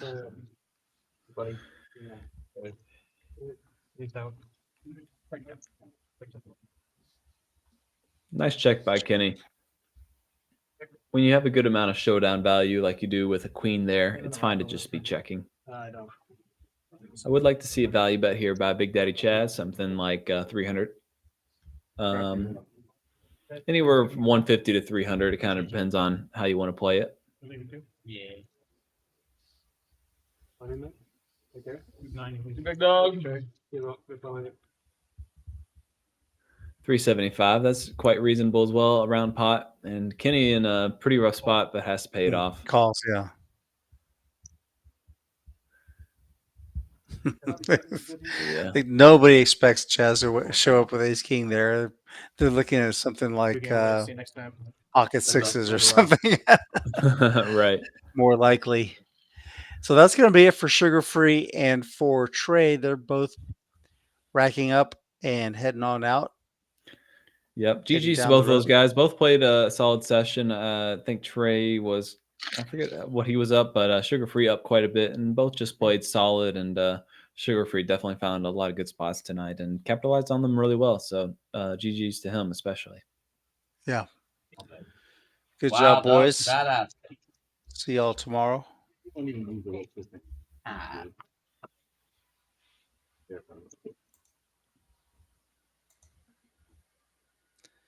Chaz takes down another one.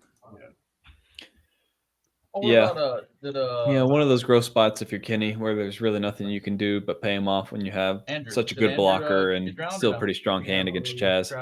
It's kind of a snap call on the river against him specifically. I think he lost. I don't know how much he lost though. Right. He left for Vegas there. That battle 3 for 25. I don't know.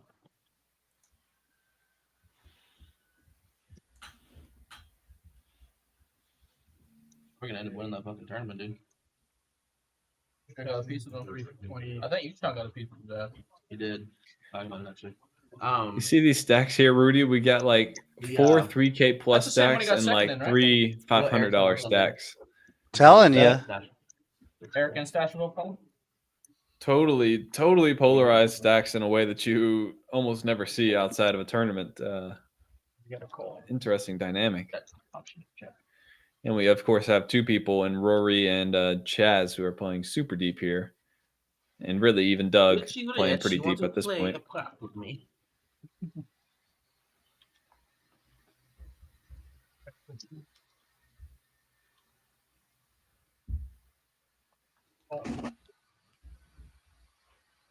Big Daddy Chaz with the disguised trips here. Wow, Richie Rich picking up the open ender with the king being a great card to bluff on. Obviously, he's going to be betting and would never expect Chaz to have. Well, I mean, I guess he would expect Chaz to have what he has, but it's just such a great turn to bluff. It's just like the best bluffing turn in the whole deck for him. Queen now, you got to wonder if he's just going to go for value on this river. Get called by a jack. Richie's first to act. Yeah, I think he might go small here, something like 90. No, he goes 200. He just says, no, I'm just going to go straight big with my queen, thinking it's good. And okay, so what's Chaz's response, Matt? Oh, I think for sure you have to raise if you're Chaz. Sure, he's going to raise. But what's the number? I mean, I don't think maybe you go all in. No. I'm trying to think if I was Chaz. If I were Chaz, what would I do? Because Chaz has a 650. certain image. Range to 625. Yeah, I mean, this is kind of the standard one. You just raise 3x on the river, which I think is No, fine I too. made it 420. Oh, 620. Okay. Okay. Yeah. I said 650. I was a little closer than I thought. Yeah. It's a good guess. I kind of wonder if Chaz, given his image, should just jam there. I wonder if he gets like looked up by Ace King, a hand like that. Well, the problem that we saw earlier when Rory bet, remember when he overbet the pot? Sometimes it just becomes a function of the number. The number is just too big. Sure. Yeah. In this case, he wants to. It's a polarizing bet, but he really wants to get called. Yeah, and Richie Rich with a pretty reasonable calling hand. I mean, you're blocking Yeah. ace 10 and 10-9, you're blocking king queen type combos. I mean, Chad is kind of representing a deuce or a straight, and so you kind of have a decent hand to be blocking. And of course, you beat every hand that Chaz could be bluffing with. The problem is, what could Chaz be bluffing with? He just called 2 streets on this type of board texture. What could he have to bluff the river with? Nice fold. It's kind of disgustedly sends his cards into the muck, but it's the right decision. Yeah. I didn't get the $10 down there. Yeah, it's one of those awkward spots for Richie Rich where you were bluffing and then you get to the river and you're value betting, but then you're still behind even when you're value betting, which is always a weird spot to be in. For the dealers.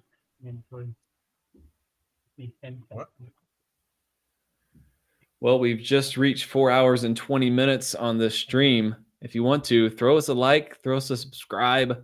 If you're out there enjoying the content, give us some love for 4 hours and 20 minutes of streaming.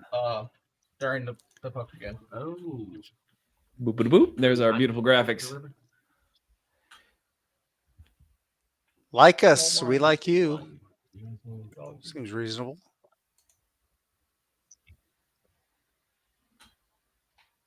Chaz makes trips. Chaz with some great hands. Top pair, top kicker with the ace king. He had pocket kings and then makes trips. Quarter straddle. Just one of those. It's like Tom DeWan back in the mid 2000s. Like when Tom DeWan ever got pocket aces or pocket kings, everyone was just like happy to pay him off because he had such a wide variety of hands that he could have had. And it's just always so scary when an action player gets action hands, and you really just have to pay them off anytime you have something kind of reasonable. That's it. Yeah, that's it. There, buddy. What is it?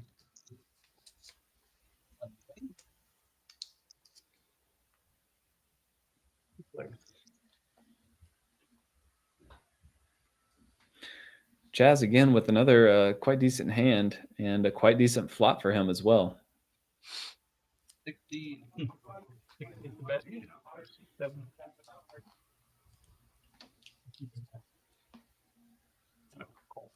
These are 2 guys that have played a lot before. They're talking about some of their private games that they've been playing in here recently. And we are sure to see some of that past history come into play in any hand that these 2 guys are in.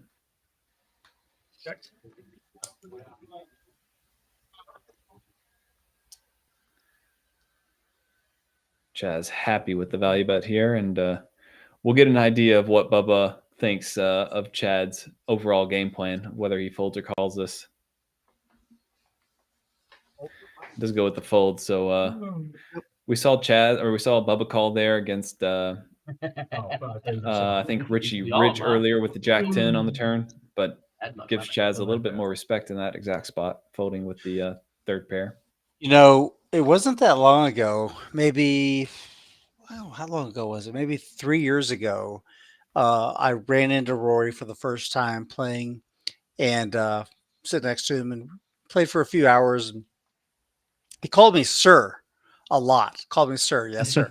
No, sir. And it's kind of annoying. Kept calling me sir. And then played with him again. Ran into him another time. Same thing. Called me sir. And I didn't say anything, but I was just thinking, I was like, God, this guy, well, why does he keep calling me sir? Someone asked him, hey, Rory, how old are you? He was 21.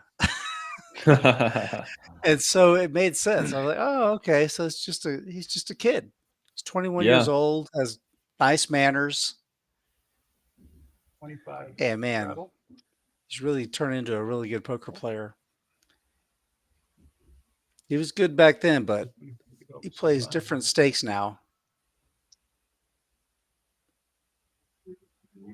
Bring me 20 white.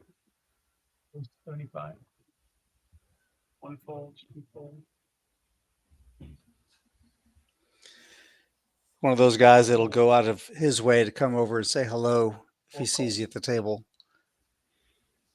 Yeah, he seemed really nice and congenial so far at the table. Been a pretty chill presence. He's very comfortable at the table. Yeah.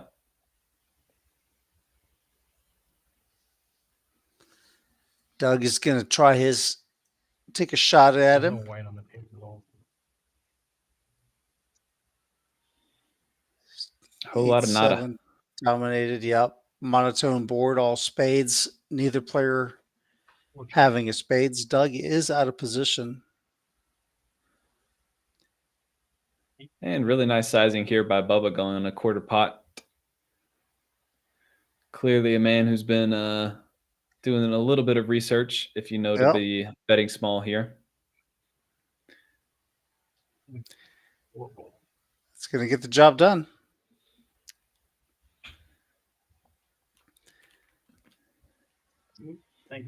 Everyone's been playing mostly pretty solid. I mean, people are still kind of splashy pre-flop, but really haven't seen anything out of line post-flop since the Richie Rich 7-deuce bluff, I don't think. That was phenomenal. I don't mind telling you. Honestly, I'm going to tip my hat to him on that one. That was really great. It's a great play. Yeah.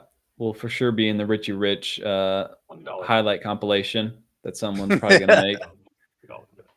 Richie Rich at least has to have one fangirl out there who's going to make that compilation, I feel like, and post it on YouTube. Sure. And when they do, I hope the poker club adds it to their website so we can see the full Richie Rich highlights. Whatever. We need like a good highlight video for everyone. I feel like I've made it 10. get the Drew highlights, get the. Well, Drew was working on one with that 8-deuce earlier. Yeah, right. Yeah. He was trying to send it, I guess, for the content. Yeah. For Instagram, you got to do it. For TikTok, you mean do it for the gram? Do it for the gram. They don't call it the Instagram anymore. Come on, get with it, Matt. They still call it the Facebook, right? The gram. Oh, the Facebook. I wouldn't know. Yeah. The Facebook. Jazzly with 8s. To not have a good hand. He's like, oh, they gave me Richie another raises in front of him. What does Richie have? Queen 10 offsuit. Oh, fucking lost my voice. Keep 3 calls, 140. Jazz just calling. 4's a fold. 5's a fold. 140. Oh, pups. Come on now, boy. You can't wait to put Find this it. in. Yes, sir. You can't wait to put that one in. This is the reason why. Oh, shoot. I just saw an ace jack folded. An ace jack is somewhere. That's going to really. Oh, no. Yeah, it's not going to be great for him. Also, Richie Rich has the Queen 10. So he's blocked. Yeah, he's blocked on both sides. I mean, Chaz is going to snap call this. But what's Rory going to do, though? Oh, yeah. I didn't see Roy's cards there behind. Rory's got too much activity all in front of him. What is he said fold. I'll fold. Yeah, Richie Rich out there. Chaz is going to throw it in real quick. Rory had like king, jack. Maybe something like that.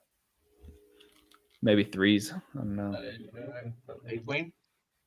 Yeah. I mean, I just need a double or go home. What if he called it 2 queens? Shut up. Doubt it. Unbelievable. King 4-7. Jack. Binks. No.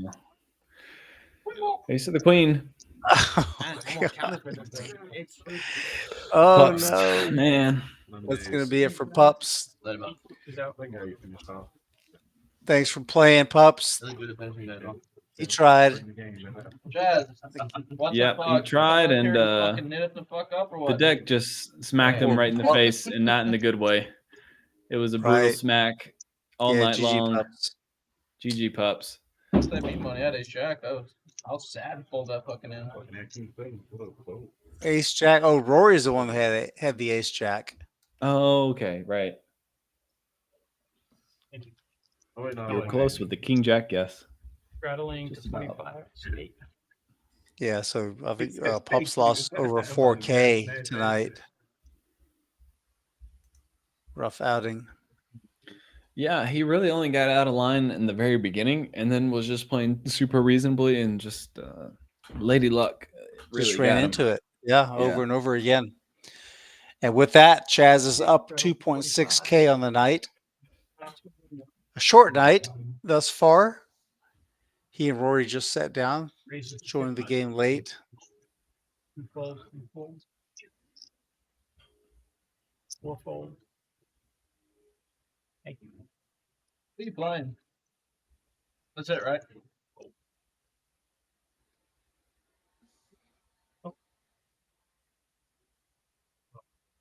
Raise to all in and a call. All in and a Good luck. call. Who I have did aces. what? Oh my gosh, are you serious? Rory has aces? I have aces. Oh, Nick went all in. Seat one. Looks like he's got ace, queen, ace jack. Oh, that looks like it's Or was that ace king? Even. Ace Yep. king, I think. Ace king of spades, or is the other one club? I can't quite tell, but apparently he's up I know against I'm always aces. behind the spots where like they take forever to ring. I never get this. Think you sub for a little longer. Oh, prepay. Get that. Let's get that cooking. Just stop the hand. Just prepay There we that go. puppy, dude. Ace king offsuit for Nick.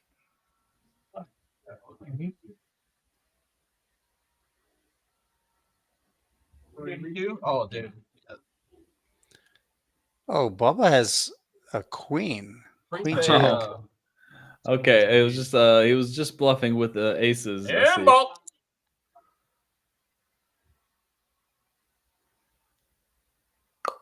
No dice. No dice. Ace good. And then. That's great. Get Jack. Ace good for Nick. Nick's going to double up. Going to take down a $660 pot. Oh, it's funny when you had kings. One had ace king, right? You had kings versus Yeah, Nick is playing a low-key sort of spoiler, interesting role here with having just by far the short stack now. Well, I guess maybe Kenny as well, but it just creates such a tournament-like cash game with these huge stacks and the small stacks. Well, the blinds haven't changed. We're still 125 with a $5 big blind Annie. It's just that the stacks have really grown. It is the game changer.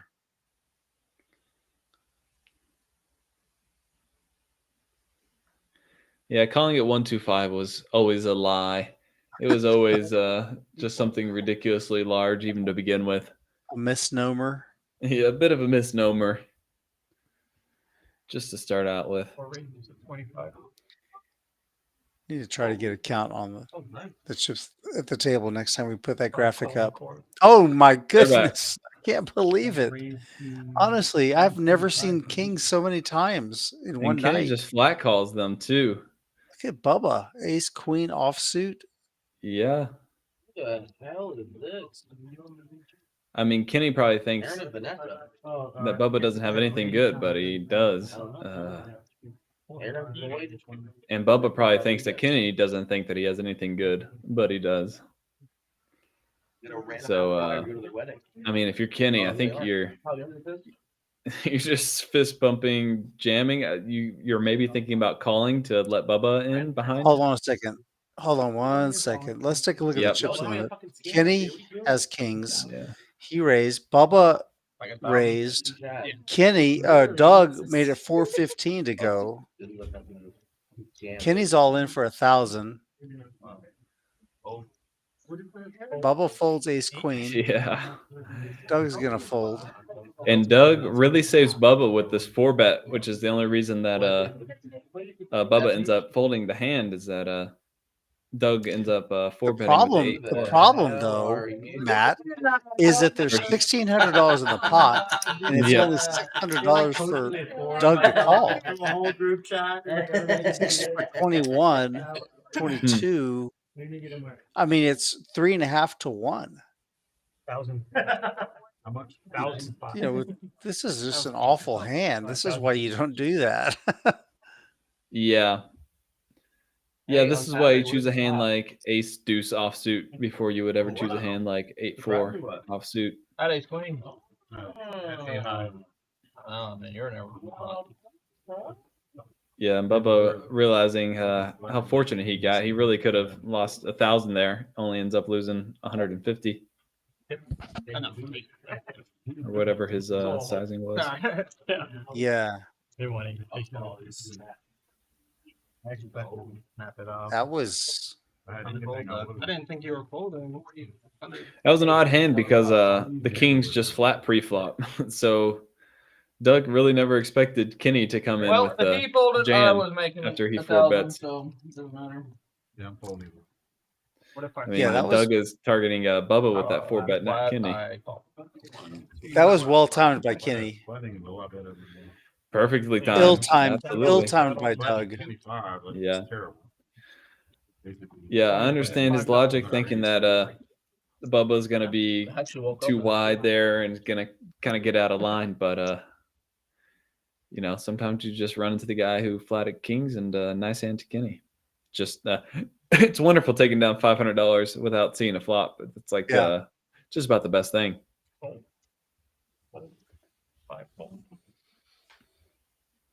I suppose you'd rather the 8-4 offsuit called you, but the next best thing is to just win it pre-flop.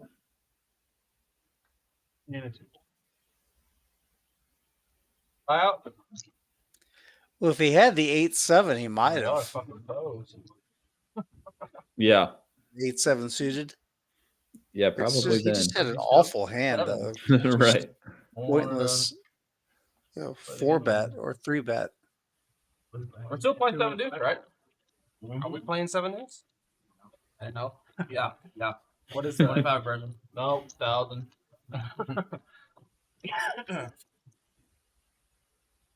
Yeah, you find anything else we're playing? 25. Just that 25 for chat. How you been, Rory? I've been good. How about the baby? What's going on there? Yeah, he'll be here in May.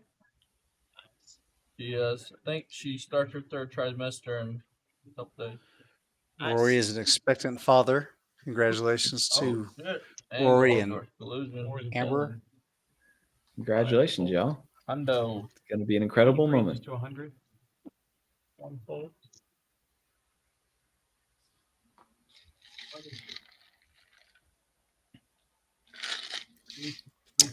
Richie Rich, King Queen Ooh. suited. Good enough for We a got raise. 3 good-looking hands here pre-flop. Richie Rich, 3-bets Bubba. Falling. Oh gosh, Bobby just jams with ace 4 suited. 2,200. Y'all have a name for the baby yet? 350 to 2,200. What? A name? For the Yes. All right. Rory, Lee Bomer. We're gambling. I always like that. I'm big blind.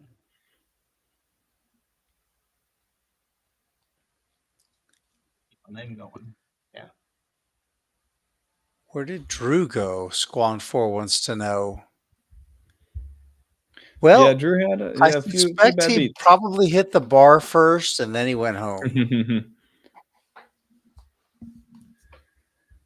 Yeah, Drew with a pretty rough night of it, to be honest. Kind of. Well, that last hand was just brutal. Yeah. Yeah, Drew didn't really. It was just like 4 or 5 hands, and he just kind of got stacked in all of them. And you know, he chose unlucky spots and got unlucky a few times. And really, that's kind of been the way for We've had it's been a pretty big split this stream so far, as 3 or 4 players just running super cold, and then 3 or 4 players running pretty hot. Yeah, Batman ran really hot. Sugar Free had a great night. It was pretty much hitting everything, playing well, hitting everything. You know, Trey Diggity, all and these, Sugar dude. Free each won about the same amount. All these hands still streaming, dude. Interesting. Yeah, interesting, right? Trey's profit was very slow and quiet. I'll prove it. Look, it's the Spurs. Whatever it was, 2K or 3, whatever it was about the same as Sugar Free's. You just should have challenged. We have 38 people. That's watching nice. us. Yeah. Trey was just so quiet tonight. You know, I think he played well the whole night. Just seemed kind of like an unremarkable night for him. But 2K's still a great day. He wins more than because he wins like more than just a little bit. That he, I don't know, getting much money. Oh, okay. He's just trying to prove that my house is not away. Yeah. Was it? It was it? That he actually did cheat. I mean, everybody knows he cheated, but it wasn't like proven like in court or anything. It just Was the court only?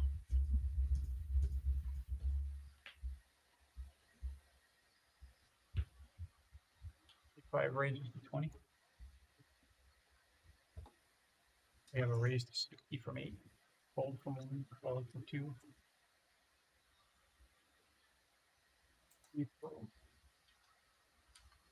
Bubble with a real one here, 40% of the way to the Royal. Kenny will look him up with a mystery hand.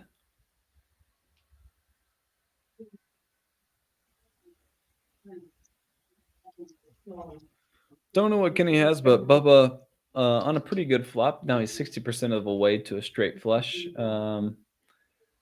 Certainly wouldn't mind a bet, but just opts for the check, and fair enough. Looks like he's not too interested in bluffing at this hand, but Ace Queen. I guess reasonably decides to check it down, as Kenny probably wasn't folding that ace queen at any point in this hand. Bit of an interesting check down. When you have a hand like king high, you often just don't want to be checking it down, because it's basically about the worst hand that you can have there. I mean, you can have a bunch of ace highs and those could check down, but you don't really want to check down your king highs or your queen highs all that often, because just like so many hands got there, anything Jack 10 got there, any 9, 8, 7 obviously got there. All of your pairs pre-flop were already there. And so you would have bluffed a hand like Queen Jack or Queen 10 at some point in this hand probably. So when you kind of just look at your overall set of hands that you could possibly have there, king high is actually really, really low on the overall list of possible hands. Just something for people to keep in mind when playing their own True, games. but You it's really like just don't- anything else. Yeah. It just kind of depends. You're going to mix it, and it's going to be player dependent sometimes, who you're in the pot with. Yeah. And it looks like Kenny and Bubba know each other, have played together, so wouldn't be surprised Yeah, if Bubba's going to put Kenny on being tighter, obviously tighter range than Bubba for sure, and Chaz. If it was Chaz, I think Rory would have played the hand differently. So we got the 25, 75, and now 275 from Doug, all with mystery hands except for, well, now we're back to mystery, but Kenny not quite going anywhere, and you got to expect that. Kenny's in here decently strong with whatever he has. Doug could have anything. 7-deuce. I wouldn't be surprised. Good. Well, he showed up with the 8-4 a little while ago. Yeah. Decides to just go with the $100 bet. Any type of bet is fine. If you want to go $100, it's okay. If you want to go 200 here, that's okay. Kenny's not going to be folding much in position that he would have called with pre-flop. So Doug here on the 3 flush. This is going to be a decent turn for Kenny altogether. He's going to be the one. Somebody said the magic, magic words. And don't understand why you would go all in on a 3 flush turn unless you're just trying to get him to fold a hand like pocket 8s or 9s with the diamond, which I guess is what he's targeting. I mean, Doug can certainly have hands like ace queen offsuit, ace jack offsuit, ace 10 offsuit with a diamond. He could really just have a multitude of random bluffs. He bet $100 on the flop. You got to consider that. Does he bet $100 on the flop if he has pocket aces or ace king? Does he just jam this turn if he has aces with a diamond? I don't know. Oh, Kenny just had ace jack and was thinking about it. 6 something. Yeah, 6 something bluff? for sure. I mean, Yeah, right. he either had 5 He 6 had the 7 winning 6 hand, or yeah. like ace 6. Did he have a pair?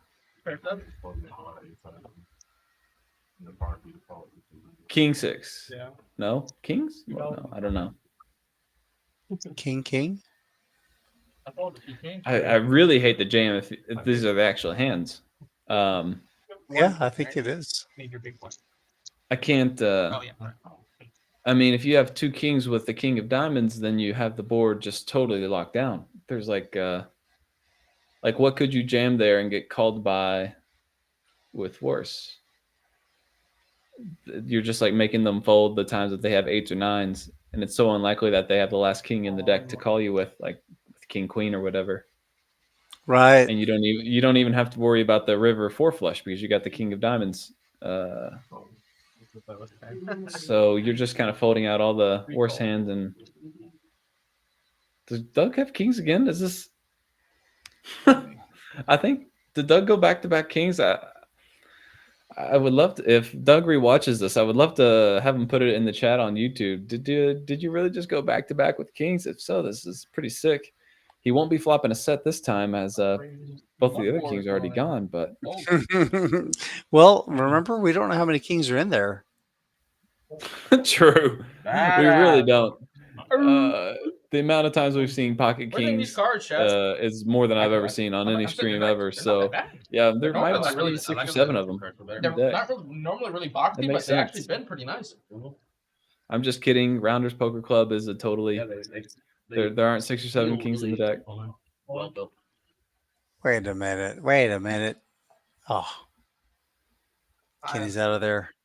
Kenny realizing he chose the wrong spot.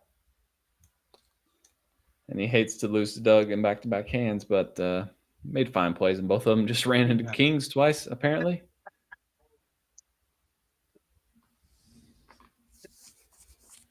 $10 straddle. Hmm. Anything on? We have a $25 straddle from deck, a $50 straddle from deck. Daddy play today? Who? Daddy, you play today?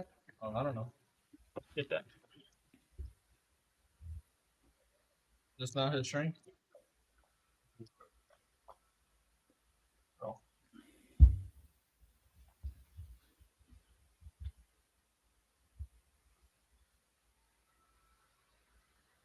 On me?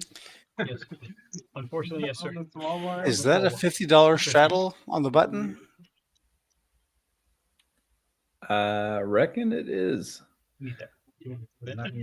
Doug really looking to put in some action here towards the end of the stream. Okay, 99% sure. Let's see. Chaz wakes up with a real one, though. It almost worked. Doug's gonna hate what he sees when he peeks. Yeah. Yeah, he's gonna make a prudent fold here, even though you hate to do it when. Oh no, he's gonna get in there. It looked like he was gonna fold. You can see clearly that he, it's not trying to reverse tell here. Doug clearly Holy just doesn't shit. like the 2 cards he has. Yeah. Yeah, get in there. 5 seats. Come on, dude. Picks up the best of it. 10-8 deuce. Bottom pair for Doug.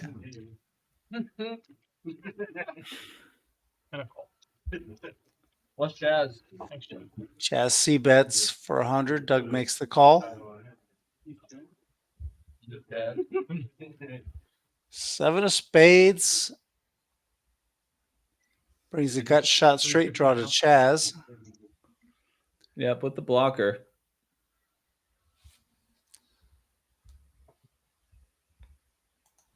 Doug's still in the Doug lead. just- no belief in Chaz. Does Doug have?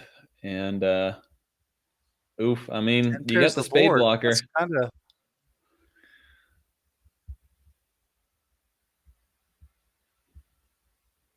I mean, if you get here with the king jack, oh Damn. man, Doug is so happy to go check here. He was gonna bail. Probably gonna call when you check. You have. I believe him when he says he was going to call. Yeah, I do think that Doug. I think Doug might have looked him up on that river. Chaz at a bet again. Maybe I don't know. I wouldn't use it that way.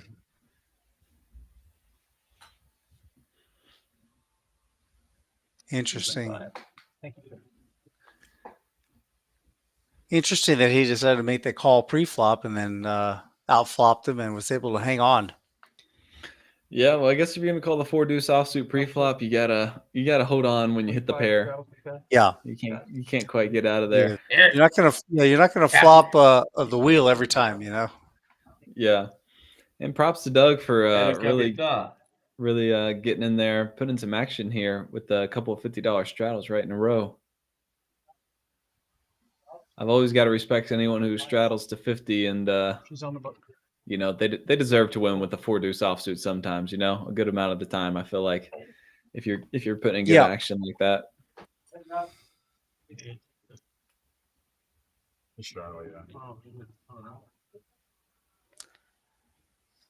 And you're right. Doug is picked up the gamble. He's straddling every time now. Another trash one, and can't quite call 225. I don't think. Yeah, Nick. This is one of the difficulties definitely with that $600 stack is you can't really get in there with hands like 6-4 suited. It's just doesn't have enough going for it for the stack size. Yeah, it's really tough to speculate with something with that stack size. Mm-hmm. And Nick is about even. He's only down $57. Mm-hmm. Doug is up $4.5K. Richie Rich kind of in an interesting spot as we have two players below 1K or about a 1K, and then 3 players like 6K and above. Richie Rich kind of in that middling spot. I don't really know what kind of strategy would be good for that middling stack. I'm sure tournament players can tell me, but definitely an interesting spot stack size wise, and an interesting hand. Yep, there he is. 675 to go. He's going to get 3-bet by Chaz, but Richie Rich has ace suited. He's going nowhere. 331 in the pot. Is he gonna 4-bet because he's out of position against Chaz? They are heads up now. Mm-hmm. Definitely think he's gonna 4-bet, and he could decide to jam, but I would personally like something more like 600 against Chaz. Yeah, he just bet him out of the hand. Yeah, kind of did Chaz a favor. Yeah, exactly. When you use the sizing, it's just a little. I mean, it's fine. It's just a little too large, and when you go that sizing, you do just make Chaz fold hands like ace-5 offsuit that without kind of helps any real problem. It helps the player, your opponent, play perfectly or make better decisions.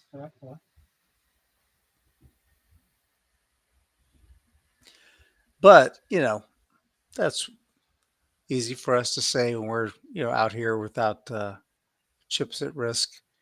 For sure. Yeah, and it's never bad to just take down pots pre-flop because then you win every single time. Yeah, that's true. King Jack offsuit for Rory makes it 20 to go.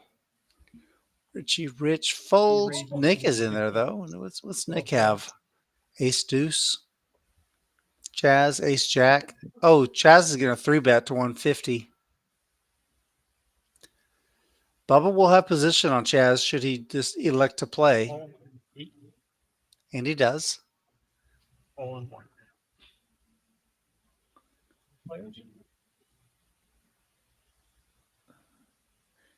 And Nick wanting to get some play in here with the ace deuce. Gonna need the duck on the flop. And he gets it. Jeez.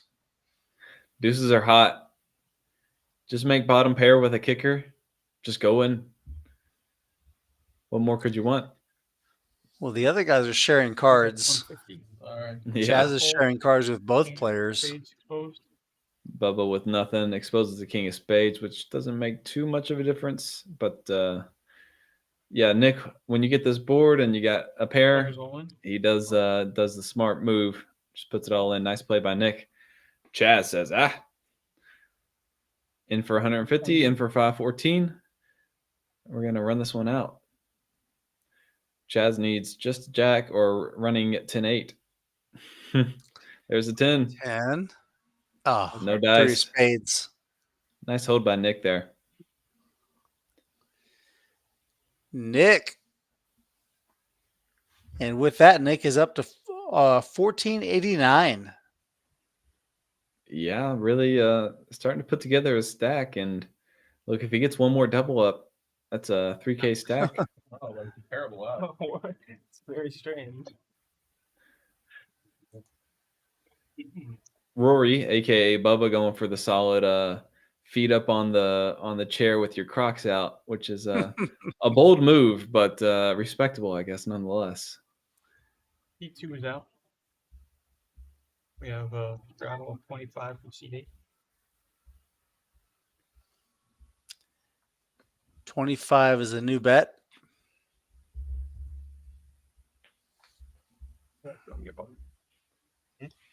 Button here. Not Richie. Not Richard. It's on English.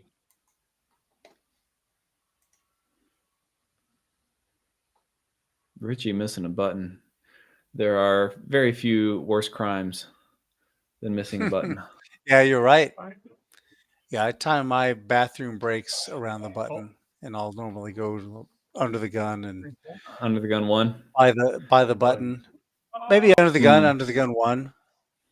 Skip Yeah. my big blind and just pay do the dead small blind.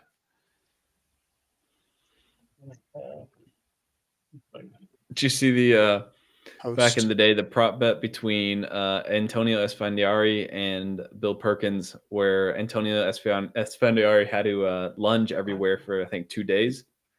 Yeah. Yeah, I heard about that. Yeah, And eventually he got so tired of lunging everywhere. he had to buy out, right? No, well, what he did is he peed into a bottle during a tournament break, so that he didn't have to lunge to the bathroom because his legs were in so much pain, and then gets disqualified from the tournament for peeing in the tournament area. For peeing in the bottle. Yes, it was a 25K tournament, but I think Bill ended up buying out of that bet, so Antonio ended up winning it. I don't know if Bill bought out or if Antonio just won it, but it was like a 100K bet or something. I think It might have worked out for him. Maybe it was a better plus return EV than the tournament. Yeah, probably better EV at that point, I suppose. Although, especially if it was still maybe a large field to questionable. get through.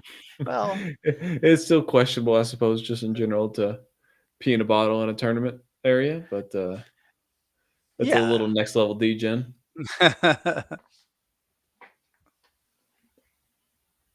You gotta save that for online poker. You can't be doing that in public. Apparently you can. There are consequences, but True statement. Yeah, apparently you can. There are consequences. Oh my God, what's going on? What? What's going on here, Rudy? Again? This is ridiculous. This is the Pocket King stream of all time. Yeah, I would love if someone who was watching this or watches back on this stream tells us how many times Pocket Kings got dealt tonight in what has only been 87 hands. It's been like at least 15 Pocket Kings in 87 hands, which is crazy. Good, smooth sailing, forfeit. One check. It's like 20% of the times Pocket Kings has been dealt tonight.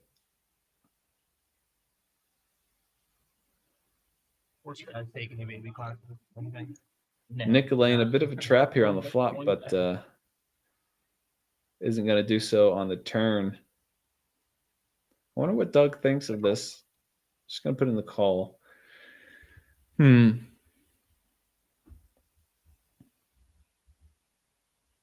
So much of Oh man, Doug just running so hot here. Oh my! And Nick for sure just has to feel super confident after Doug just check calls on the turn.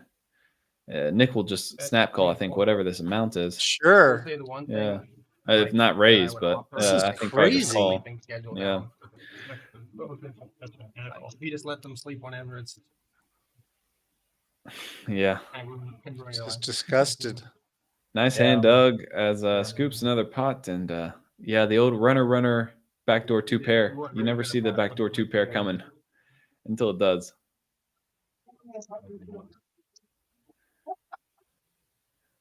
Okay.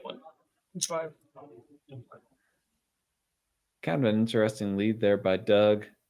Maybe a little fearful that Nick might check back a 10 or something. I'm not quite sure. Yeah. No, I mean, I guess he probably doesn't think Nick has pocket kings because Nick checked back on the flop, so maybe he thinks he's pretty weak, just wants to lead out, try to get value. I'll give you action today. I'll give you more strokes. I have a $5 or $10 straddle. Rory trying to get drum up some business on the golf simulator that we have there at Rounders with one of the dealers. Have you played it? I have, yeah, but I don't bet on it. I just go hit some balls with the fellas sometimes. 4 fold. 5 fold. Chaz with a raise to 50. Doug calls on the button in position. Feeling good. He's probably Doug is not going to fold until somebody finally beats him. Yeah. Yeah, I could see Doug literally having any 2 cards here. If not, he might not have even looked at his hand. I'm not sure, but Bubba also just going to call. I think if I'm Bubba with pocket 9s here, I'm feeling pretty good for the 3-bet personally. Okay. I'm surprised to see him just call with a pocket 9s. Well, let's see. Hold on a this second. lineup. He may. No. Okay, I guess you're right. Okay. So we currently have 9s and 3 mystery hands on a board that 9s isn't happy about, but isn't too unhappy about altogether. That deuce of hearts is not good for the 9s. Everyone just checked through on the flop, so you don't expect too many aces in what these guys have. And if they check through again on this turn, you're not going to expect any flushes either. Yeah, no one's got a flush. No one's got an ace, I don't think. And deuce pairs a board. If anyone, that helps Doug, who might just have 6 deuce offsuit here. But right. I think that if I'm Bubba, I'm feeling pretty good unless someone randomly hit this river deuce. 8 bets, 150. And it looks like he's feeling pretty good himself. I think he'll probably just get folds all around unless Doug has like a 7, 7-6, maybe 7-5 that he's tanking with here. Maybe just a king 10 high.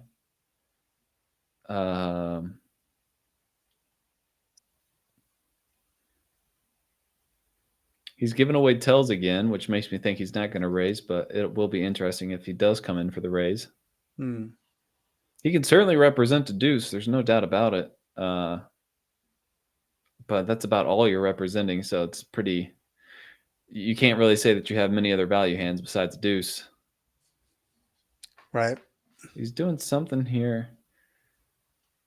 I mean, I'm guessing that he has a hand like pocket 3s or king 10 or 7-6. He just calls. King jack, yeah. King jack. Oh, he tried to hero call him with a king high. Did not work out. Bubba's 9s are best. Nice value bet by Bubba, too, by the way. That's not a hand that many people would value bet there on that river. And does get really nice value in a spot that 99% of players would just have checked with your pocket 9s. Try to see a showdown. Yeah. Last 2 hands of the stream. We got 2 more hands left. Get crazy. Ladies and gentlemen, Vegas put us on notice. $25. Well, crazy. 25, baby. What's the max you can 50 and straddle? 4. What you want? Okay. He could straddle 500 if he $500. wants. Yeah, the whole stack, good ones. So we have a $50 straddle of 4. Got a straddle and a triple straddle. Straddle, double, triple. It's on 5. 50 to go. So we're playing 150 here. 25, 50, 150? Or is that a raise? It's a raise from Bubba to 150 Okay. with 9s. Richie folds. Chaz has 25 in. Looks like Nick's in there too.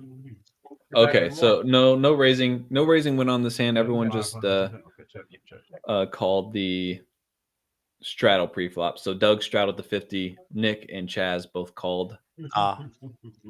And just Nick and Chaz and Doug in here. 150 in the middle. Or I think so. Good times. That's what it looked like on the pre-flop. It was Top pair for Nick. And a 80.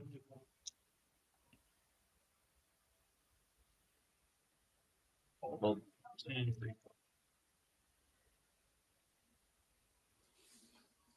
Okay. Doug will take that one down. We've got one more hand left, ladies and gentlemen, while we get that one out. Kenny, he had jacks. Ooh, You get short. don't know about that. The regular deal there. A rotation I deal. don't care either way. I'm probably not going to be staying crazy much longer. But I'll play a little. Kenny's playing really tight, folding the top set there on the flop. Sometimes you got to balance your range, though. That's true. All right. I need $1. Well, you know the spades are coming. I was just Right. Yeah, it's going to be King of Spades, Ace of Spades, and Yeah, that's done. Kenny being One, having the foresight that he does, 5, got rid of it. that I need 5, and we have a $20 or $25 up front. If it gets to me, I'll do something. All right, 25 to go. We got a straddle from Doug to 25. Hold 75, 58. More than one. Or he makes it 75 to go. I do not. Yeah, look at him. Hold 75. Oh, 75? Yeah. Doug calls. 2 players. He's dominated. Oof. Only pre-flop though. I've got faith in Doug. The way he's been running. Jack 9-6, 2 Check. diamonds. Check, A check. couple of dopey backdoors for both players. There's a 5 for Doug. Check. Doug. Got shot straight draw for Bubba though. And there it 10. is. You're right. Doug found a way. Now can he? 5, Oh, check. shows down. Check, check. Look at Rory says, you were in jail, he says. That's going to be it for tonight. That's going to be our stream. Thank you guys for joining us. This is what we call the Rounders Thursday night cash game, the 125 $5 big blind Annie. And I would like to let you know one last time on our way out, we got the progressive bounty. You guys that are in town, San Antonio, it's a $4,000 guarantee.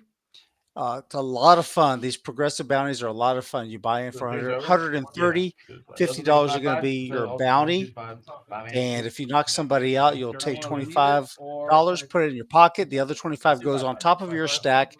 Your All right, so the bounty then it grows each time. All right, they're making it Each time you knock somebody out, it grows. So at the end of the tournament, those bounties are going to be significant.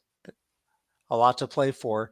And then on March 15th at 6 p.m., we're going to have a mystery bounty tournament. It's a $20,000 guarantee free roll. Come on out for that. Check rounderscardclub.com for information. Poker Atlas. Also, guys, I know this was a great stream, a lot of good action. Please hit that like button for us. Do us a big favor. That'll help with the algorithm, help us grow our channel. If you don't mind, I really appreciate it. And let me get this out of the way. I'm going to bring you back on here, Maddie. I want to thank you for hanging with me tonight. You did a great job. Thank you very much, Rudy, and to Drew, and for everyone else inviting me out here for a lovely night of watching cards. It's been fun. Yeah, it was fun. Hopefully, we'll be able to do it again.